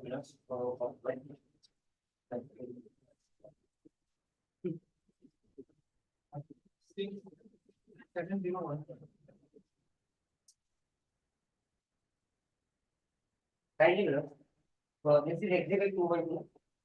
Kindly turn to page number 700. 701 you said or 700 ji At bottom. Second unnumbered, last unnumbered paragraph. Ji while on this It issue is under the terms of agreement, the paragraph begins with that. while on this issue થી ચાલુ થાય છે Yes, while on this issue, हाँ. we may also invite, this is by GSF. Ji Correct.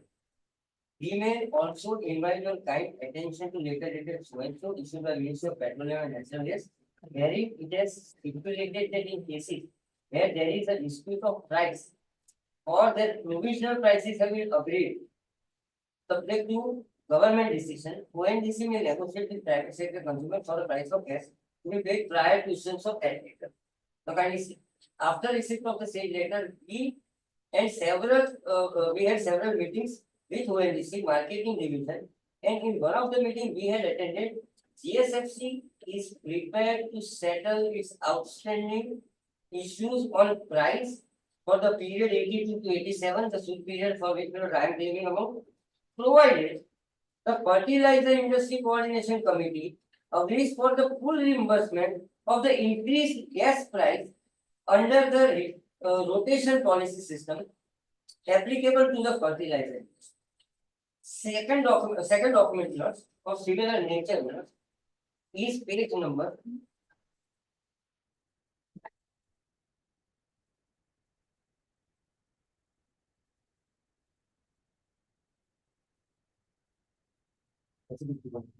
The second is a document prior there, exhibit number 210.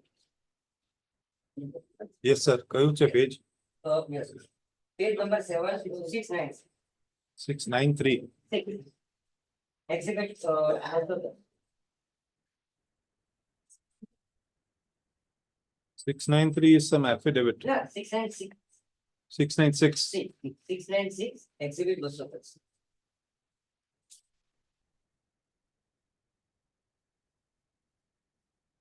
yes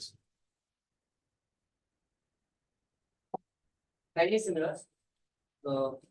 Subject, price of gas for the period prior to 87. Areas to be paid by GSFC and IFCO to ONGC. जी This is letter head of GSFC itself. Kindly refer to your letter requesting GSFC to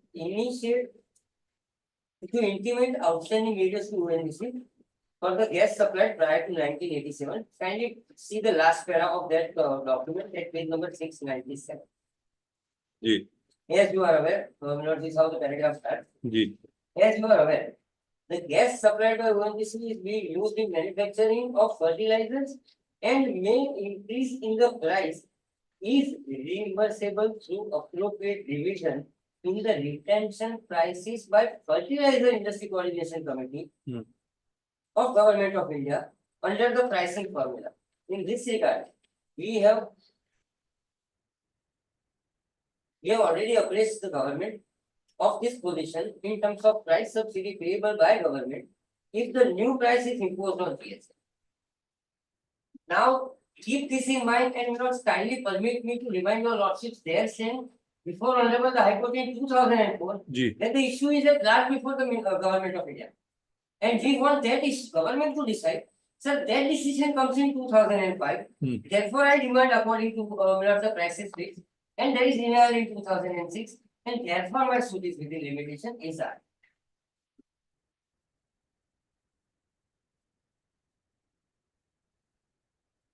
And said last submission that I was making that pointing out that events are linked to what could happen if ultimately even sake of argument we take an example that this appeal is allowed. The resultant effect, as I said, would be by suit getting dismissed only on the ground of limitation, despite the fact that there are other issues framed. G. But there is no amplification thereof. Hmm. But there, honorable the apex court, in its decision in case of Satyanath versus Rose Medical, delivered on 6th of May 2022, Hmm. plus has taken the view that it is mandated. Thus, may I directly invite the lordship's attention to the relevant observation only instead of reading all the provision or Ji. earlier. But the issue was with regard to this paper and mirror. The lordships will find para 29 and 31. In appeal before this court in common sense. G. It was considered that the res judicata links question of law and tax and the court held their ground. G. It is interval page 14-15 minutes that I intend to clear. G. Para 29 in appeal before this court. At the bottom, next page, is part of para 30. A perusal of said judgment will show that only issue numbers 5 and 6 are decided relating to res judicata and limitation. Because I am reading internal page 14, G. para, at bottom para 30. Res judicata and limitation as preliminary issues by judgment dated of February 2006. This court set aside the finding on the preliminary issue by judgment dated so almost more than after 15 years later, when the matter was remanded back to the trial for the absence of decision on all issues, have necessitated the matter to be remanded back, repeating the object of expeditious disposal of list between the parties. Hmm. The conclusion in para 62 is that the plea of res judicata and appropriateness may be determined as preliminary issue when it is neither a disputed question of fact nor a mixed question of law and fact. Hmm. Such finding is what this court held in Ramesh Desai. We find that the order of High Court to direct granted trial court to bring preliminary issue on the issue of res judicata is not desirable to ensure speedy disposal of the list between the parties. Order so and so the court has salutary object in mind that mandates the court to pronounce judgment on all issues subject to provisions of subnote 2. However, in case where the issue of both law and fact arise in the same suit, and the court is of the opinion that the case or any part thereof may be disposed of on an issue of law only, it may try that suit first. If it relates to jurisdiction or bar of suit created by the other law, it is only those circumstances that the finding on other issues can be deferred. It is not disputed that res judicata is a mixed question of law and facts, depending upon the pleadings of the parties to the suit, etc. It is not a plea in law alone, or which bars the jurisdiction of the court, or is a statutory bar. The objective of provisions is that if evidence is recorded by learned trial court on all the issues, it will facilitate the first appellate court to decide the question of fact, even by reformulating the issue. It is only when the first appellate court finds that there is no evidence laid by the party, the first appellate court can call all the parties to lead evidence on such additional issues, either before the appellate court or before the trial court. All such provision of law and amendment are to ensure one objective, there is early finality to list between the parties. Keeping in view the object of substitution of subnote 2 to avoid possibility of remanding the matter back after the decision on preliminary issue, it is mandated for the trial court, for the first appellate court, to record findings on all issues. And therefore, the order of High Court is how the finding recorded, and the matter was the order of Honorable High Court. G. So, in view of these submissions, I would most humbly pray to the Honorable Court to not entertain present appeal and will dismiss it on the grounds and contentions that I am immensely obliged for the patient. Ji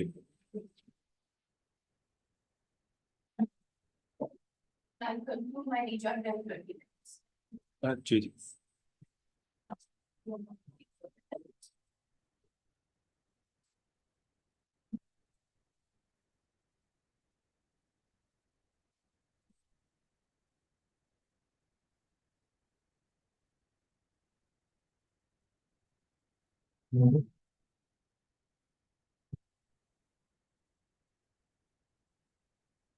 limitation जी Please. The first argument raised is that Hmm. there is a distinction between maintainability and entertainability. Hmm. The reason why this is not entertainable is that we continue to supply gas. Hmm. Therefore, they continue receiving it. Hmm. It becomes a mandatory obligation to make payment thereof. Hmm. What is the plaint and suit filed for? Hmm. The suit is filed for arrears of the differential amount between 82 to 87. जी From 87, the last bill which they have raised, look, is at page at 650. This is the bill which they have raised जी in the year 1987. जी So maintainability, if there is, and I will make good, my lord, with regard to the entertainability also, Hmm. if there is a finality Hmm. to the decision-making process Hmm. by the trial court, by virtue of the order passed by the honorable court, Hmm. my lords with vast experience are aware that ordinarily limitation is not decided as a preliminary issue. Hmm. And subsequently in 2022, the honorable Supreme Court has also so held. Hmm. Why? Because it is a question, it's a mixed question of fact and law. जी Be that as it may, in the facts of this case, and briefly for a minute only, I will take my lords to the order passed by this honorable court, Hmm. which categorically records Hmm. that by two orders of this court, Hmm. of the honorable high court, जी that limitation is to be decided as a preliminary issue.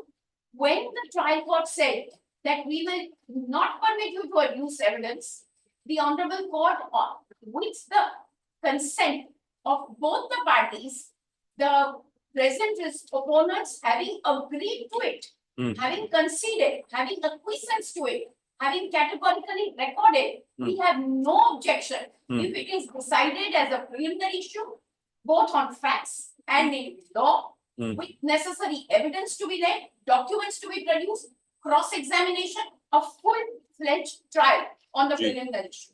Ji. Once this full-fledged trial on the preliminary issue is raised, Hmm. and it is a preliminary judgment, my lord, I am precluded under 97, I have no other choice.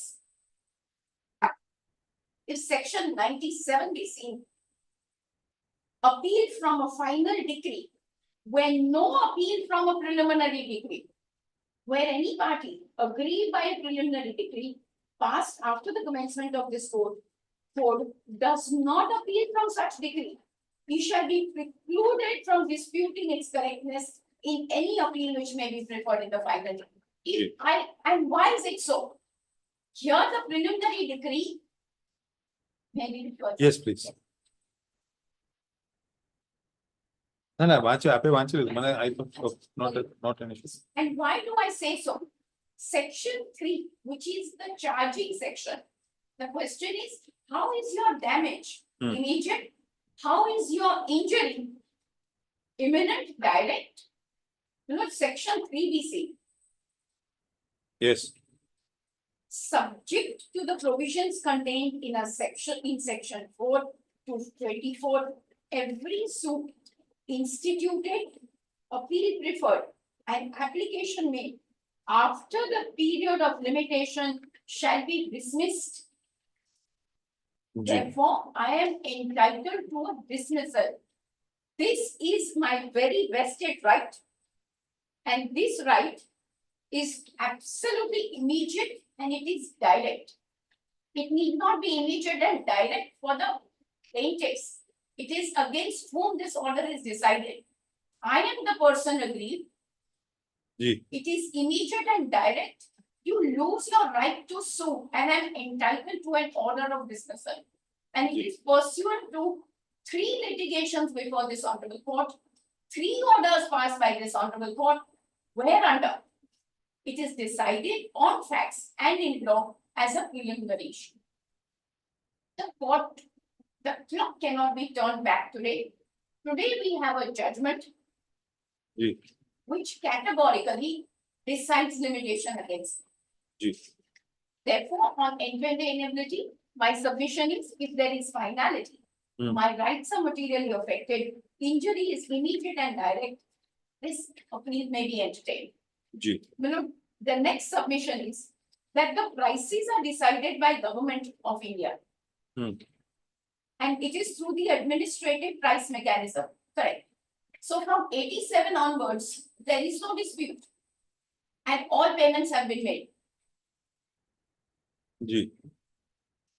From 87, from 81 onwards. So between 82 to 87, gas is supplied without any contract. Ji. And this is exactly what fell from the honorable court. Hmm. What are the contractual obligations Ji. in the interregnum period? Ji. There are no contractual obligations. Therefore, the bill raised Ji. creates the cause of action. And the last bill on record of the suit is at page 650. Ji. There is no other bill which is beyond this period. Ji. His next submission is that there are 3 streams of litigation. I go before a competent court. And the competent court Ji. mandates the payment, mandates the supply of gas. Very briefly, you go before by way of a civil miscellaneous application, 85 of 82, you go before a court under section 33 of the old Arbitration Act of 1940. Ji. You are praying for a stay on arbitration proceedings. It is not a competent court to adjudicate commercial disputes or contractual dispute. There's a difference between jurisdictional court, competent court, and also available. It is a competent court under the Arbitration Act. It is not a competent court to decide your contractual liabilities. Therefore, the submission that we go before a competent court. The Honorable Court, below Order 39 Rule 1, Ji. called upon them that we are ready. So they prayed for a stay, let arbitration be stayed. The Honorable Court called upon them that you file a pushes that you will continue, pursuant to which the stay will be granted. Okay. Ji. Every litigant has a choice. If we do not agree for the terms put by the court for an ad interim relief, we go for a bi-party hearing. Ji. The Honorable Court dealing with arbitration matters nowhere non-suited them or injuncted them from filing a suit to say that I was mandated to supply gas and I was mandated to supply gas at the old price. Is turning the whole thing topsy-turvy. Ji. The Honorable Court said you continue the supply. You cannot read beyond what is stipulated in the order. There is no direction on the price. Ji. Neither is any adjudication because rightly so, that court is an arbitration court, which is not dealing with your dispute. Ji. In the year 1990, the judgment of the Honorable Supreme Court is very relevant. In the year 1990, Yes. the Honorable Court Ji. examines the methodology adopted by ONGC, Ji. which was with regard to the alternate fuel price. So the earlier mechanism based on which the price has been fixed is the cost plus. So whatever be the cost of exploration plus some profit. At some stage, which is the year 1982, ONGC takes a decision that no, this is not the right mechanism. we have a large number of other activities also. And we believe, and we wish to explore those activities. We believe that we want to go for the alternate fuel price mechanism, which means at what price would you be getting the alternate fuel? Now, that mechanism or methodology of determination has been approved by the Honorable Supreme Court.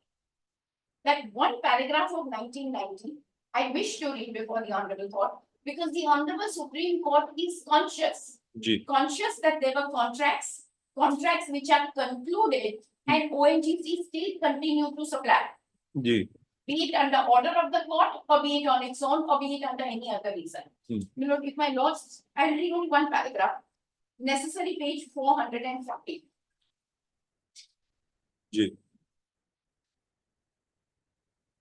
On behalf of ONGC, it has been pointed out that a sum of 14.35 crores is outstanding for the period from 82 to August 89 from 18 concerns.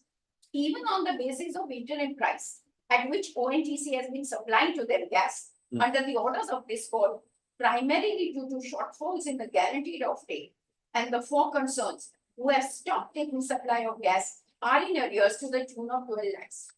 We need hardly say that ONGC will be at liberty to take immediate steps to recover charges due from the respondents in light of this judgment.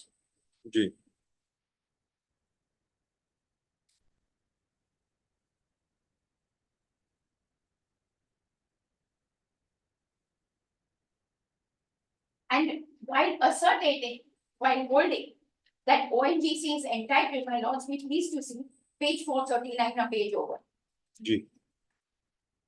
It is for ONGC to fix prices, and there can be no requirement of a prior consent, page 439, last 6 times.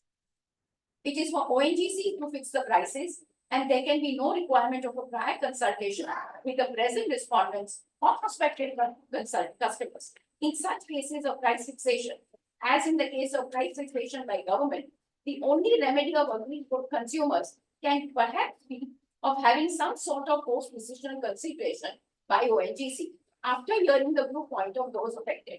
But this question does not arise now. In the view we have taken of ONGC's obligation in this regard. So the Honorable Court says we do not believe ONGC is any longer obligated. No need of reconsideration. Yes. We should also like to add that now that the prices have been fixed by the government since the 30th of January 87, and gas is already supplied to the respondent, till then on the basis of the interim prices, the implementation of the directions contained in this paragraph would be a prolonged and unmeaningful exercise, and it would have been much better to fix some ad hoc price for this period after hearing parties. In fact, Mr. Sen, who appeared for ONGC, very clearly submitted before us that so far as this period was concerned, ONGC was prepared to leave it to this court to fix the price of supply at any figure the court need appropriate. We also suggested to the respondent keeping the price fixed by the order dated March 30th, 87 in mind, a figure which we thought was reasonable, but the respondents were not agreeable to the cost suggested. They put forward certain alternative proposals which are not acceptable to ONGC. In these circumstances, we are constrained to hear the arguments on behalf of, and I read that balance. Now, So- just to summarize this, Yes, first they say that, initially they could have reconsidered, correct. post-decisional reconsideration. Post-decisional hearing. Uske baad they go on to say that because it now, because Wrong is gone, the ONGC. then there are two alternate, suggestions to both the parties, none of them agreed. So what is the outcome then? So it is then they said, pending this hearing, we had given two suggestions. कि या तो हम fix करें. No, but then they said that none of the suggestions were this thing, and therefore this appeal was heard. It was good. After hearing, so the earlier part, the Honorable Court determines that it is for ONGC. For what about the, period before 87? As a, they never, Court says, you decide to recover. I think that okay. this is what the court says. Because this The court paragraph then, says on this. 3-4 things they say, and then they just leave it at that. We read. No, we just read one paragraph, turning before that to page 439. G. We think that the criticism is not justified. The stand of ONGC was that it fixed prices on thermal equivalence basis, and this has not been controverted or found against. It was the respondent's case that the cost plus price would work out much cheaper, and the onus was on them to prove it. We fail to see how the blame for not allowing the court to have a glimpse on what would be possibly the well-held price of gas can be put on the laws of ONGC. However, this aspect is irrelevant as the case throughout has proceeded on the assumption that the cost plus basis would yield lower figures. And the question debated was whether ONGC could discard this and adopt the thermal equivalence. So in the earlier parts, the court categorically holds that ONGC is entitled to thermal plus. ONGC is right. Let ONGC collect on thermal plus. It needs to use this money for exploration or whatever. It need not be only cost plus profit. But because if my lords know, ONGC says 2000 plus in 87, ONGC says 2000 plus when in 82. In the year 87, government of India is saying 1400. So it fell from the court that either you leave it to us and we will decide something which would be less than 1400. Or you will negotiate on your own. Both failed. So the Honorable Court said let ONGC take it what it wants, which is thermal plus. More important, most important are the two lines which I am referring to. It says we need hardly say that ONGC will be at liberty to take immediate steps. It needs no other approval. I am the buyer. As a buyer, if I am liable to pay 5 times the amount, it would be well within my rights to make a representation to the Government of India, to make a representation to the state government, to make a, because this is GFFC providing fertilizers across the country at the most subsidized rates. This is the root of all farmers. I am responsible for providing at subsidized rock bottom rates. So the representation is made. My right to make representation does not extend the period of limitation. For new causes of action don't get created based on it. Thereafter, the argument is that they remain entitled to receive by virtue of the order passed by the arbitral court. We become entitled to receive the price at which we are receiving. This is, we are talking about past dues. For the past dues, you are entitled, and let us not forget, to say that we are right accrued, which the letter of the Government of India conferring on us the freedom to file a suit. Government of India neither granted them permission, nor conferred them a right, nor enlarged any scope. The right is yours. You are a body corporate. The right was well within you. My endeavor to seek help from Government of India or your endeavor to put it to Government of India neither confers any right on you nor takes away any right from you. You, by virtue of the order of the court, you were entitled to serve, you were required to give the gas. No price is determined. That is not the order at all. Most of the arguments which are being made are arguments on equity. I know the law. The right to sue is a right which is conferred by the statute subject to limitation, which is a period of 3 years. And therefore, if you lose that right, it is incumbent upon you in law to plead the same, to plead extension by virtue of any of the provisions from Limitation Act. There is no pleading on that. Thereafter, their submission is that in 1994, you enter into an agreement, you acknowledge your debt. In 1994, the debt stands acknowledgement. The right is, so there's a different aspect. One is the right to be entitled to receive for the past use and the dispute on the quantification. That you have delivered gas, there's no dispute. But the quantification is the dispute. And that dispute to say that in 2006 is the only time you have raised this dispute and said no is actually not correct, because my notice invoking arbitration itself says that this price is 5 times and we deny paying it. Just one line from that notice. Ji. We say you have escalated more than from 300 to 2,000. Page 87, we categorically raise a dispute. It is not in 2006 that I'm saying no. Ji. Page. Please, page 87.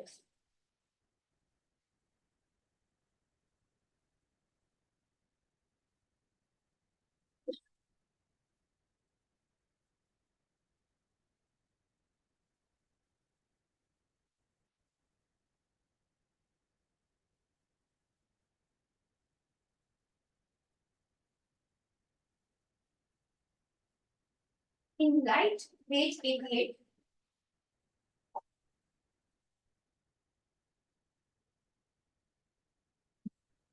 Our clients further submit that your action of purporting to forward to our clients. Which is the date of this document? Yes. 2nd March I can see, but I don't see the year.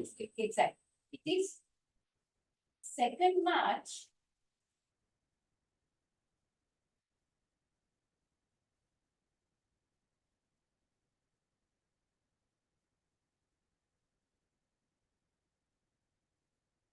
I think it says 82, the quote our reference number SMT 1712 82. Ji.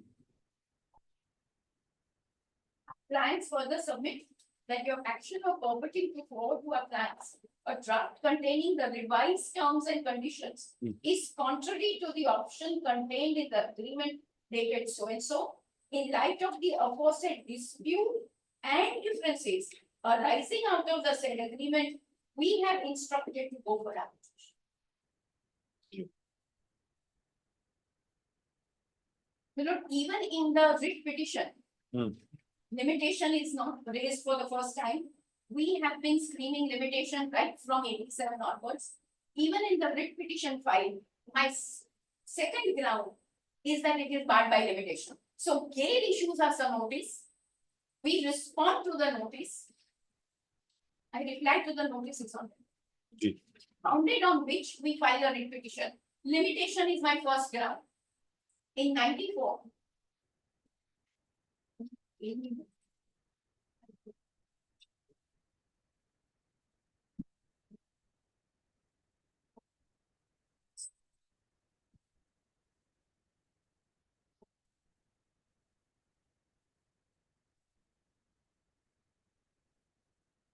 I think we have gone through all of that.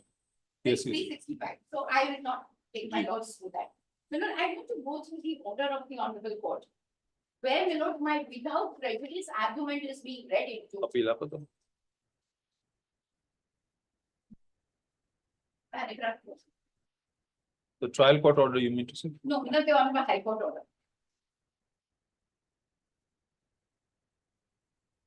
Milord, page 367.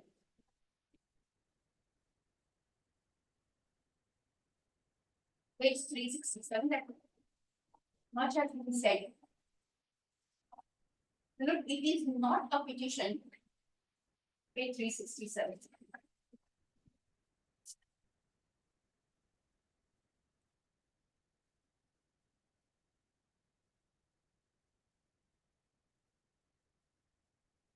Yes. Page 367. Ji. Look, if my lords be pleased to see the cause title, it is special civil application, Gujarat Fertilizers versus GAIL. So it is not as if it is one respondent. My lord be pleased to see the parties. There are 5 respondents. So, my lord, there is GAIL, which is a party, Union of India is party, ONGC is a party. So, I will give all the details of who is the party.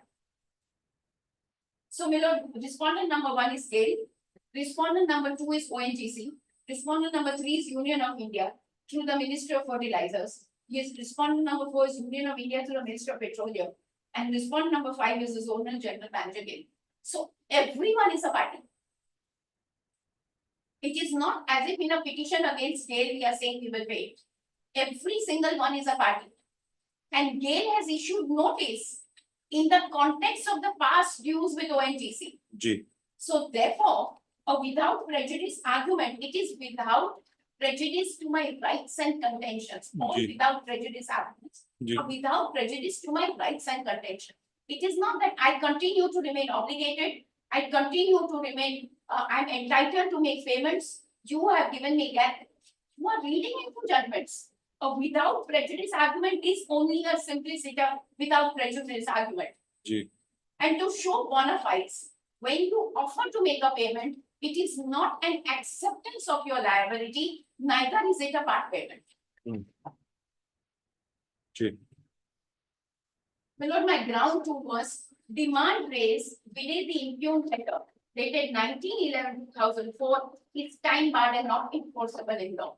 That is specifically my ground, that it is time barred and not enforceable in law. My lord, in 1990, the Honorable Supreme Court clearly says ONGC is entitled and empowered to raise demands and file suit. Sure. He files in 2008. The contention that you have agreed before the High Court to abide by the Government of India decision. No. What is pointed out that we will negotiate, we have made a representation, and the decision of Government of India notably is not marked to us. It is an interdepartmental some decision. It is not addressed to us. It is addressed to ONGC and GAIL only. GSFC is not a party to it. ONGC is informed. In fact, I pointed out that 2 reports were sent by them. That communication at 369 is addressed to one Mr. Subir Rava, Chairman, Managing Director, ONGC. 369. G. 369 is addressed to ONGC. It's And addressed to GAIL. And copies are marked also to the Department of Fertilizers, New Delhi, and to the Department of Economic Affairs. Nowhere is GSFC a part. We are not concerned with it. Moreover, my lord, as a buyer, if I find that your prices are on the higher side, it would be well within my right to make representation, plead, beg, anything before any authority. That does not either extend limitation or create new causes of action for you. G. You have a right within your statute and within the terms of the contract. He was absolutely right when he said there was no contract. If there was no contract, your last bill raise is the date from which you are entitled. There is no injunction. Very well. Milord, his last argument, his one argument was that the unsolution would give rise to the cause of action. That the Government of India, What was it? Unsolution. unsolution, the terminology used was unsolution, unresolution. Unresolution would give rise to the cause of action. That is when Government of India wrote a letter in 2005 that we cannot resolve the issue. G. Milord, there is, as I repeat, there is no amendment for suspension of any period of limitation or any stipulated period required to be deducted. G. Yes, Milord, I will go to the 2 judges. Milord, the argument was on 711. We relied on a judgment with regard to 711. Milord, 711 is decided on reading of the plaint. G. If on reading of the plaint, if on demurrer, G. you are entitled to having a suit dismissed. But upon dismissal, the remedy would be by way of revision. 115. G. If it stands allowed, it gets a degree, then it is appealable order. 43 does not come G. in with regard to 711. Hmm. Milord, so far as the judgment which he has relied on, I want to take my notes to that. His case is that the real cause of action, the judgment with regard to real cause of action. Rashtriya Ispat. Actually, my submission not applicable at all. Milord, this was the case where there were 3 bills raised. Bill number 2 is disputed. Correct. Therefore, it is their case that till all the bills were there, from 97 onwards, we would be entitled. The Honorable Supreme Court case states, it is nobody's case that the contract, paragraph 6. We find that the view taken by the High Court is correct as to when the real dispute arose between the parties. G. to be adjudicated by the arbitrator. It is nobody's case that the contract came to an end on 23/10/97, but the difference on determination of the base here arose in the letter dated 96. So if there are three bills, Basically, they say that dispute के बगैर court में कौन जाएगा? जाएगा, हाँ, That's dispute all. कब हुआ था? जी. तो 96 में हुआ था, तो तब जाएगा ना? That's it. That is. I want to take my notes, to the judgment. Yes, I- oh, I get this. Shamsel has been referred to, but before Shamsel also did 1981. Yes. Shah Babulal Khimji we see. G. Shamsel is in the context where by virtue of an interim order,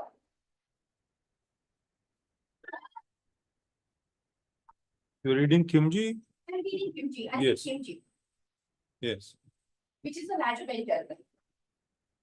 G. Khimji deals with para 113 BC.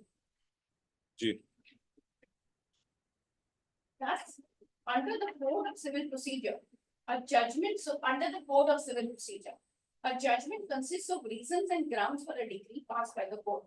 As a judgment constitutes the reasons for a decree, it follows as a matter of course that a judgment must be a formal adjudication which conclusively determines the rights of the parties with regard to all or any matters in controversy.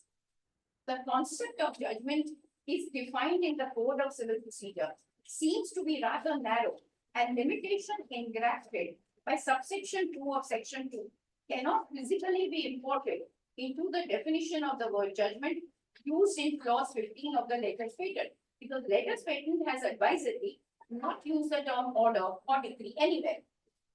The intention, therefore, of the givers of latest patent was that the word judgment should receive a much wider and more liberal interpretation than the word judgment used in the Civil Procedure Code. Correct.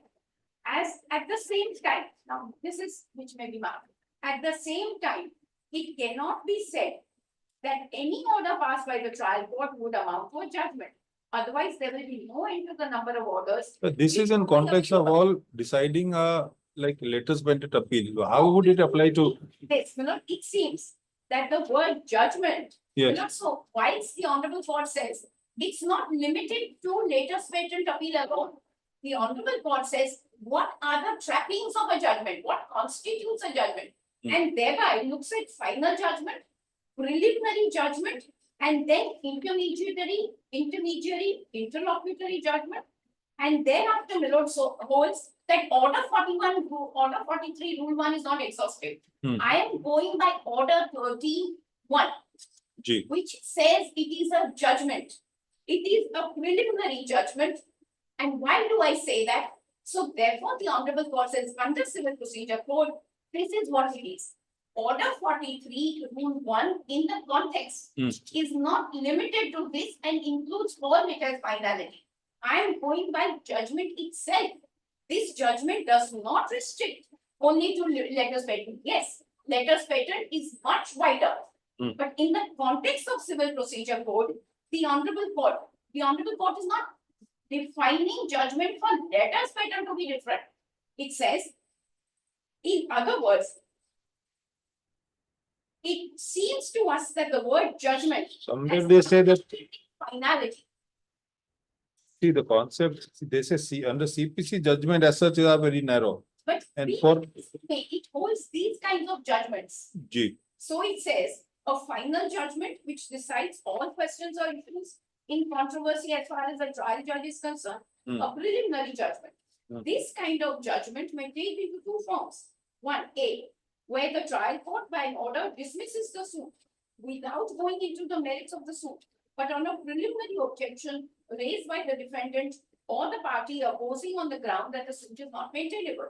Here also, as the suit is finally decided, one way or the other, the order passed by the trial court would be a judgment, finally deciding cause so far as the trial court is concerned, and therefore appealable to the larger bench. B, another shape which a preliminary judgment may take is that where the trial judge passes an order after hearing preliminary objections raised by the defendant relating to the maintainability of the seat. Hmm. Bahar of jurisdiction, res judicata, etc., etc. And these objections are decided by the trial judge against the defendant. The suit is not terminated but continues and has to be tried on merits, rejecting the objections, so and so on. Thus, such an order, even though it keeps that suit alive, undoubtedly decides an important aspect of the trial, which affects vital rights of the defendant and must therefore be construed as a judgment to be appealable to a larger bench. Yes. Order 7, Rule 11 does not come under 43. Yes.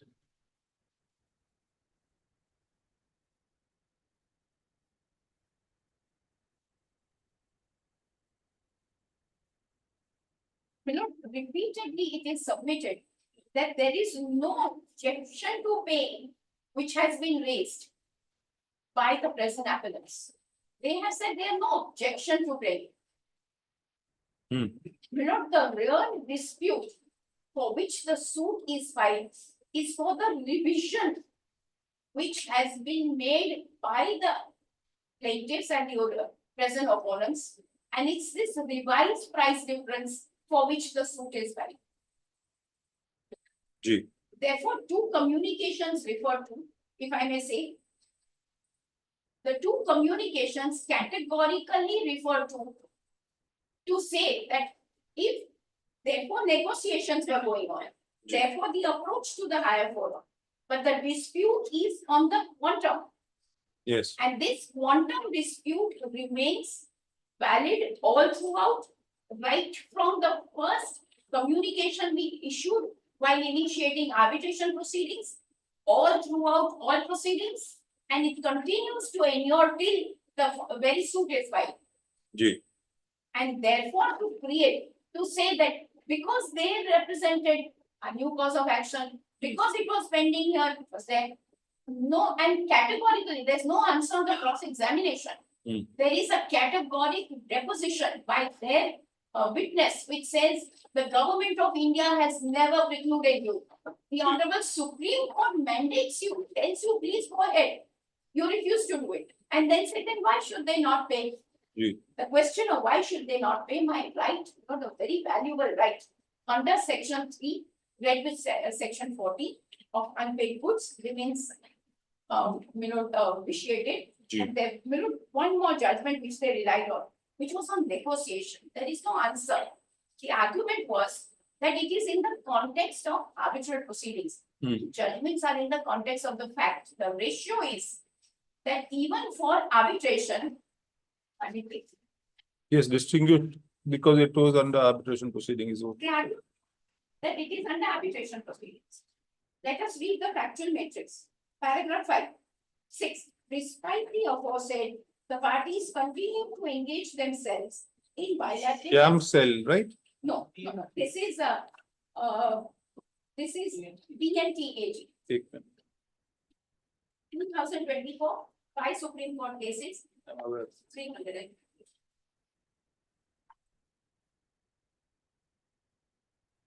Yes. The argument is that look at the facts. These facts are related to arbitration. So if in arbitration proceedings limitation is decided, that's not applicable to us. But let me read the verdict of the Honorable Supreme Court. Paragraph 6. Despite the aforesaid, G. despite the aforesaid, the parties continued. So paragraph 5, in the aforesaid context, respondents on 26/9/16 deducted the amount for recovery of applicable LDs. The amount was consequently credited to government account as per the instructions contained in letter dated 11/8/16 issued on behalf of the President of India. Accordingly, the claims of the petitioners stood rejected. Despite the aforesaid, parties continued to engage themselves in bilateral discussions with a view to explore the possibility of resolving the dispute regarding imposition of the LDs and encashment of WBs. However, the respondent with a letter dated 22/9/17 informed the petitioner that all actions taken by the respondent were in accordance with the terms of the contract and that the petitioner was given sufficient opportunity of presenting his case. Hmm. The petitioner claims that after the letter dated 22/9/17, which was issued, the parties remained in constant communication with each other, negotiating and resolving the dispute. Nonetheless, the petitioner with a letter dated 4/9/19 requested the respondent to review and discuss the wrongful imposition of ADS and give a fair chance to the petitioner to present his case. Hmm. These are the submissions then on behalf of the petitioner. If my lords, please to turn to paragraph 50.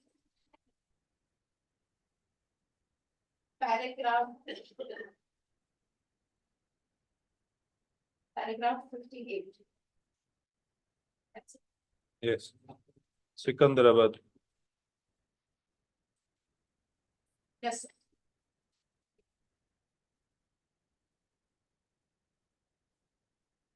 Paragraph 47. Paragraph 47. In Bharat Sanchar Nigam Limited, 47 starts with relying on the observations made. paragraph 48. The BSNL versus Yes. The Bharat Sanchar Nigam Limited versus Norton Works India Private Limited. This court undertook a comprehensive analysis of the relevant provisions and held that cases where claims are ex facie time barred, the court may refuse to make a reference under section 11. This decision assumes importance and we should look into the same in detail. The appellant and then thereafter there are the facts.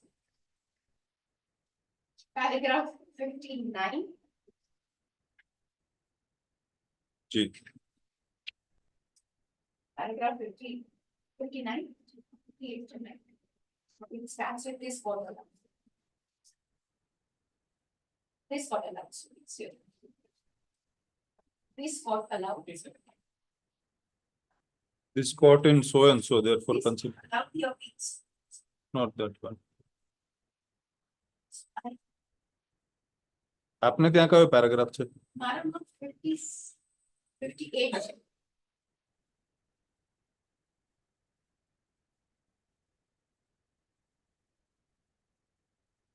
$55 this is. Allowed the appeals filed by BSNL. Yes. This court, yes, 2021. This court allowed the appeals filed by the BSNL holding as under. Applying the law to the facts of the present, it is clear that this is a case where the claims are facing time bar over 5.5 years. Since Norton did not take any action whatsoever after rejection of its claim by BSNL on 4/8/2014, the notice of arbitration was invoked in 2020. There is not even a averment either in the notice of arbitration nor the petition filed under section 11 or before this court of any intervening fact which may have occurred which would have extended the period of limitation falling within section 5 to 20 of the Limitation Act.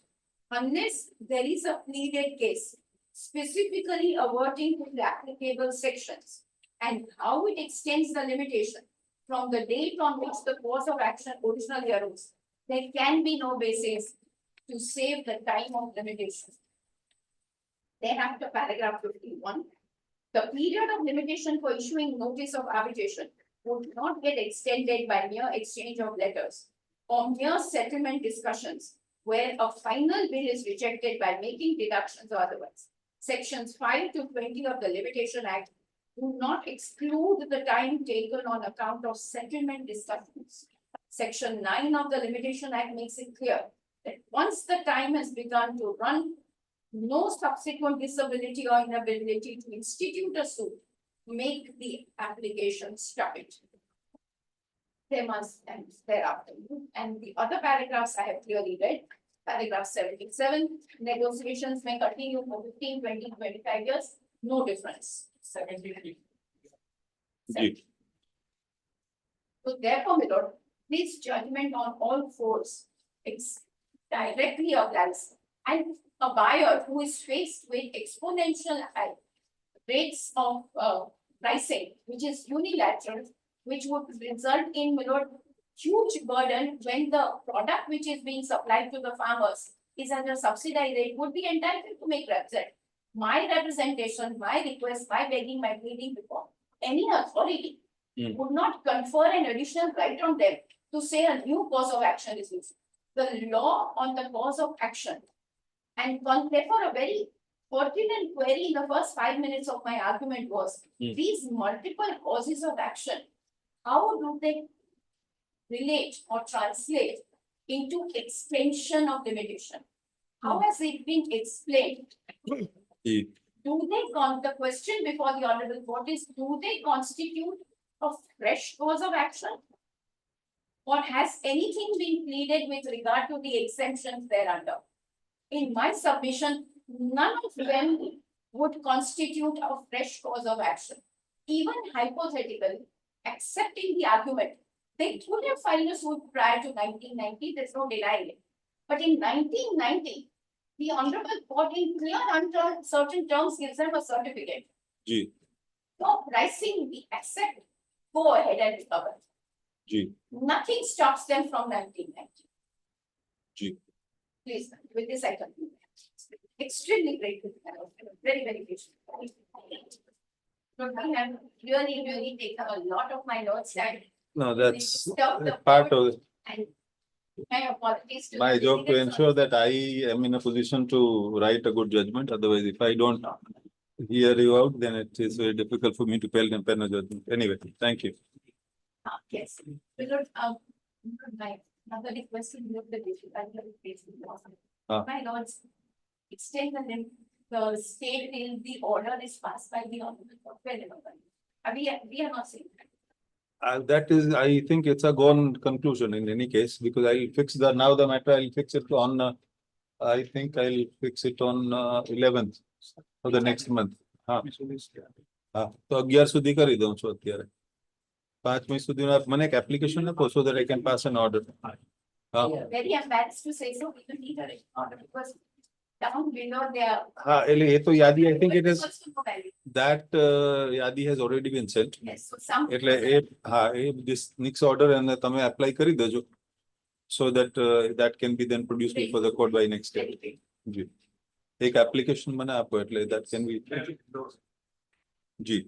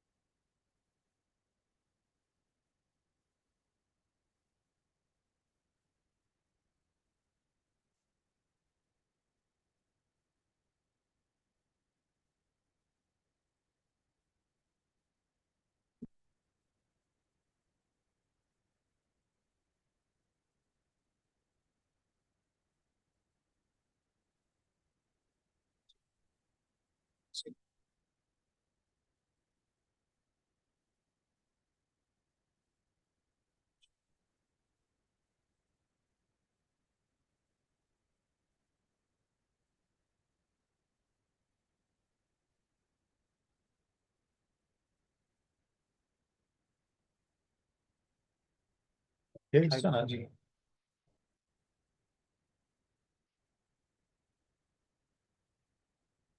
you. You may leave because somebody may have to. મારી પાસે time છે હજી 5 વાગ્યા છે. જી.